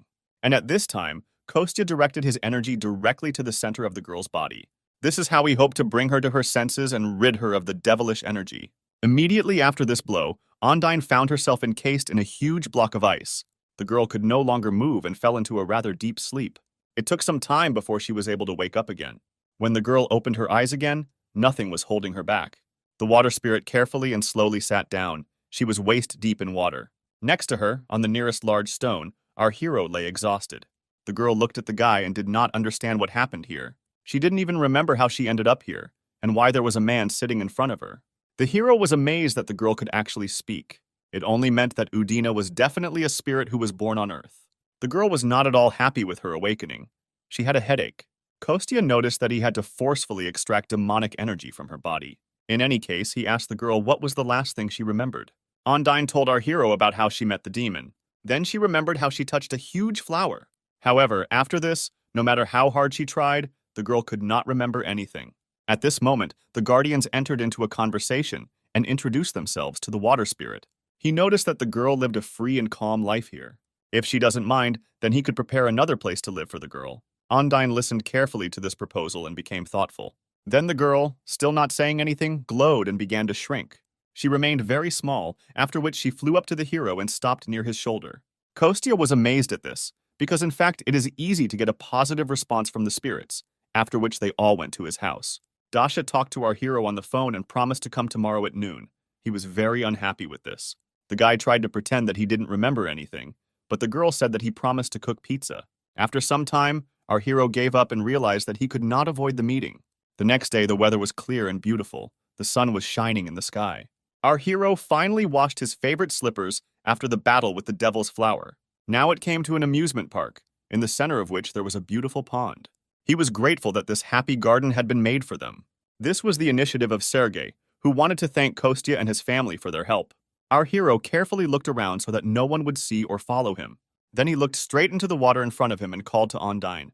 Suddenly, a ripple appeared across the water surface, and a small bubble emerged from it.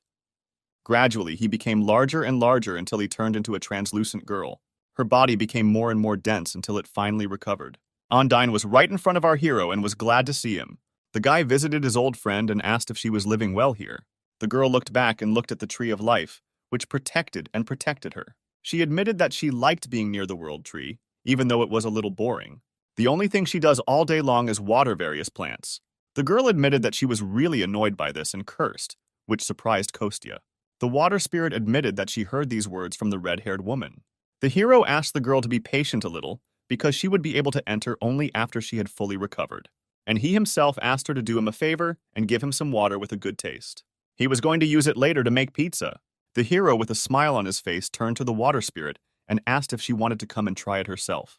The girl was very bored, so she agreed, after which they all headed to the restaurant together. Ondine was sitting at the table with food on a plate in front of her. The girl had never tasted human food before, so she didn't know what it was. Kostya approached the spirit and asked if she thought this pizza was very appetizing. The girl looked at the substance in front of her, then asked the guy what this word meant.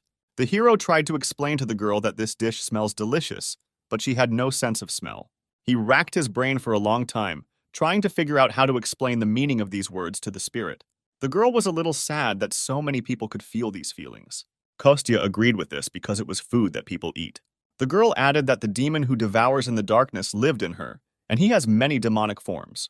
Demons can easily turn into a person and accept all his feelings. And since she was one of them, she should also be able to do it. The girl suddenly lit up and her body began to change its shape. A moment later, a completely ordinary human girl with blue hair appeared in front of our hero. Ondine opened her eyes, and the first thing she felt was a wonderful smell, which she reported to the hero. The guy was glad that now the spirit would be able to try his pizza and note to himself that the girl was very beautiful. Ondine carefully took one piece of pizza in her hand and guided it into her mouth.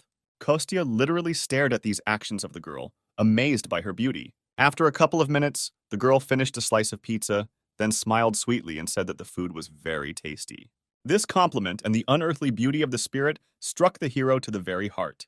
The girl asked for another piece, and Kostya in response was ready to give her even his soul. Then Ondine wanted to try something else. The hero offered her cola from the refrigerator. So they spent the rest of the day. The girl tried more and more new dishes for herself, and Kostya watched her reaction.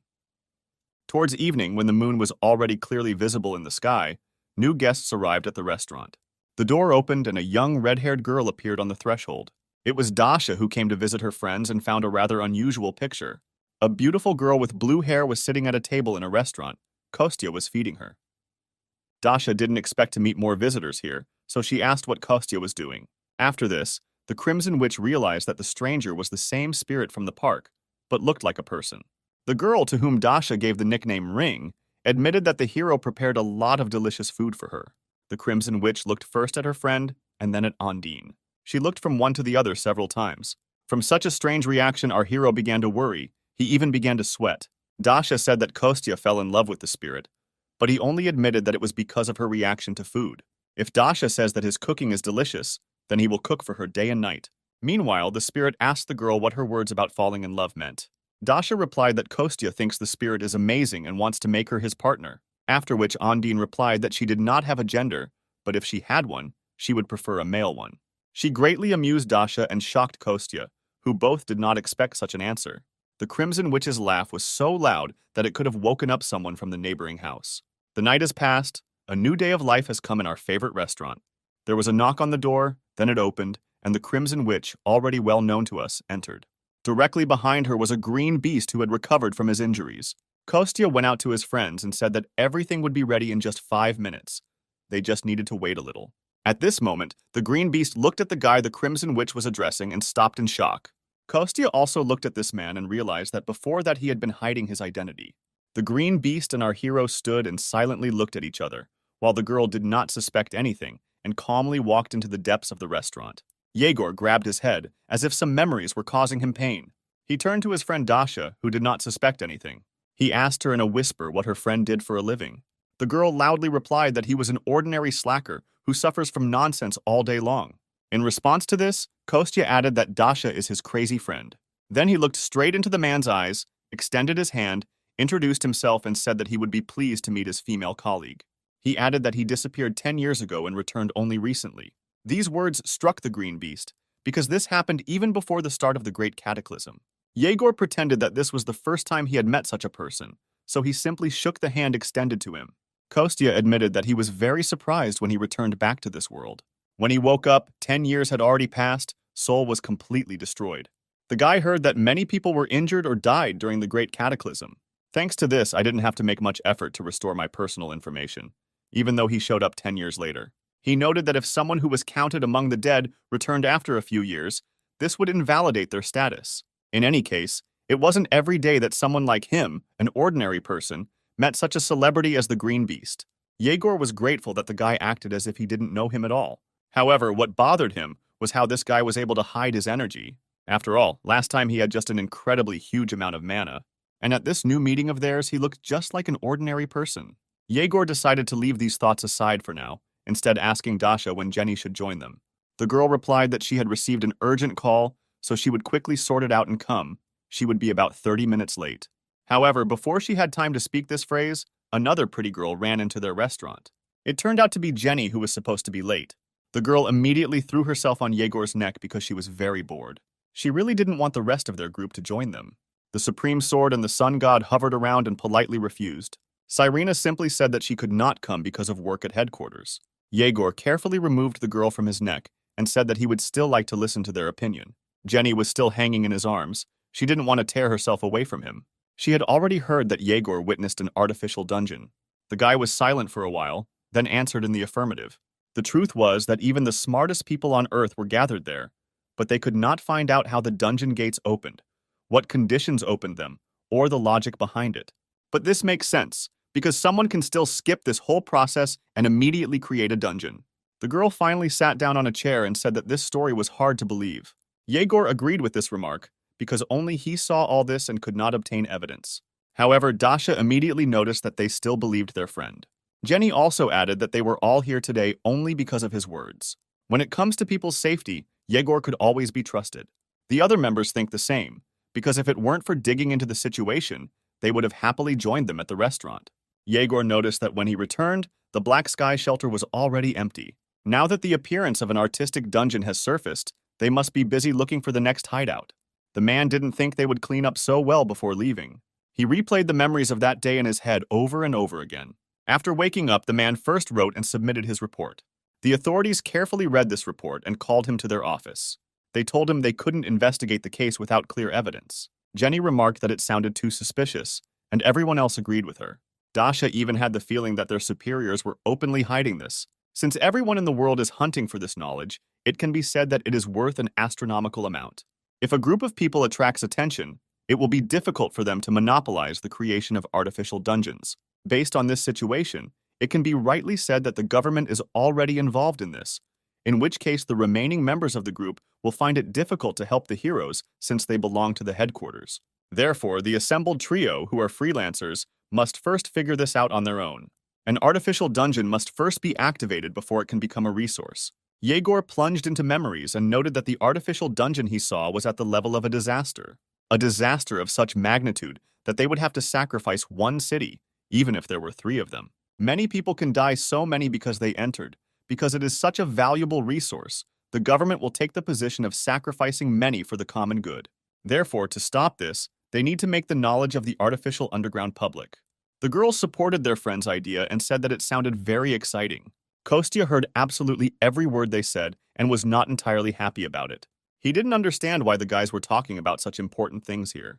The guy didn't want to attract attention to his restaurant at all and dreamed of just living in peace. A few days later, when there was the same beautiful sunny weather, it happened at one of the Seoul subway stations. Somewhere in the depths of the depot, where it was dark and damp, gray rats were running. There, among the dirt and fetid odors, a detachment of elves passed. Their new commander-in-chief asked his subordinates how far they had come. The creation of the dungeon gate had finally stabilized. The efforts of about 50 dwarves who had been working on it for 2 months had finally yielded some results.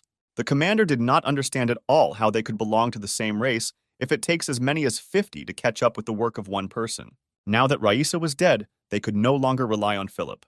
However, they were able to somehow compensate for this huge difference. The new commander-in-chief tiredly leaned his hands on his waist and sighed heavily. He then slowly turned to face his subordinates. The dark elf clapped his hands to attract the attention of everyone gathered. He spoke loudly and asked everyone to pay attention to certain details. As they all already knew, before the great entrance, the great warrior Raisa died in battle. Therefore, the Dark Elf announced that he would become a demon contractor in her place. All those present were very worried about what happened to the girl. That's why they had to rebuild the dungeon they created. The Dark Elf promised that this time they would definitely succeed. Everything they have gone through up to this point to get to Earth and survive. He ordered his subordinates to never forget all the humiliation of suffering they went through.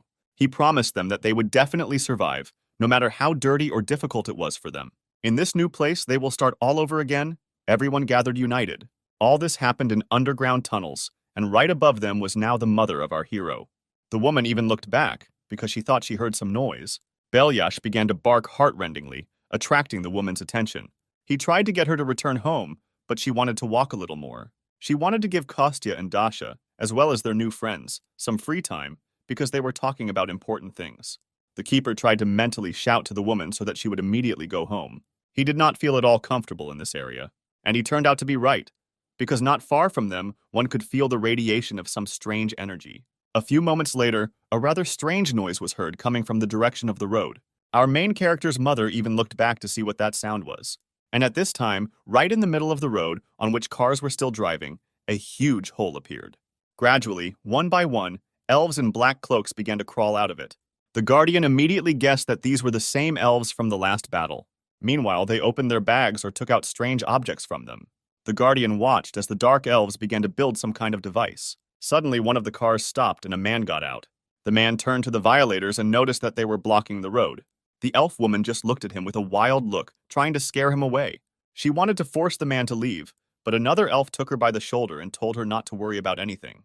The awakened man was furious at being simply ignored. Other people also began to stop and observe the situation. The awakened one looked around and realized that this situation was even better for him. After all, his throwing weapons will be very effective against the Dark Elves.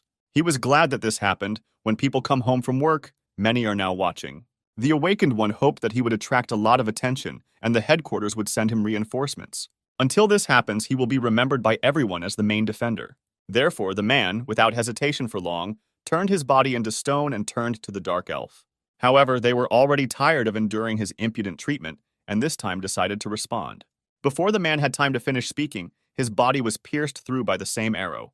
The guy didn't even immediately realize that he had been seriously wounded.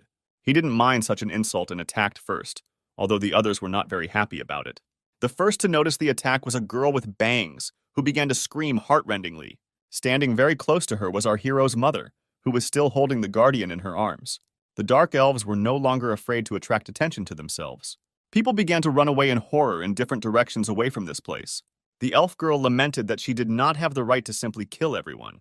Her partner, who had recently been restraining the girl, simply waved his hand. He said that now it doesn't matter anymore, and he can do whatever he wants there. Therefore, the Dark Elf climbed onto one of the cars and began to shoot people. She launched her arrows of energy theme at everyone she could hit. Just at this time, an unidentified dungeon was announced on TV in the restaurant. The rank of the threat was determined as a disaster. The camera footage from the scene showed a close-up of our hero's mother. The presenter said that at this level, this place would not be safe. Before he even had time to fully announce the news, our hero was already running out of the restaurant as fast as he could. The guy was the first to ask for attention to the fact that his mother and guardian were in the frame. He rushed to the scene as quickly as he could. Dasha followed the breaking news that was shown on TV. The girl didn't even immediately realize what had happened when Kostya suddenly took off. She froze for a few moments and continued to sit in her chair. However, then she quickly came to her senses and rushed to catch up with our hero. And at this time, a car with special passengers was already moving towards the scene of the incident. The gray-haired man was amazed that the awakened one was killed with one shot, even though he was supposed to be stronger than the Dark Elves. His subordinate confirmed that the video was not edited. Dark Elves are among the weakest of all low-ranking monsters. The man still could not believe the veracity of what was happening. The Dark Elves were clearly up to something, and it seemed that it had to do with breaking news about the dungeon. The chief was furious with the realization that they had been outwitted by some elves. He looked at the photo, which was taken just a few minutes ago at the scene, and decided to be more careful. If this corresponds to what the Green Beast was talking about when he claimed that an artificial dungeon had been successfully created, even though he told him back then that they couldn't investigate without any evidence. However, the man did not expect that his story would be true. In any case, he needed to personally appear at the scene and inspect everything.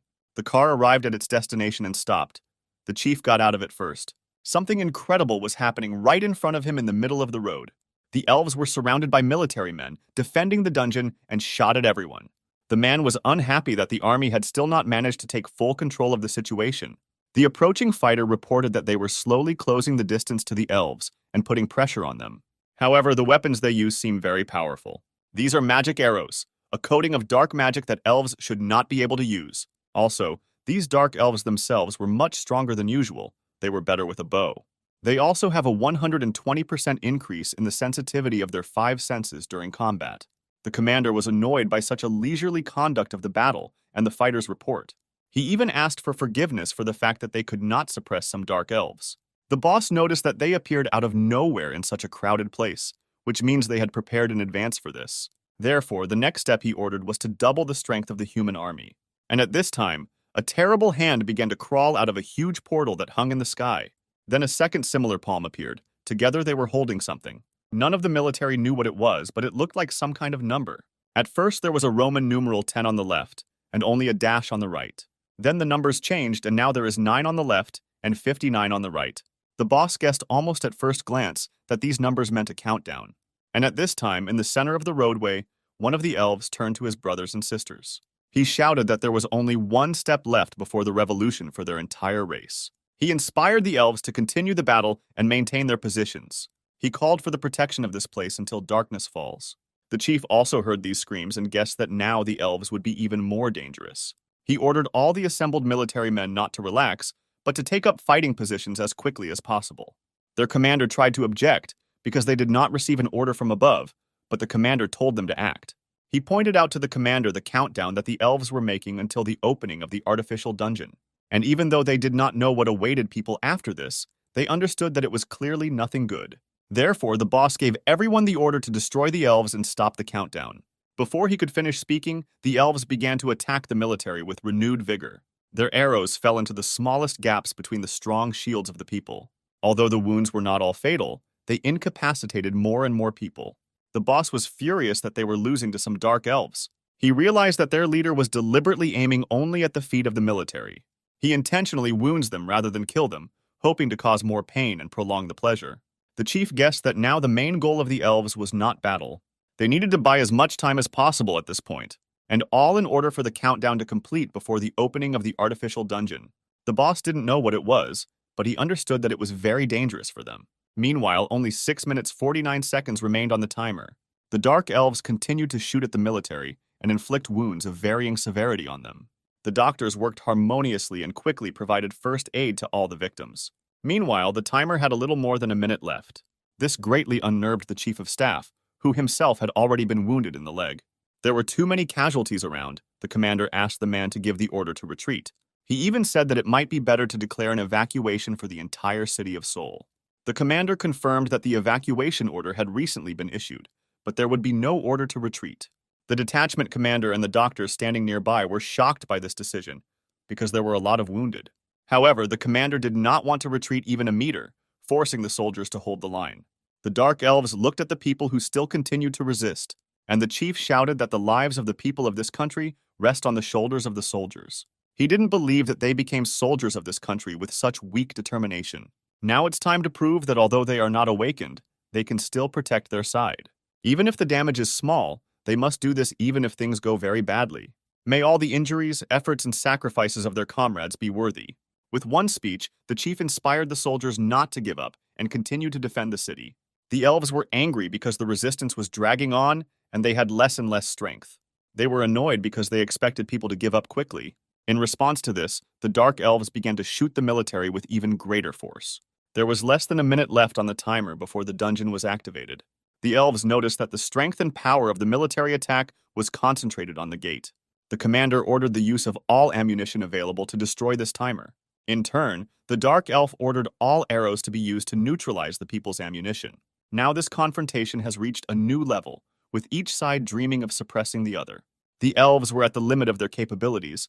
Their hands were already tired of holding a bow and shooting arrows, and now even one of the shooters could not hit his target because his arms could not withstand the tension. In this regard, it was easier for the military because they only needed to use automatic weapons. The tired elves noticed that they could not repel one of the human projectiles. He flew right on the timer and could have damaged it irrevocably. This really happened. The projectile hit the target, causing a reaction. After this, a huge explosion occurred. White light flooded everything around. The elves looked at the place where the timer used to be located and hoped that their device had time to work. They clearly did not expect such a reaction, but still believed in their victory. When the smoke cleared, it turned out that the timer had expired, but the space had cracked. Some kind of black slime was oozing from this huge celestial crack. The dark elves looked at what was happening and did not know how to react. The first to guess what was happening was their commander-in-chief, who turned to his brothers.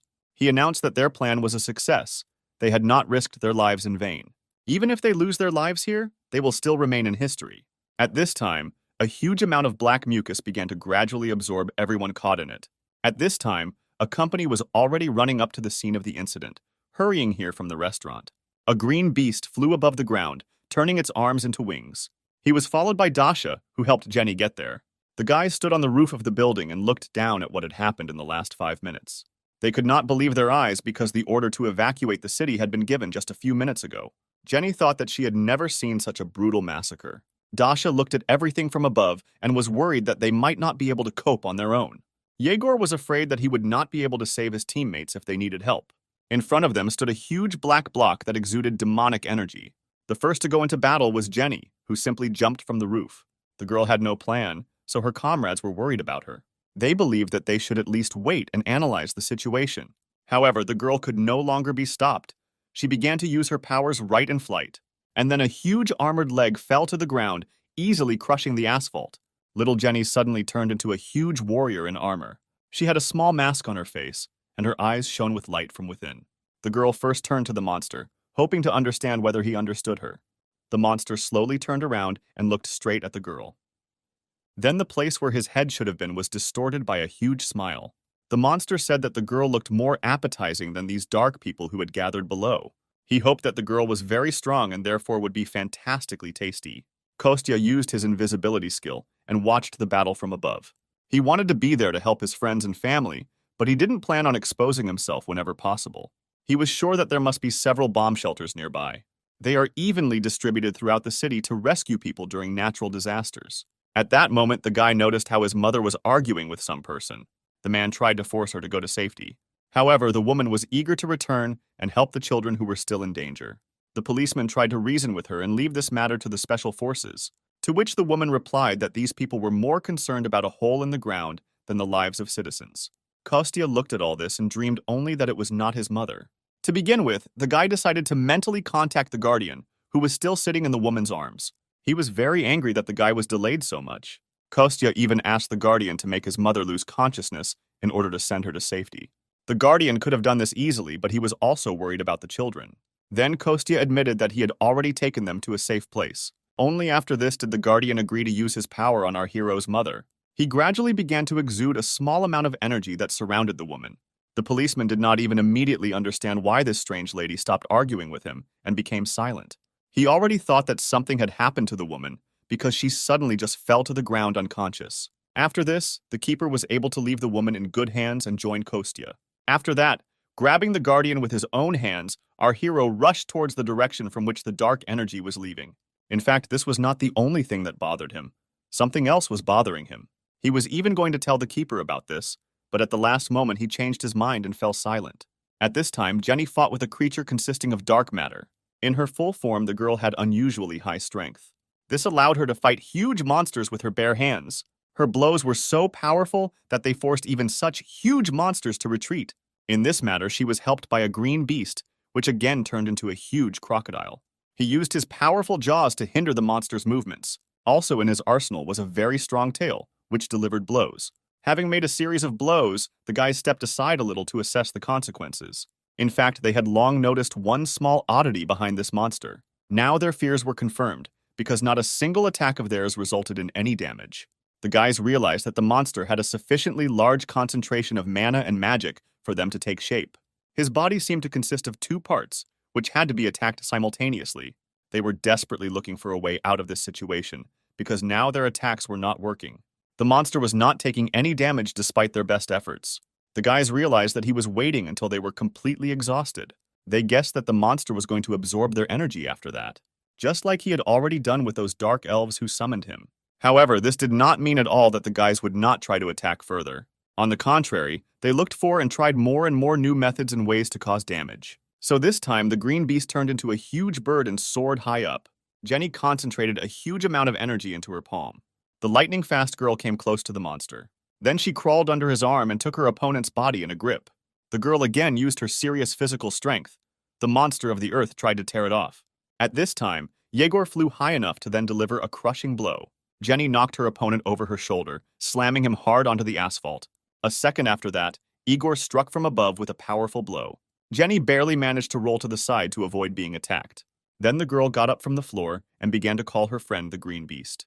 She made it possible for him to survive after such a strong blow to the ground. Finally, the smoke cleared, and a not very pleasant picture appeared before the girl. Her friend managed to turn into someone from the cat family and calmly landed. However, the monster managed to pierce his entire body with its spikes. From these blows and wounds, the green beast lost consciousness and turned back into a human. Right now, the monster opened its huge mouth and intended to devour him. Jenny was horrified by what happened and wanted to stop this monster. The girl rushed forward in desperation, hoping to make it in time. Jenny was called the Gold Giant and was a former member of the youth judo team. Thanks to her abilities as well as her friendly and fair character, she became popular among the Rainbow Six circles and beyond. However, the girl was still the youngest member of this team. Due to her age, she was quite rash and eccentric. The girl could commit rash acts if she believed that they were justified. Now, hoping to save her friend, Jenny rushed straight into the monster's mouth. The girl hoped to save her comrade, but did not calculate her strength. The monster's mouth began to grow and became even larger than it was before. It seemed that a little more and the monster would be able to swallow the girl whole. However, it was definitely not Jenny's plan to give up so early. She had to use all her remarkable strength just to get out of the trap. Literally, at the last moment, the girl was able to catch her hand on one of the monster's teeth and push herself out. The huge jaws closed, almost snatching off a piece of her leg. We can say that Jenny literally miraculously managed to avoid death. The girl even herself was shocked by the danger she managed to avoid. However, this was far from the end, because the monster's body began to shoot sharp needles. They were directed exactly towards the young awakened one. The girl again had to use her strength in order to jump to the side and not get hit. At the same time, she did not forget about her friend the Green Beast during her escape. Jenny reached out and grabbed her friend, who was still lying unconscious on the ground. She did it just in time because the monster's body literally turned into a cluster of sharp spikes that hit the ground. Even taking into account her incredible strength and speed, the girl barely managed to escape. Jenny turned to Dasha and asked how much time she still needed to prepare. Their task was to distract the monster, but the Green Beast was already wounded. And at this time, Dasha still continued to stand on the roof where they had all arrived together recently. It took the girl some time to gather all her energy into one ball. Now he had reached an incredible size and Dasha was holding him above her head. The people gathered below were amazed at how huge it was. Even the ball of the earth was distinct and unified, and its power was amazing. Concentrating such a large amount of energy required Dasha's enormous strength. She would like to help her partner now, but first she needed to finish the technique.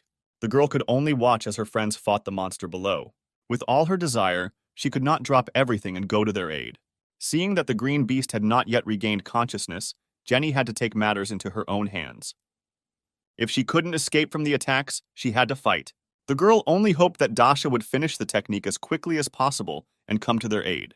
Even though the giantess could not do any harm to the monster, she could still delay him. This is exactly what was required of her now to gain some time. Therefore, the girl endured the pain and continued to fight, no matter what. And at this time, the magic ball that Dasha created became larger and larger. Even the monster felt the approach of a huge clot of energy and was distracted by it. Finally, Dasha's technique was completed. A staggeringly large stream of energy rained down on the monster from above. There was an explosion of enormous force, which caused a large shockwave. It seemed that even the air around him became somehow hot after the impact. And at this time, Dasha fell on one knee on the roof and tried to catch her breath. The girl had used the strongest of her skills, so now she prayed that it would work. This idea was suggested by the Green Beast when he noticed that the monster was entirely made of mana and had no tangible flesh. However, they see it with the naked eye due to the high concentration of energy and water vapor, just like during the formation of clouds. This was just his guess, so the guy decided to go back for Jenny and check it out. Even if the guy knew he was making a mistake, he still had to end the monster before it grew in size. Now Dasha looked at the results of her work and could not believe her eyes. At that time, Kostya was in another place and stepped into some kind of slurry. The guy was clearly pleased with such a mess and decided to go down the stairs next time rather than jump. However, even despite this dirt, he was pleased with what he found here. There was a real summoning machine in the air right in front of him. It was a strange installation that looked like a huge wooden cube. The guy immediately felt that the main energy was coming from another place. So he left his comrades to fight the monster outside while he went in search. Having reached the goal, Kostya finally released the Guardian and put him on the ground. He immediately guessed that the guy was going to give him the artifact and go down alone. The hero was again unhappy that the Guardian could easily read his thoughts. However, even so, his decision was no longer possible to change. Therefore, the Guardian began the formation of a small red ball, which was an artifact. Kostya said that his friend Dasha is taking over the case. Then everything will be fine. The Guardian felt a strange energy underground, but did not dissuade the hero, since his nose was now like stone. Belyash took on his true form and carefully touched the tip of his nose to our hero's head. Every time he did this, it seemed to Kostya that he looked like a real keeper, to which he irritably replied that he was the real keeper. The hero knew that both of them were connected with the earth by special warm feelings. The guy sincerely admitted that he would prefer to die on Earth. However, he added that it would be even better to stay here forever with his family. While they were talking, the Guardian climbed into the red bubble that was supposed to protect him.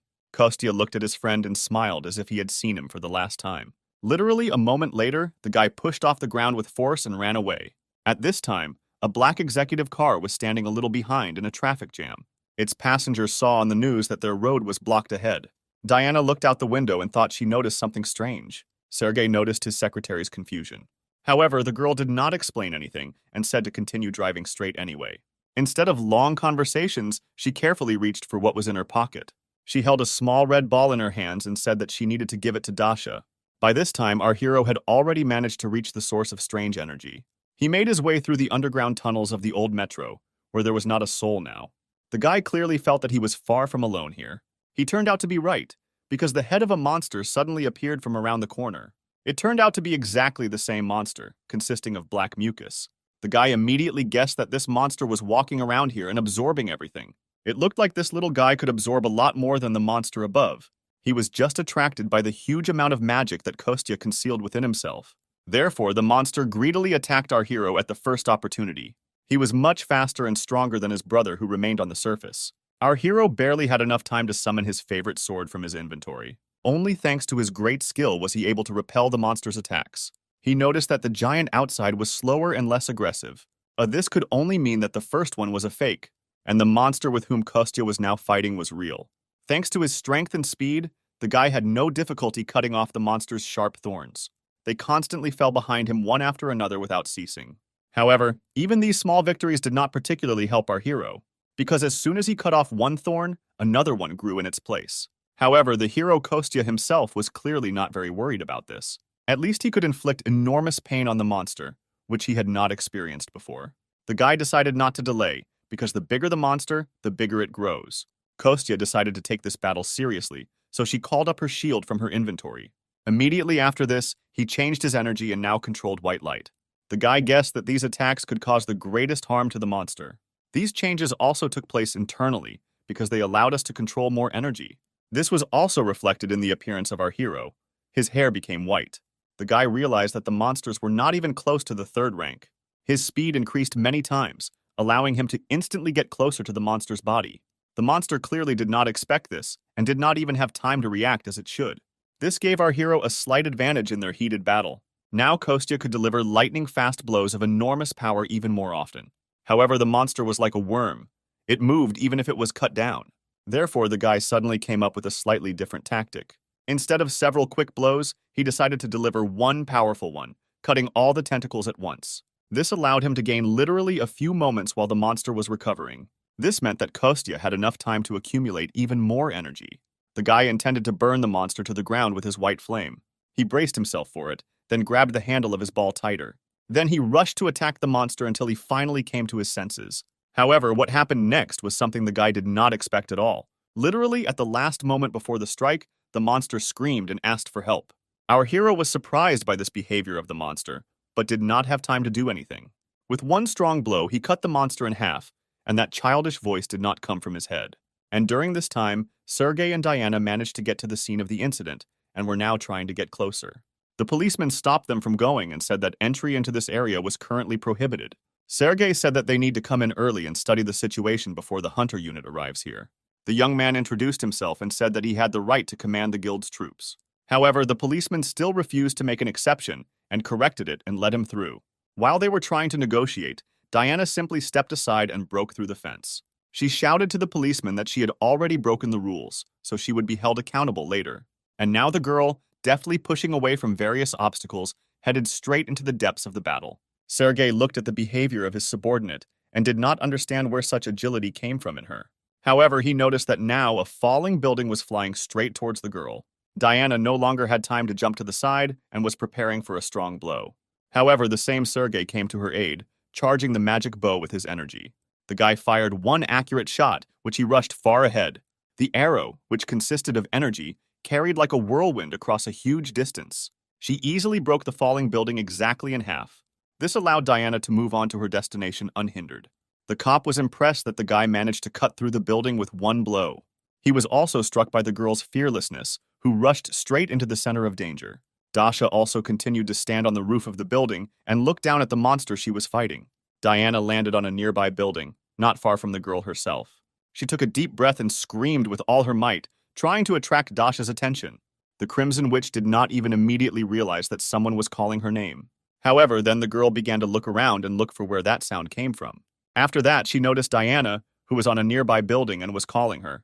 Despite everything dangerous, the girl climbed here in order to give her something valuable.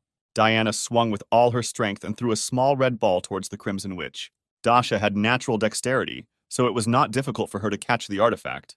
The secretary shouted that this thing has the ability to increase the strength of its holder, which means she could help the girl fight more effectively against the monster. Dasha looked at the small red ball in her hand and couldn't believe it. However, she decided to trust her friend who told her this. The Guardian still continued to travel in his red protective bubble. Now he flew up and stopped right above Jenny lying on the ground. Initially, he planned to inhabit the body and deal with the situation on his own. He remembered his last conversation, which he had with Diana. Then the wolf was in his true form as a huge white beast. Diana thought that this was the same dog that helped her develop her skills. Gratitude for this, the girl promised to hand over this item to Dasha herself. This allowed the custodian not to waste time and do other things. Now he noticed that Jenny had lost all her strength and needed help. The Guardian used his power and used it to heal the girl. Previously, it had been too easy for him to even worry about people, let alone help save this planet. He kept hiding behind excuses about how it wasn't his fault. However, everything changed as he gradually regained his strength. The Guardian continued to stay close to people, and his attitude towards them changed. Jenny came to her senses and was even able to open her eyes on her own. The girl was enveloped by a huge amount of unfamiliar energy. She slowly sat down. Jenny felt that the spent mana core had been completely restored. The girl was glad that now she could finally fight. Her entire body was lifted with energy, as if the previous exhausting battle had never happened. Jenny immediately rose to her feet and reached towards her opponent, and the Guardian admitted that he had no choice but to protect people to the very end. He realized this again, and now intended to go back to Kostya to help. At this time, he continued to fight alone with a real monster. Their battle lasted quite a long time and managed to wear the guy down quite a bit. He was lucky that so far not a single person had come to this station and could stop them. Our hero decided to change his powers again, this time to sacred water. Immediately after this, all his weapons were covered with a thin layer of water. The course of the battle changed a little after Kostya first heard a human voice from the monster. So he tried to reach his consciousness and talk to the monster. First of all, he was interested in whether he really devoured all the dark elves that were in this place. The monster didn't answer him, just smiled bloodthirstily. Kostya was amazed that the monster had the audacity to laugh right in his face. The monster found this situation very funny and did not see any problems.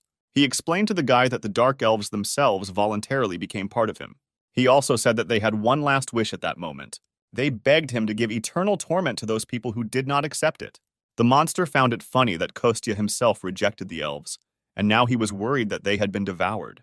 The guy admitted that dark elves are different from ordinary elves. Dark elves mainly worship, deify, and present their wealth to the demon. And the problem is that in the process, there is not enough land and wealth. Therefore, the souls of other times or all their lands are sacrificed.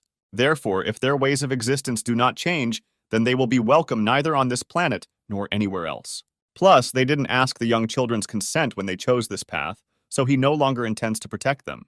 Immediately after this, the hero pushed off the ground with force and headed towards the monster. He moved his hand with the sword in it back, intending to strike. The monster clearly did not intend to sit idle and responded by attacking the guy himself. However, even this was not a particular obstacle for our hero. He just grabbed his sword more comfortably in his hand and promised to burn the monster from the inside. Kostya was heading straight into the middle of the monster's mouth, which was preparing to swallow him. Right before this, the guy managed to use his power of the sacred fire. Therefore, he fell straight into the monster's mouth and immediately released all the accumulated energy. The monster was clearly not wildly delighted with this situation. Kostya was amazed that this monster managed to devour his flames. He didn't understand how this happened, because the attribute of darkness was supposed to be weak against white flames. However, instead, the monster only began to attack our hero with more and more tentacles. But this time, the guy barely managed to put up a shield to protect his face. After the attack, some strange spots remained on the surface of the metal, which gave our hero an idea. He realized that he was fighting against a leech spirit because he had encountered one before. One of them just stuck to his shield and didn't want to fall off. While the guy hesitated, more and more spirits attacked him from above. Kostya had to use all his internal energy to create a protective field around himself. The hero quickly realized that he must not give this parasite the opportunity to spread. Therefore, he will decide to absorb everything spiritually and the energy that is here. At the same time, he still needed to continue to fight off the monster's attacks. The guy barely had enough strength to do several things at the same time. He had to put more and more effort into this each time. One of the monster's severed tentacles ended up right behind our hero. He had a mind of his own, so he tried to detain the guy. However, the hero was not so simple and used his power of white flames to free himself. All this time, he also did not forget to absorb the energy released here. The monster looked at his opponent and was truly amazed at his durability. Even he thought this guy was too reckless to be human. Kostya had already managed to stand up during their battle and was now breathing heavily. The boy noted that if this battle was intended to slowly drain his stamina, then it was quite successful. However, this did not mean that the guy was going to give up right then and there. He still continued to bravely fight alone against the monster.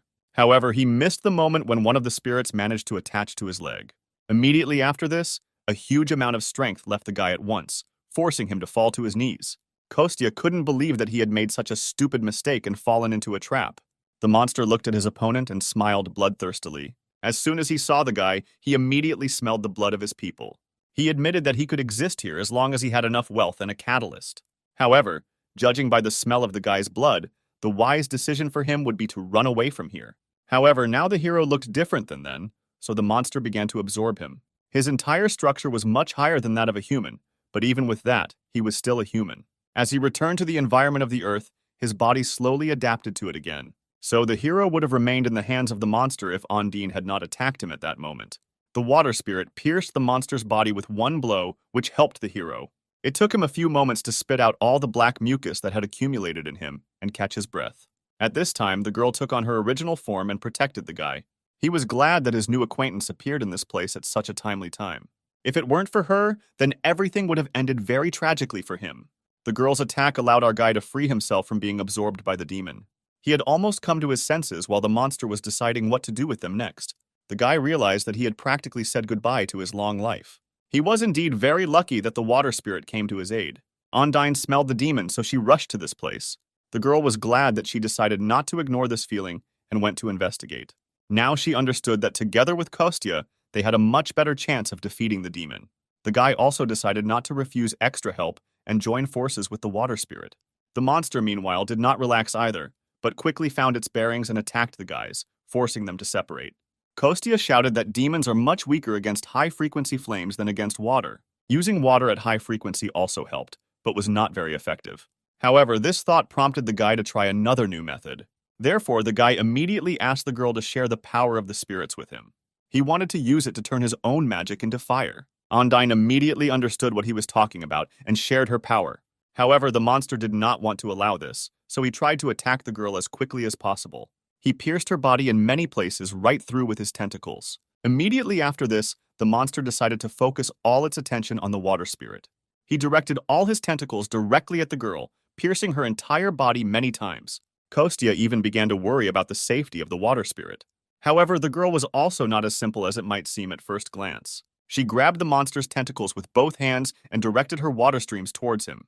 This allowed her to quickly weaken the monster for a short time and free herself. Ondine decided not to waste time and continue doing what she was interrupted. The girl concentrated all her power in one hand and directed it towards our hero. Kostya almost immediately felt an incredible surge of magical powers. The monster, meanwhile, did not stop attacking the guys again and again. Kostya needed to seize the moment to attack, but so far he could only dodge. The monster delivered a huge number of blows per minute, making the guy sweat. He had to fully concentrate on this battle so as not to miss a single blow. This went on for some time. The monster attacked, Kostya repelled all his attacks. The monster was amazed that the guy was able to withstand all his blows, but according to his calculations, he should have run out of all his strength long ago. However, Kostya could not only withstand the blow, but even reflect it.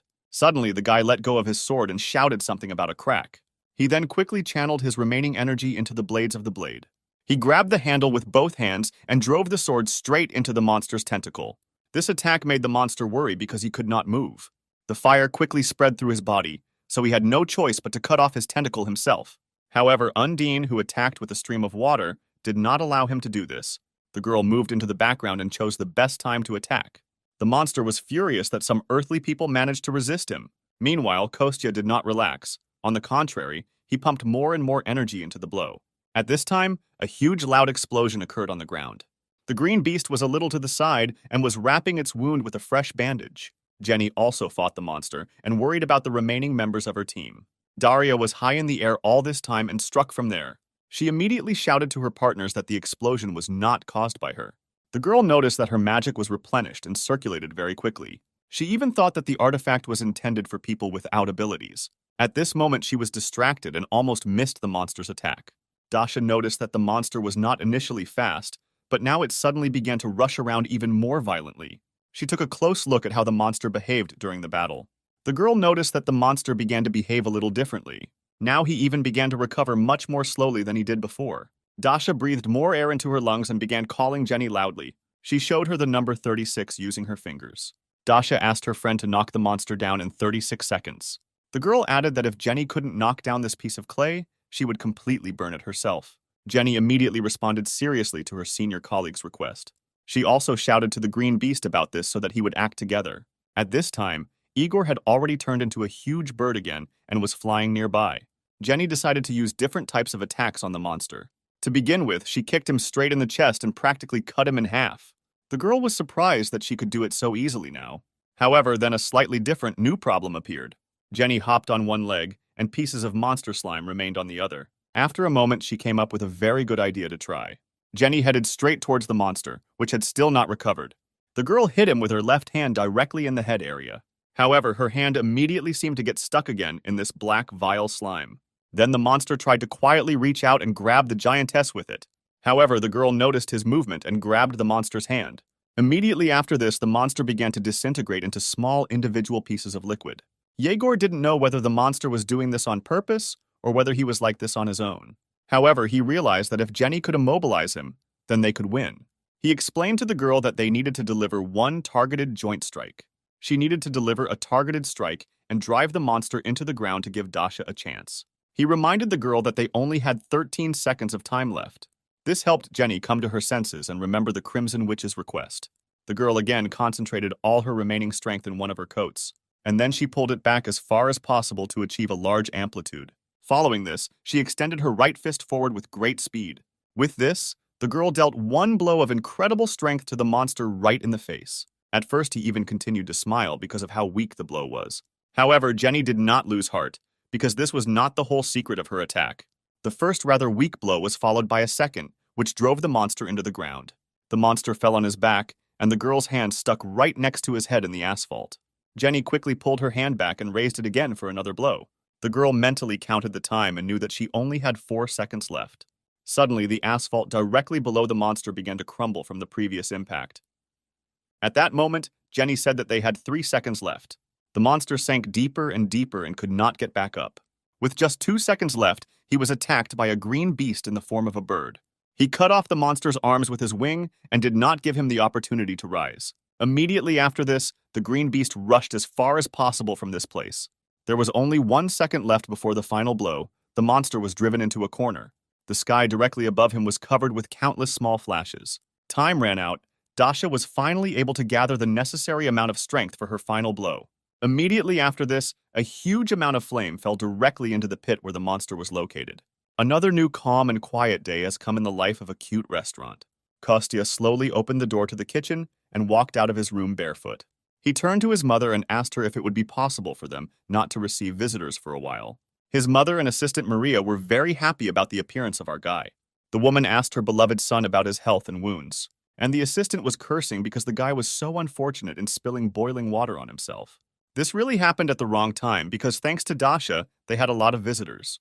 The guy didn't understand why there was so much interest in their small restaurant. Masha said that the newspapers wrote that their food had increased magical powers.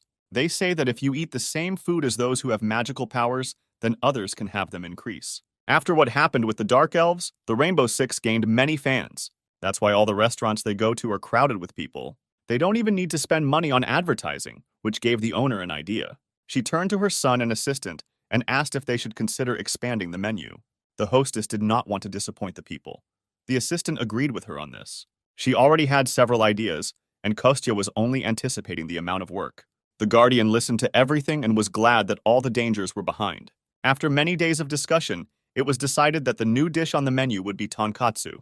At first, the hostess doubted it for some time because this was a rather simple and old dish. However, Kostya assured her that he could cook it in a special way. Moreover, you can serve it with a bunch of different sauces to earn extra money from it. It would be better if they made a couple in advance to try out the pen, so Perry went grocery shopping. And at this time, the Crimson Witch was at home with the artifact. The girl sat in front of a large red stone and looked at it from all sides. She recalled how she used to always refuse to purchase an artifact. She even claimed that their use was only for weaklings. However, now she was using it herself, so her pride was truly hurt. But since she had acquired an artifact, she needed to find a use for it. The only problem was that her class was more of a warrior than a magician. Therefore, now the Crimson Witch was spinning this ball in her hands and looking for a use for it. She noticed that the artifact was so huge that it could have killed someone itself. Right while she was thinking, the girl's phone rang in her hand. Without thinking, the Crimson Witch picked up the phone and brought it to her ear. However, the girl almost went deaf from how loudly they screamed on the other side of the line. Dasha even dropped her new phone on the hard floor and it cracked. The girl was annoyed that because of her interlocutor, she would have to repair her device. Kostya asked not to pay attention to extraneous sounds and asked what she needed. Dasha threatened that if he spilled the beans that she was asking him for help, then something bad would happen to him. The guy was silent on the phone, so the girl had to make a threatening voice and force him to agree. Kostya himself was no longer happy that his old friend offered his help. The girl turned to him because she needed the help of the gnomes, and the guy communicated with them. At that time, Kostya was flying through the air and fighting off the birds that were preventing him from listening to his interlocutor. The Crimson Witch admitted that she received her artifact from Diana. Initially, she only wanted to pay her for using this artifact. However, the girl then objected and replied that she simply found him herself.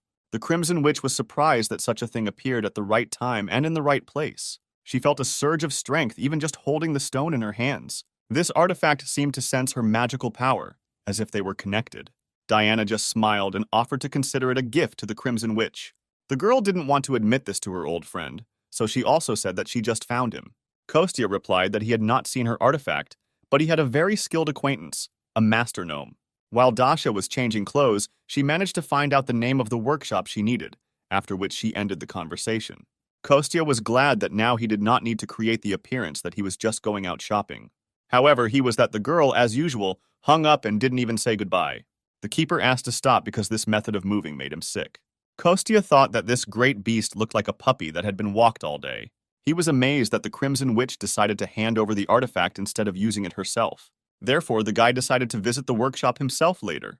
In the meantime, he looked around in search of the ingredient he needed. Finally, the guy saw a huge desert alligator, which was right below him. Meanwhile, someone was barely dragging their feet and breathing heavily after each step. This creature was completely smeared in mud. Its body was covered in wounds. The little gnome walked forward with all his strength and thought that he did not want to die.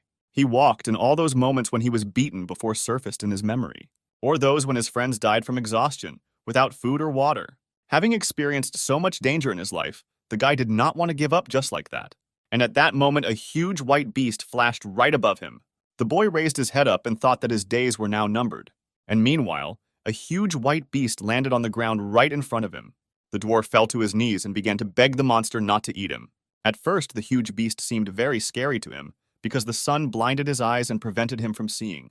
However, it turned out to be not a monster, but Kostya, who was surprised to meet a gnome in these places.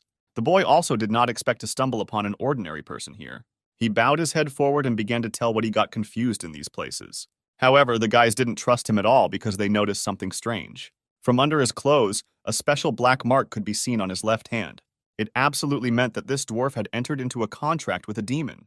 Therefore, to begin with, they decided to ask the gnome how he ended up here in the first place. The guy said that he was a slave, he was kidnapped by a criminal organization, and he had to repair various things for them, and then he ran away.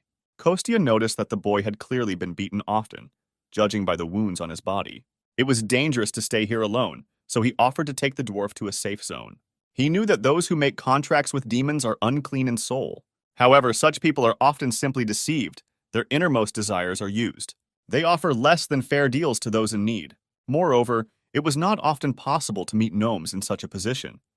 The guy was simply interested in listening to his story. Together, they all sat on the back of a huge white wolf and rushed off into the distance.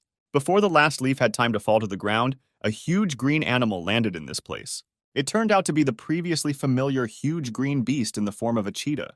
He carefully leaned right down to the red blood stain on the ground and sniffed it. However, the beast also felt some other smell, in addition to the main one. He realized that the escaped prisoner had encountered someone else on the way. This dwarf was the only one of those who remained alive from the Blackvine tribe. Therefore, the cheetah needed to find him at all costs. At this time, Kostya, the guardian, and the little gnome came to the gnome's workshop. The old man was just sitting and dealing with the artifact at the table in his office. He was very surprised by the sudden appearance of his old acquaintance. Kostya introduced him to Petya, whom he found in the Dark Zone. He was kidnapped by a criminal organization. However, mentally the guy conveyed to his friend the information that this gnome had entered into a contract with the demon. The old man was horrified that such a gnome appeared in his workshop. Kostya said that everything was fine because he attached a protective device to the guy. However, before he could finish speaking, he heard a very familiar speech outside the door. There was a lot of excitement in the park because the green beast from the Rainbow Six had visited. He persistently asked for an audience with the leader of the gnomes, although it was not recorded in advance. However, the master refused him because first he had to get permission. However, Yegor tried to go inside the workshop, bypassing the rules. Kostya noticed that his new acquaintance Petya began to shake violently with fear. He mentally asked the elder to let the green beast into the workshop. So the old man got down from his chair and went to greet the guests. Yegor was still trying to break through the master when the boss himself came out to him. The elder turned to a member of the Rainbow Six and asked why he came here. At this time, Kostya covered the dwarf's mouth with his hand and made them both invisible. Yegor admitted that he was pursuing the villain and followed in his footsteps right here. He walked confidently into the workshop to look around. The man walked through the doors and stopped right in the center of the room. He looked around, but did not see anyone here except the chief master. Yegor admitted that he felt a familiar aroma in this room, after which the ruler admitted that a crimson witch had recently visited him and brought him an artifact. After that, only Yegor calmed down a little and apologized for his intrusion. He also reached into his breast pocket and pulled out his business card. The villain could be nearby, so Yegor asked the foreman to tell him if he noticed anything suspicious. Immediately after this, the green beast again turned into a huge bird. He thought that he had completely lost the trail and flew away from this village. Immediately after this, Kostya was able to remove his invisibility mastery. He released the poor gnome to the ground and asked if he would tell them the truth. The old man was also not delighted with such lies to the awakened hunter. Kostya ordered the gnome to tell him why he is considered a villain and is being pursued by the Rainbow Six. The guy looked very sad but did not look like a villain at all. He decided that he no longer had the slightest opportunity to hide the truth. Petya began to slowly unbutton his overalls and took off his shirt. Only after this, Kostya and the elder noticed that the guy had a soul stone in his chest. Our hero was amazed at this discovery because he did not expect such a turn of events. With tears in his eyes, he begged not to extradite him because he only had 6 months to live. The main thing for him was to hold out for this period, and after that he was ready to suffer any punishment. The Soul Stone, as its name suggests, is a stone that stores souls, as well as one of the main and most common ways a demon uses dark magic. All these stones always differed in color and brightness. The brighter the stone burned, the greater the number of souls contained in it. After that, Petya plunged deep into his memories and began a sad story. Once upon a time, he argued with his master, father, and Chief Tony. At that time, this young guy was only 15 years old. His mentor was so angry that he didn't even want to talk to him anymore. The leader was clearly dissatisfied with something, and this was not the first time they had argued. He forbade the young guy to engage in any nonsense. However, Petya sincerely believed that dark magic would help their tribe move on. Then they will no longer have to forge any stupid swords and shields. They will be able to learn to use and master real magical power. However, this conversation angered the leader of his tribe to the core. Now the man understood why everyone called this guy a goner. He ordered Petya to get all these stupid thoughts out of his head. Immediately after this, return to your work and no longer anger the leader. But instead, Petya went not to the workshop but to his room at home. The guy was upset because these stubborn sheep did not listen to him. Times are changing. There was no need for them to cling to outdated traditions and foundations that no longer mean anything. The guy believed that gnomes would never be recognized if they continued to stagnate in one place. Therefore, the guy collected the necessary things, then put them in a backpack and hung them on his back. He decided to leave home and learn dark magic on his own. The guy was determined. He even got ready and went out into the yard.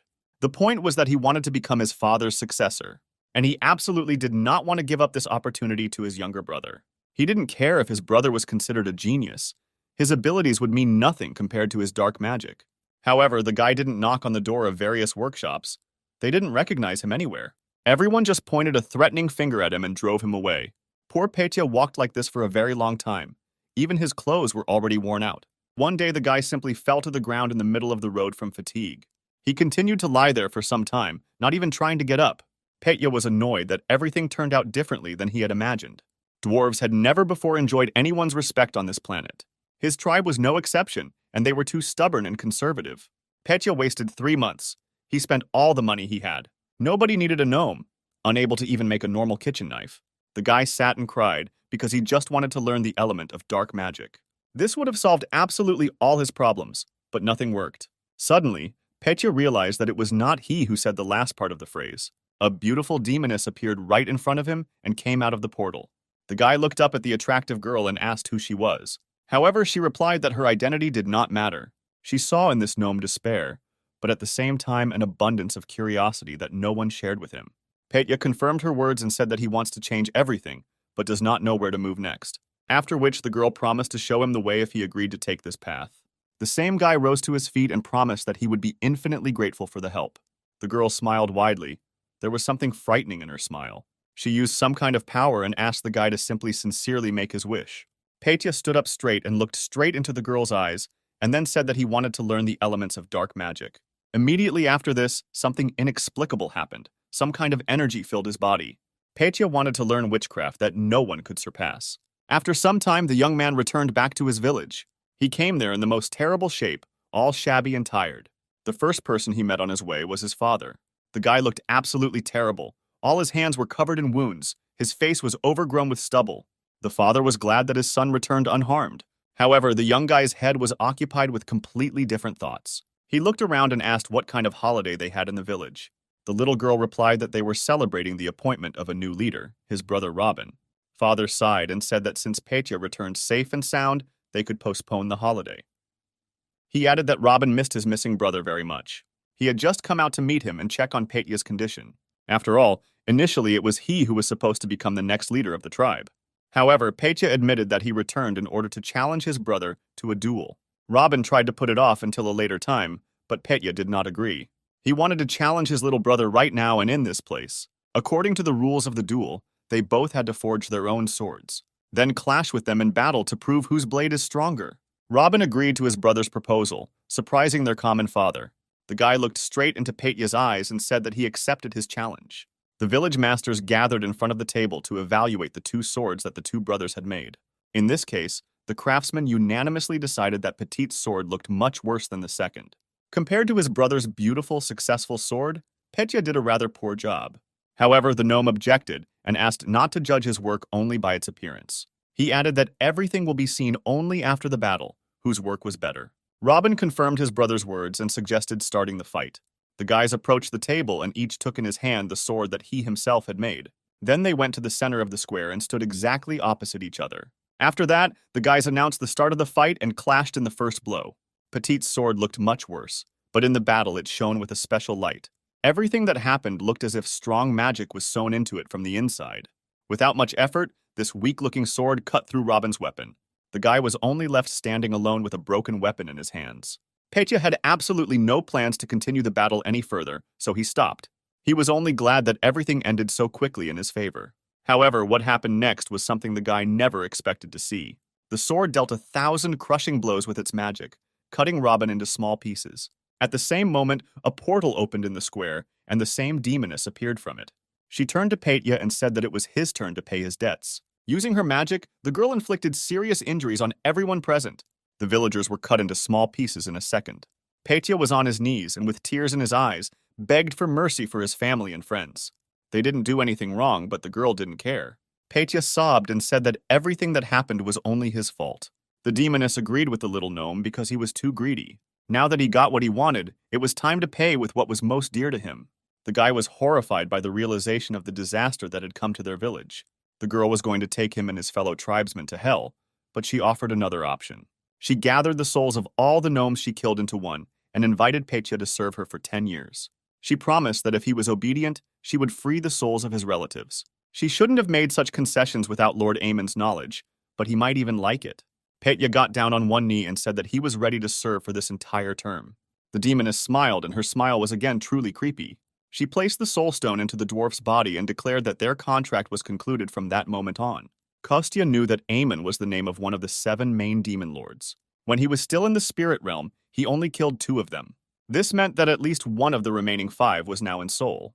Petya didn't care about his death, but he didn't want the souls of his fellow tribesmen, imprisoned in stone, to go to hell. Kostya asked the crying guy how long he had been serving the demoness. Petya replied that he only had about 6 months left to live. He wanted Kostya to protect him from the kingdom of demons and members of the Rainbow Six for 6 months, and in return, he promised to tell everything about them. The hero decided that if he found the information useless, he would hand the guy over to the beast. Petya signed a contract with Belita, the leader of one of the units of Satan's army, Amon's closest henchwoman. He served her all this time along with the Dark Elves. According to Kostya's recollections, the Demon Lord commanded 12 detachments, and they were all divided into 4 different directions, like the Black Vine, which is engaged in recreating demonic power. Petya created a power source for them that controls the artificial dungeon. Kostya did not believe that such a small gnome could have enough strength and skills for this. Petya agreed with him, but there were enough of them. The hero suggested that there were other directions under the leadership of the rest of the demon lords around the world. He thought that they were scattered across different countries, but the dwarf said that they were all in Korea. Kostya at first thought that he had heard this answer. However, then he realized that the dwarf was clearly not joking and was telling the truth. The guy was amazed that they all gathered on such a small piece of land. The dwarf added that he heard from someone that a divine revelation had come to the rulers. It said that a warrior would appear in Korea who would save the entire earth. That is why all the rulers were now searching for this very hero. Petya learned all this information when he sometimes drank with the demoness Belita. However, the guy added that this was all the information he had. However, Kostya admitted that even this was enough for them. An elder intervened in the conversation and said that he had a proposal. He asked the hero if it would be normal to arrange for Petya to work in his workshop. The dwarf was amazed that this old man was ready to accept him into his team of masters. The elder had a lot of work, so he believed that Petya could be useful to him. Kostya could not refuse his old friend when he smiled so sincerely. Night had fallen in Seoul. Only the moon shone lonely in the firmament. 2 men in black suits with weapons in their hands walked through the back streets and killed the living creatures they encountered. The subordinate was unhappy that they opened a headquarters in a government-declared danger zone. The boss replied that because of the monsters, there weren't many places they could do business from. Any enterprise on a common territory was doomed to failure from the very beginning. He also reminded his subordinate not to forget his manners. After all, they were not going somewhere now, but to talk with their leader. Diego was the boss of Korea's largest gang, Dongchun, and the leader of the Blue Sky Syndicate. The men came into his office, bowed, and began to report on the dungeon. It may have been fake, but the dark demonic energy was amazing. It couldn't compare to the energy of a real dungeon, but everything worked perfectly. Diego was unhappy that such a stupid gang took the place of the leader. His right-hand man and chief assistant handed over an important document to his boss. He reported that their red candy project was rejected. Diego was not happy about this news, but he initially suspected that he was doomed to failure. However, the secretary added that the blue candy project has already prepared its first prototype. It was a small blue capsule, which consisted of 2 parts. Diego was pleased and clarified when it was made, after which he wished to immediately go and check out this project. He was interested to know about all the results of this experiment. So the men got together, got into their cars, and went to the base in the middle of the night. It was a closed training ground, surrounded by a high fence on all sides. Security was at a high level. Sleep inside was only possible through massive doors. Diego, surrounded by his assistants, calmly passed the security point and got inside. There, a laboratory assistant ran to meet him, getting dressed as he went. He suggested that Mr. Chairman conduct an inspection of the base. The company moved deeper into the structure, and Diego asked the researcher about the results obtained. He answered something that it would be better for a man to see everything with his own eyes. He read that no report can fully convey the complete picture. Diego was in the laboratory, and right in front of him hung a huge beast connected to various tubes. The man was pleasantly surprised by the werewolf he saw. The laboratory assistant explained that about 12 minutes had passed since he ate the blue candy. He decided to demonstrate the difference between the blue and red prototypes clearly. The man walked up to the dashboard and began to turn some sensors and press various buttons. Diego walked up to the laboratory assistant and looked at the graphs and diagrams that he displayed on the screen. It was obvious to him that 100 mana growth and physical strength were far superior to the red candy. A werewolf could remain in this state for an hour, and then he would lose his mind, fall into madness, and die. Diego put his hand on the researcher's shoulder and said that his result was simply excellent. The guy even managed to rejoice at his boss's reaction. But that was not all. Mr. Chairman forcefully released his hand on the laboratory assistant's shoulder. He announced that their next prototype would have to last at least 3 hours. The guy was truly horrified by the atmosphere that surrounded his boss. He still remembered how the last time he grabbed his predecessor in this position by the throat. Diego simply threw the guy into the sewer when he didn't meet his demands. Now it dawned on him that now he himself found himself in the place of that unfortunate man.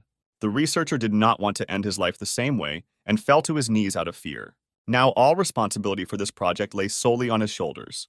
And at this time, our hero Kostya was in a hurry somewhere with all his might. He didn't keep track of time at all and was now terribly late.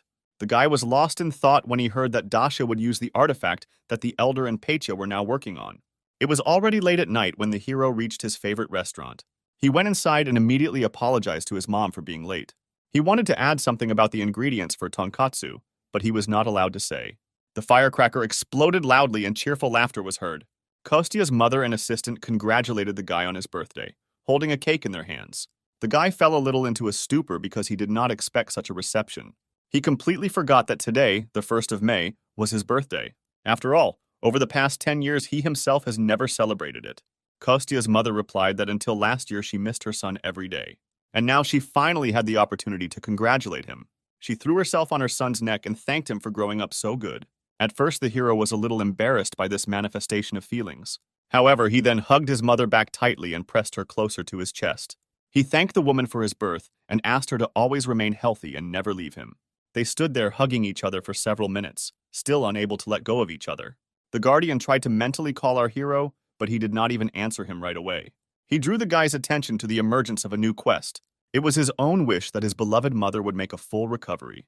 It was necessary to ensure that the woman, who due to prolonged 10-year stress caused by her unlucky son, began to recover. If her condition improves by 10%, then 10 million karma will be awarded and 100 million for complete recovery. The Guardian still could not believe that such a good-for-nothing son had become the protector of the earth. Kostya wanted notifications about quests to be shown to him themselves, because due to the Guardian, he often finds out about them only after completion. This happened last time, although the guy would have gone to the right place anyway because of his mother. In any case, the Guardian's level has now increased significantly, and the mother's health has improved. Kostya didn't know that it was fashionable to put some kind of sound on notifications. He didn't understand at all why such a highly developed intellect needed any alarm clocks. The keeper asked not to belittle his merits, but still complied with the guy's request. But instead of a melody, he left a very loud and nasty sound. Dasha's voice resounded in the hero's head and ordered him to urgently get out and complete the quest. Kostya didn't understand why Belyash chose the girl's voice for this role. They mentally continued to swear. The hero stopped watching his facial expression. His mother noticed this and asked if he was okay. She offered to open the gifts that she and Masha had prepared for him. Kostya suggested in response to this that they start preparing a festive dinner. The assistant was annoyed and asked the hero if he even knew how to cook. The guy immediately rushed towards the kitchen, all inspired. He said that a trial tonkatsu would pass for a holiday dinner, and for now Mom could rest. He knew that the troubles associated with the holiday were difficult, so he decided to take on the food himself. Masha admitted that she used to consider him a good-for-nothing son who had been sitting on his neck for 30 years. The guy didn't answer anything and just went to the kitchen to cook. The girl believed that such a guy would also turn out to be a good-for-nothing chairman. Kostya's mom didn't understand what she was talking about, but supported the idea. Their conversation sounded like complete nonsense, but the hero was happy to see his mother smiling. The first thing he did was open the refrigerator and take out a loaf of sliced bread. Then the hero carefully put some of it into a bowl and put the rest back in its place. He decided to lay out the base for the dish from breadcrumb. Then he called from his inventory the meat of a wild animal he had recently caught, added some Epsom salt and pink pepper to the boar tenderloin. Then he threw a piece of meat on the table and coated it thoroughly in spices. I beat it a little for softness and cut it shallowly with a mesh, after which the ordinary piece of meat took on a rather appetizing appearance. The guy poured oil into the pan and also prepared a batter from beaten eggs. Then I went straight to layering the various ingredients. I rolled it in batter, then in breadcrumbs and sent it to fry in hot oil. After some time, a very pleasant aroma of ready-made food began to be heard from the kitchen. Kostya served small dishes with his new menu item and went out to the tables. On a plate, he brought out festive tonkatsu for his beloved mother. The dish looked so delicious that even Masha was pleasantly surprised. The guy also prepared the sauce, but asked me to try it without it first. He carefully cut the dish into several parts and allowed the first sample to be taken. The assistant and the hostess simultaneously put a piece of tonkatsu into their mouths. They simultaneously turned to each other and admired his refined taste. The guy was pleased that he had proven to Masha his ability to cook. After that, he asked the girl why she looked away and hid her gift. In fact, she thought that the hero did not know how to cook at all, and bought him a book on the basics of cooking. But just in case, I decided to bake him a birthday cake. Now the mother gave her son new cutlery, because she thought that he would have to use the old ones. The hero already understands his hands to the gift, when at that moment the phone on his bracelet rang. The guy was unhappy that such a sweet moment was interrupted. He put the call on speakerphone, and Dasha first asked to call his mother. She congratulated the woman on her son's birthday and said that she was already on her way to them. He began to praise the hostess for putting a lot of effort into raising her son. Kostya interrupted the girl and asked if she forgot to say something.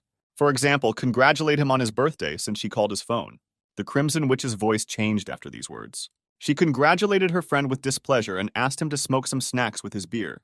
Kostya was dissatisfied that the girl had the impudence to ask him to leave after such a solemn congratulation. He announced that they had tonkatsu, and therefore he was not going to go anywhere. The hostess added that they still have a cake that Masha prepared. Literally, a couple of minutes after this, the girl rushed over with bottles of beer, and the guys began to celebrate the hero's birthday. After a while, we see Boss Diego twirling some kind of blue ball in his hands. He was riding in the backseat of the car and talking with his driver and assistant. He announced that from now on, he was closing the Red Candy Project. Instead, he plans to replace them with blue candies soon. The assistant commented on what sounded like a rebrand, which made his boss laugh.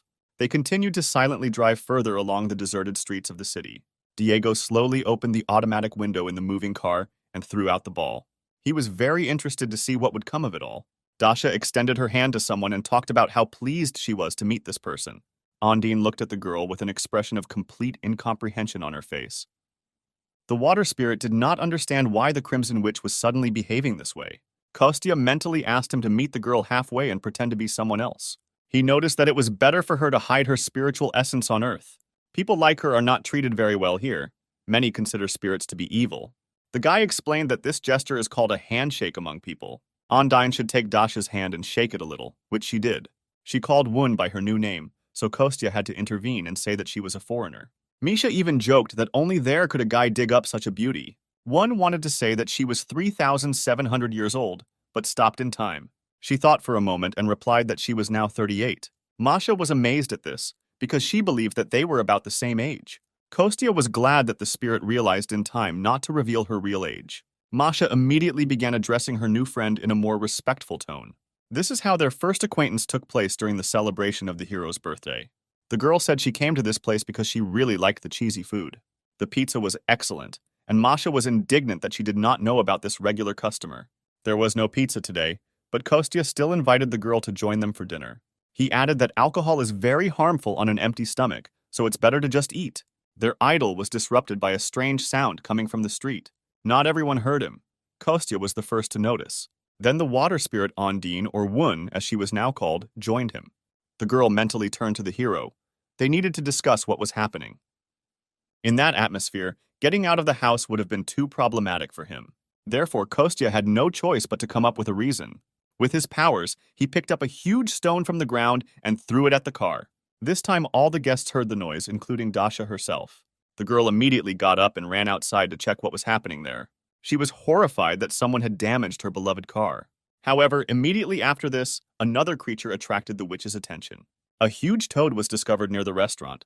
She was so big that she towered over Dasha several times. The girl did not expect to see a witch toad in the city at such a time, and the huge green monster did not waste a second of time. He immediately brought his giant paw down on the girl, who managed to dodge at the last moment. Dasha couldn't understand why this toad was so large and blamed it all on a mutation. Kostya came out to hear the noise and asked his friend what was happening there. The girl tried to protect her friend as much as possible and forbade him to go outside. She ordered to hide somewhere safe, and she herself repelled the monster's attacks. Kostya looked at the toad and did not understand why such a large clot of demonic energy was hidden in it. For the girl, the main task now was to protect her family from the monster. Therefore, she was glad when the hero listened to her advice and disappeared into the restaurant building. During these seconds, Dasha had already begun to create a protective barrier. She conjured a huge fire grid. Her task was to create it in such a size that it could completely surround the toad. The girl managed to do this, and now she was throwing her creation at the monster. The Crimson Witch hugged that even for her, it would not be easy to hold such a healthy creature. However, she believed that she could cope with the task on her own. The girl began to tighten the net more and more, but it suddenly broke. The toad suddenly changed its green color to black and started smoking. The Crimson Witch at first thought that she had shed her skin, but then brushed the idea aside. The girl was puzzled, because usually witch toads did not behave this way. Before Dasha had time to come to her senses, the monster's huge paw was already rushing towards her. The girl did not understand what happened, but suddenly a blue light flashed in front of her. Someone cut off the monster's paw with one very precise and strong blow. Diana appeared right in front of the Crimson Witch and asked her what was happening here. Diana was amazed that an ordinary witch's toad had grown to such a huge size. Her purple tongue was very long and flexible. This allowed the monster to use it as a weapon against its enemies. However, Diana was still able to inflict a wound on the monster with her sharp sword. The girl cut out a piece of the toad's tongue in the same way as she had easily cut off its paw before, after which the Crimson Witch and the secretary rushed away from the monster. Diana admitted that she was not here on guild business, but just came to drink beer. The girls had already run far enough, but Dasha noticed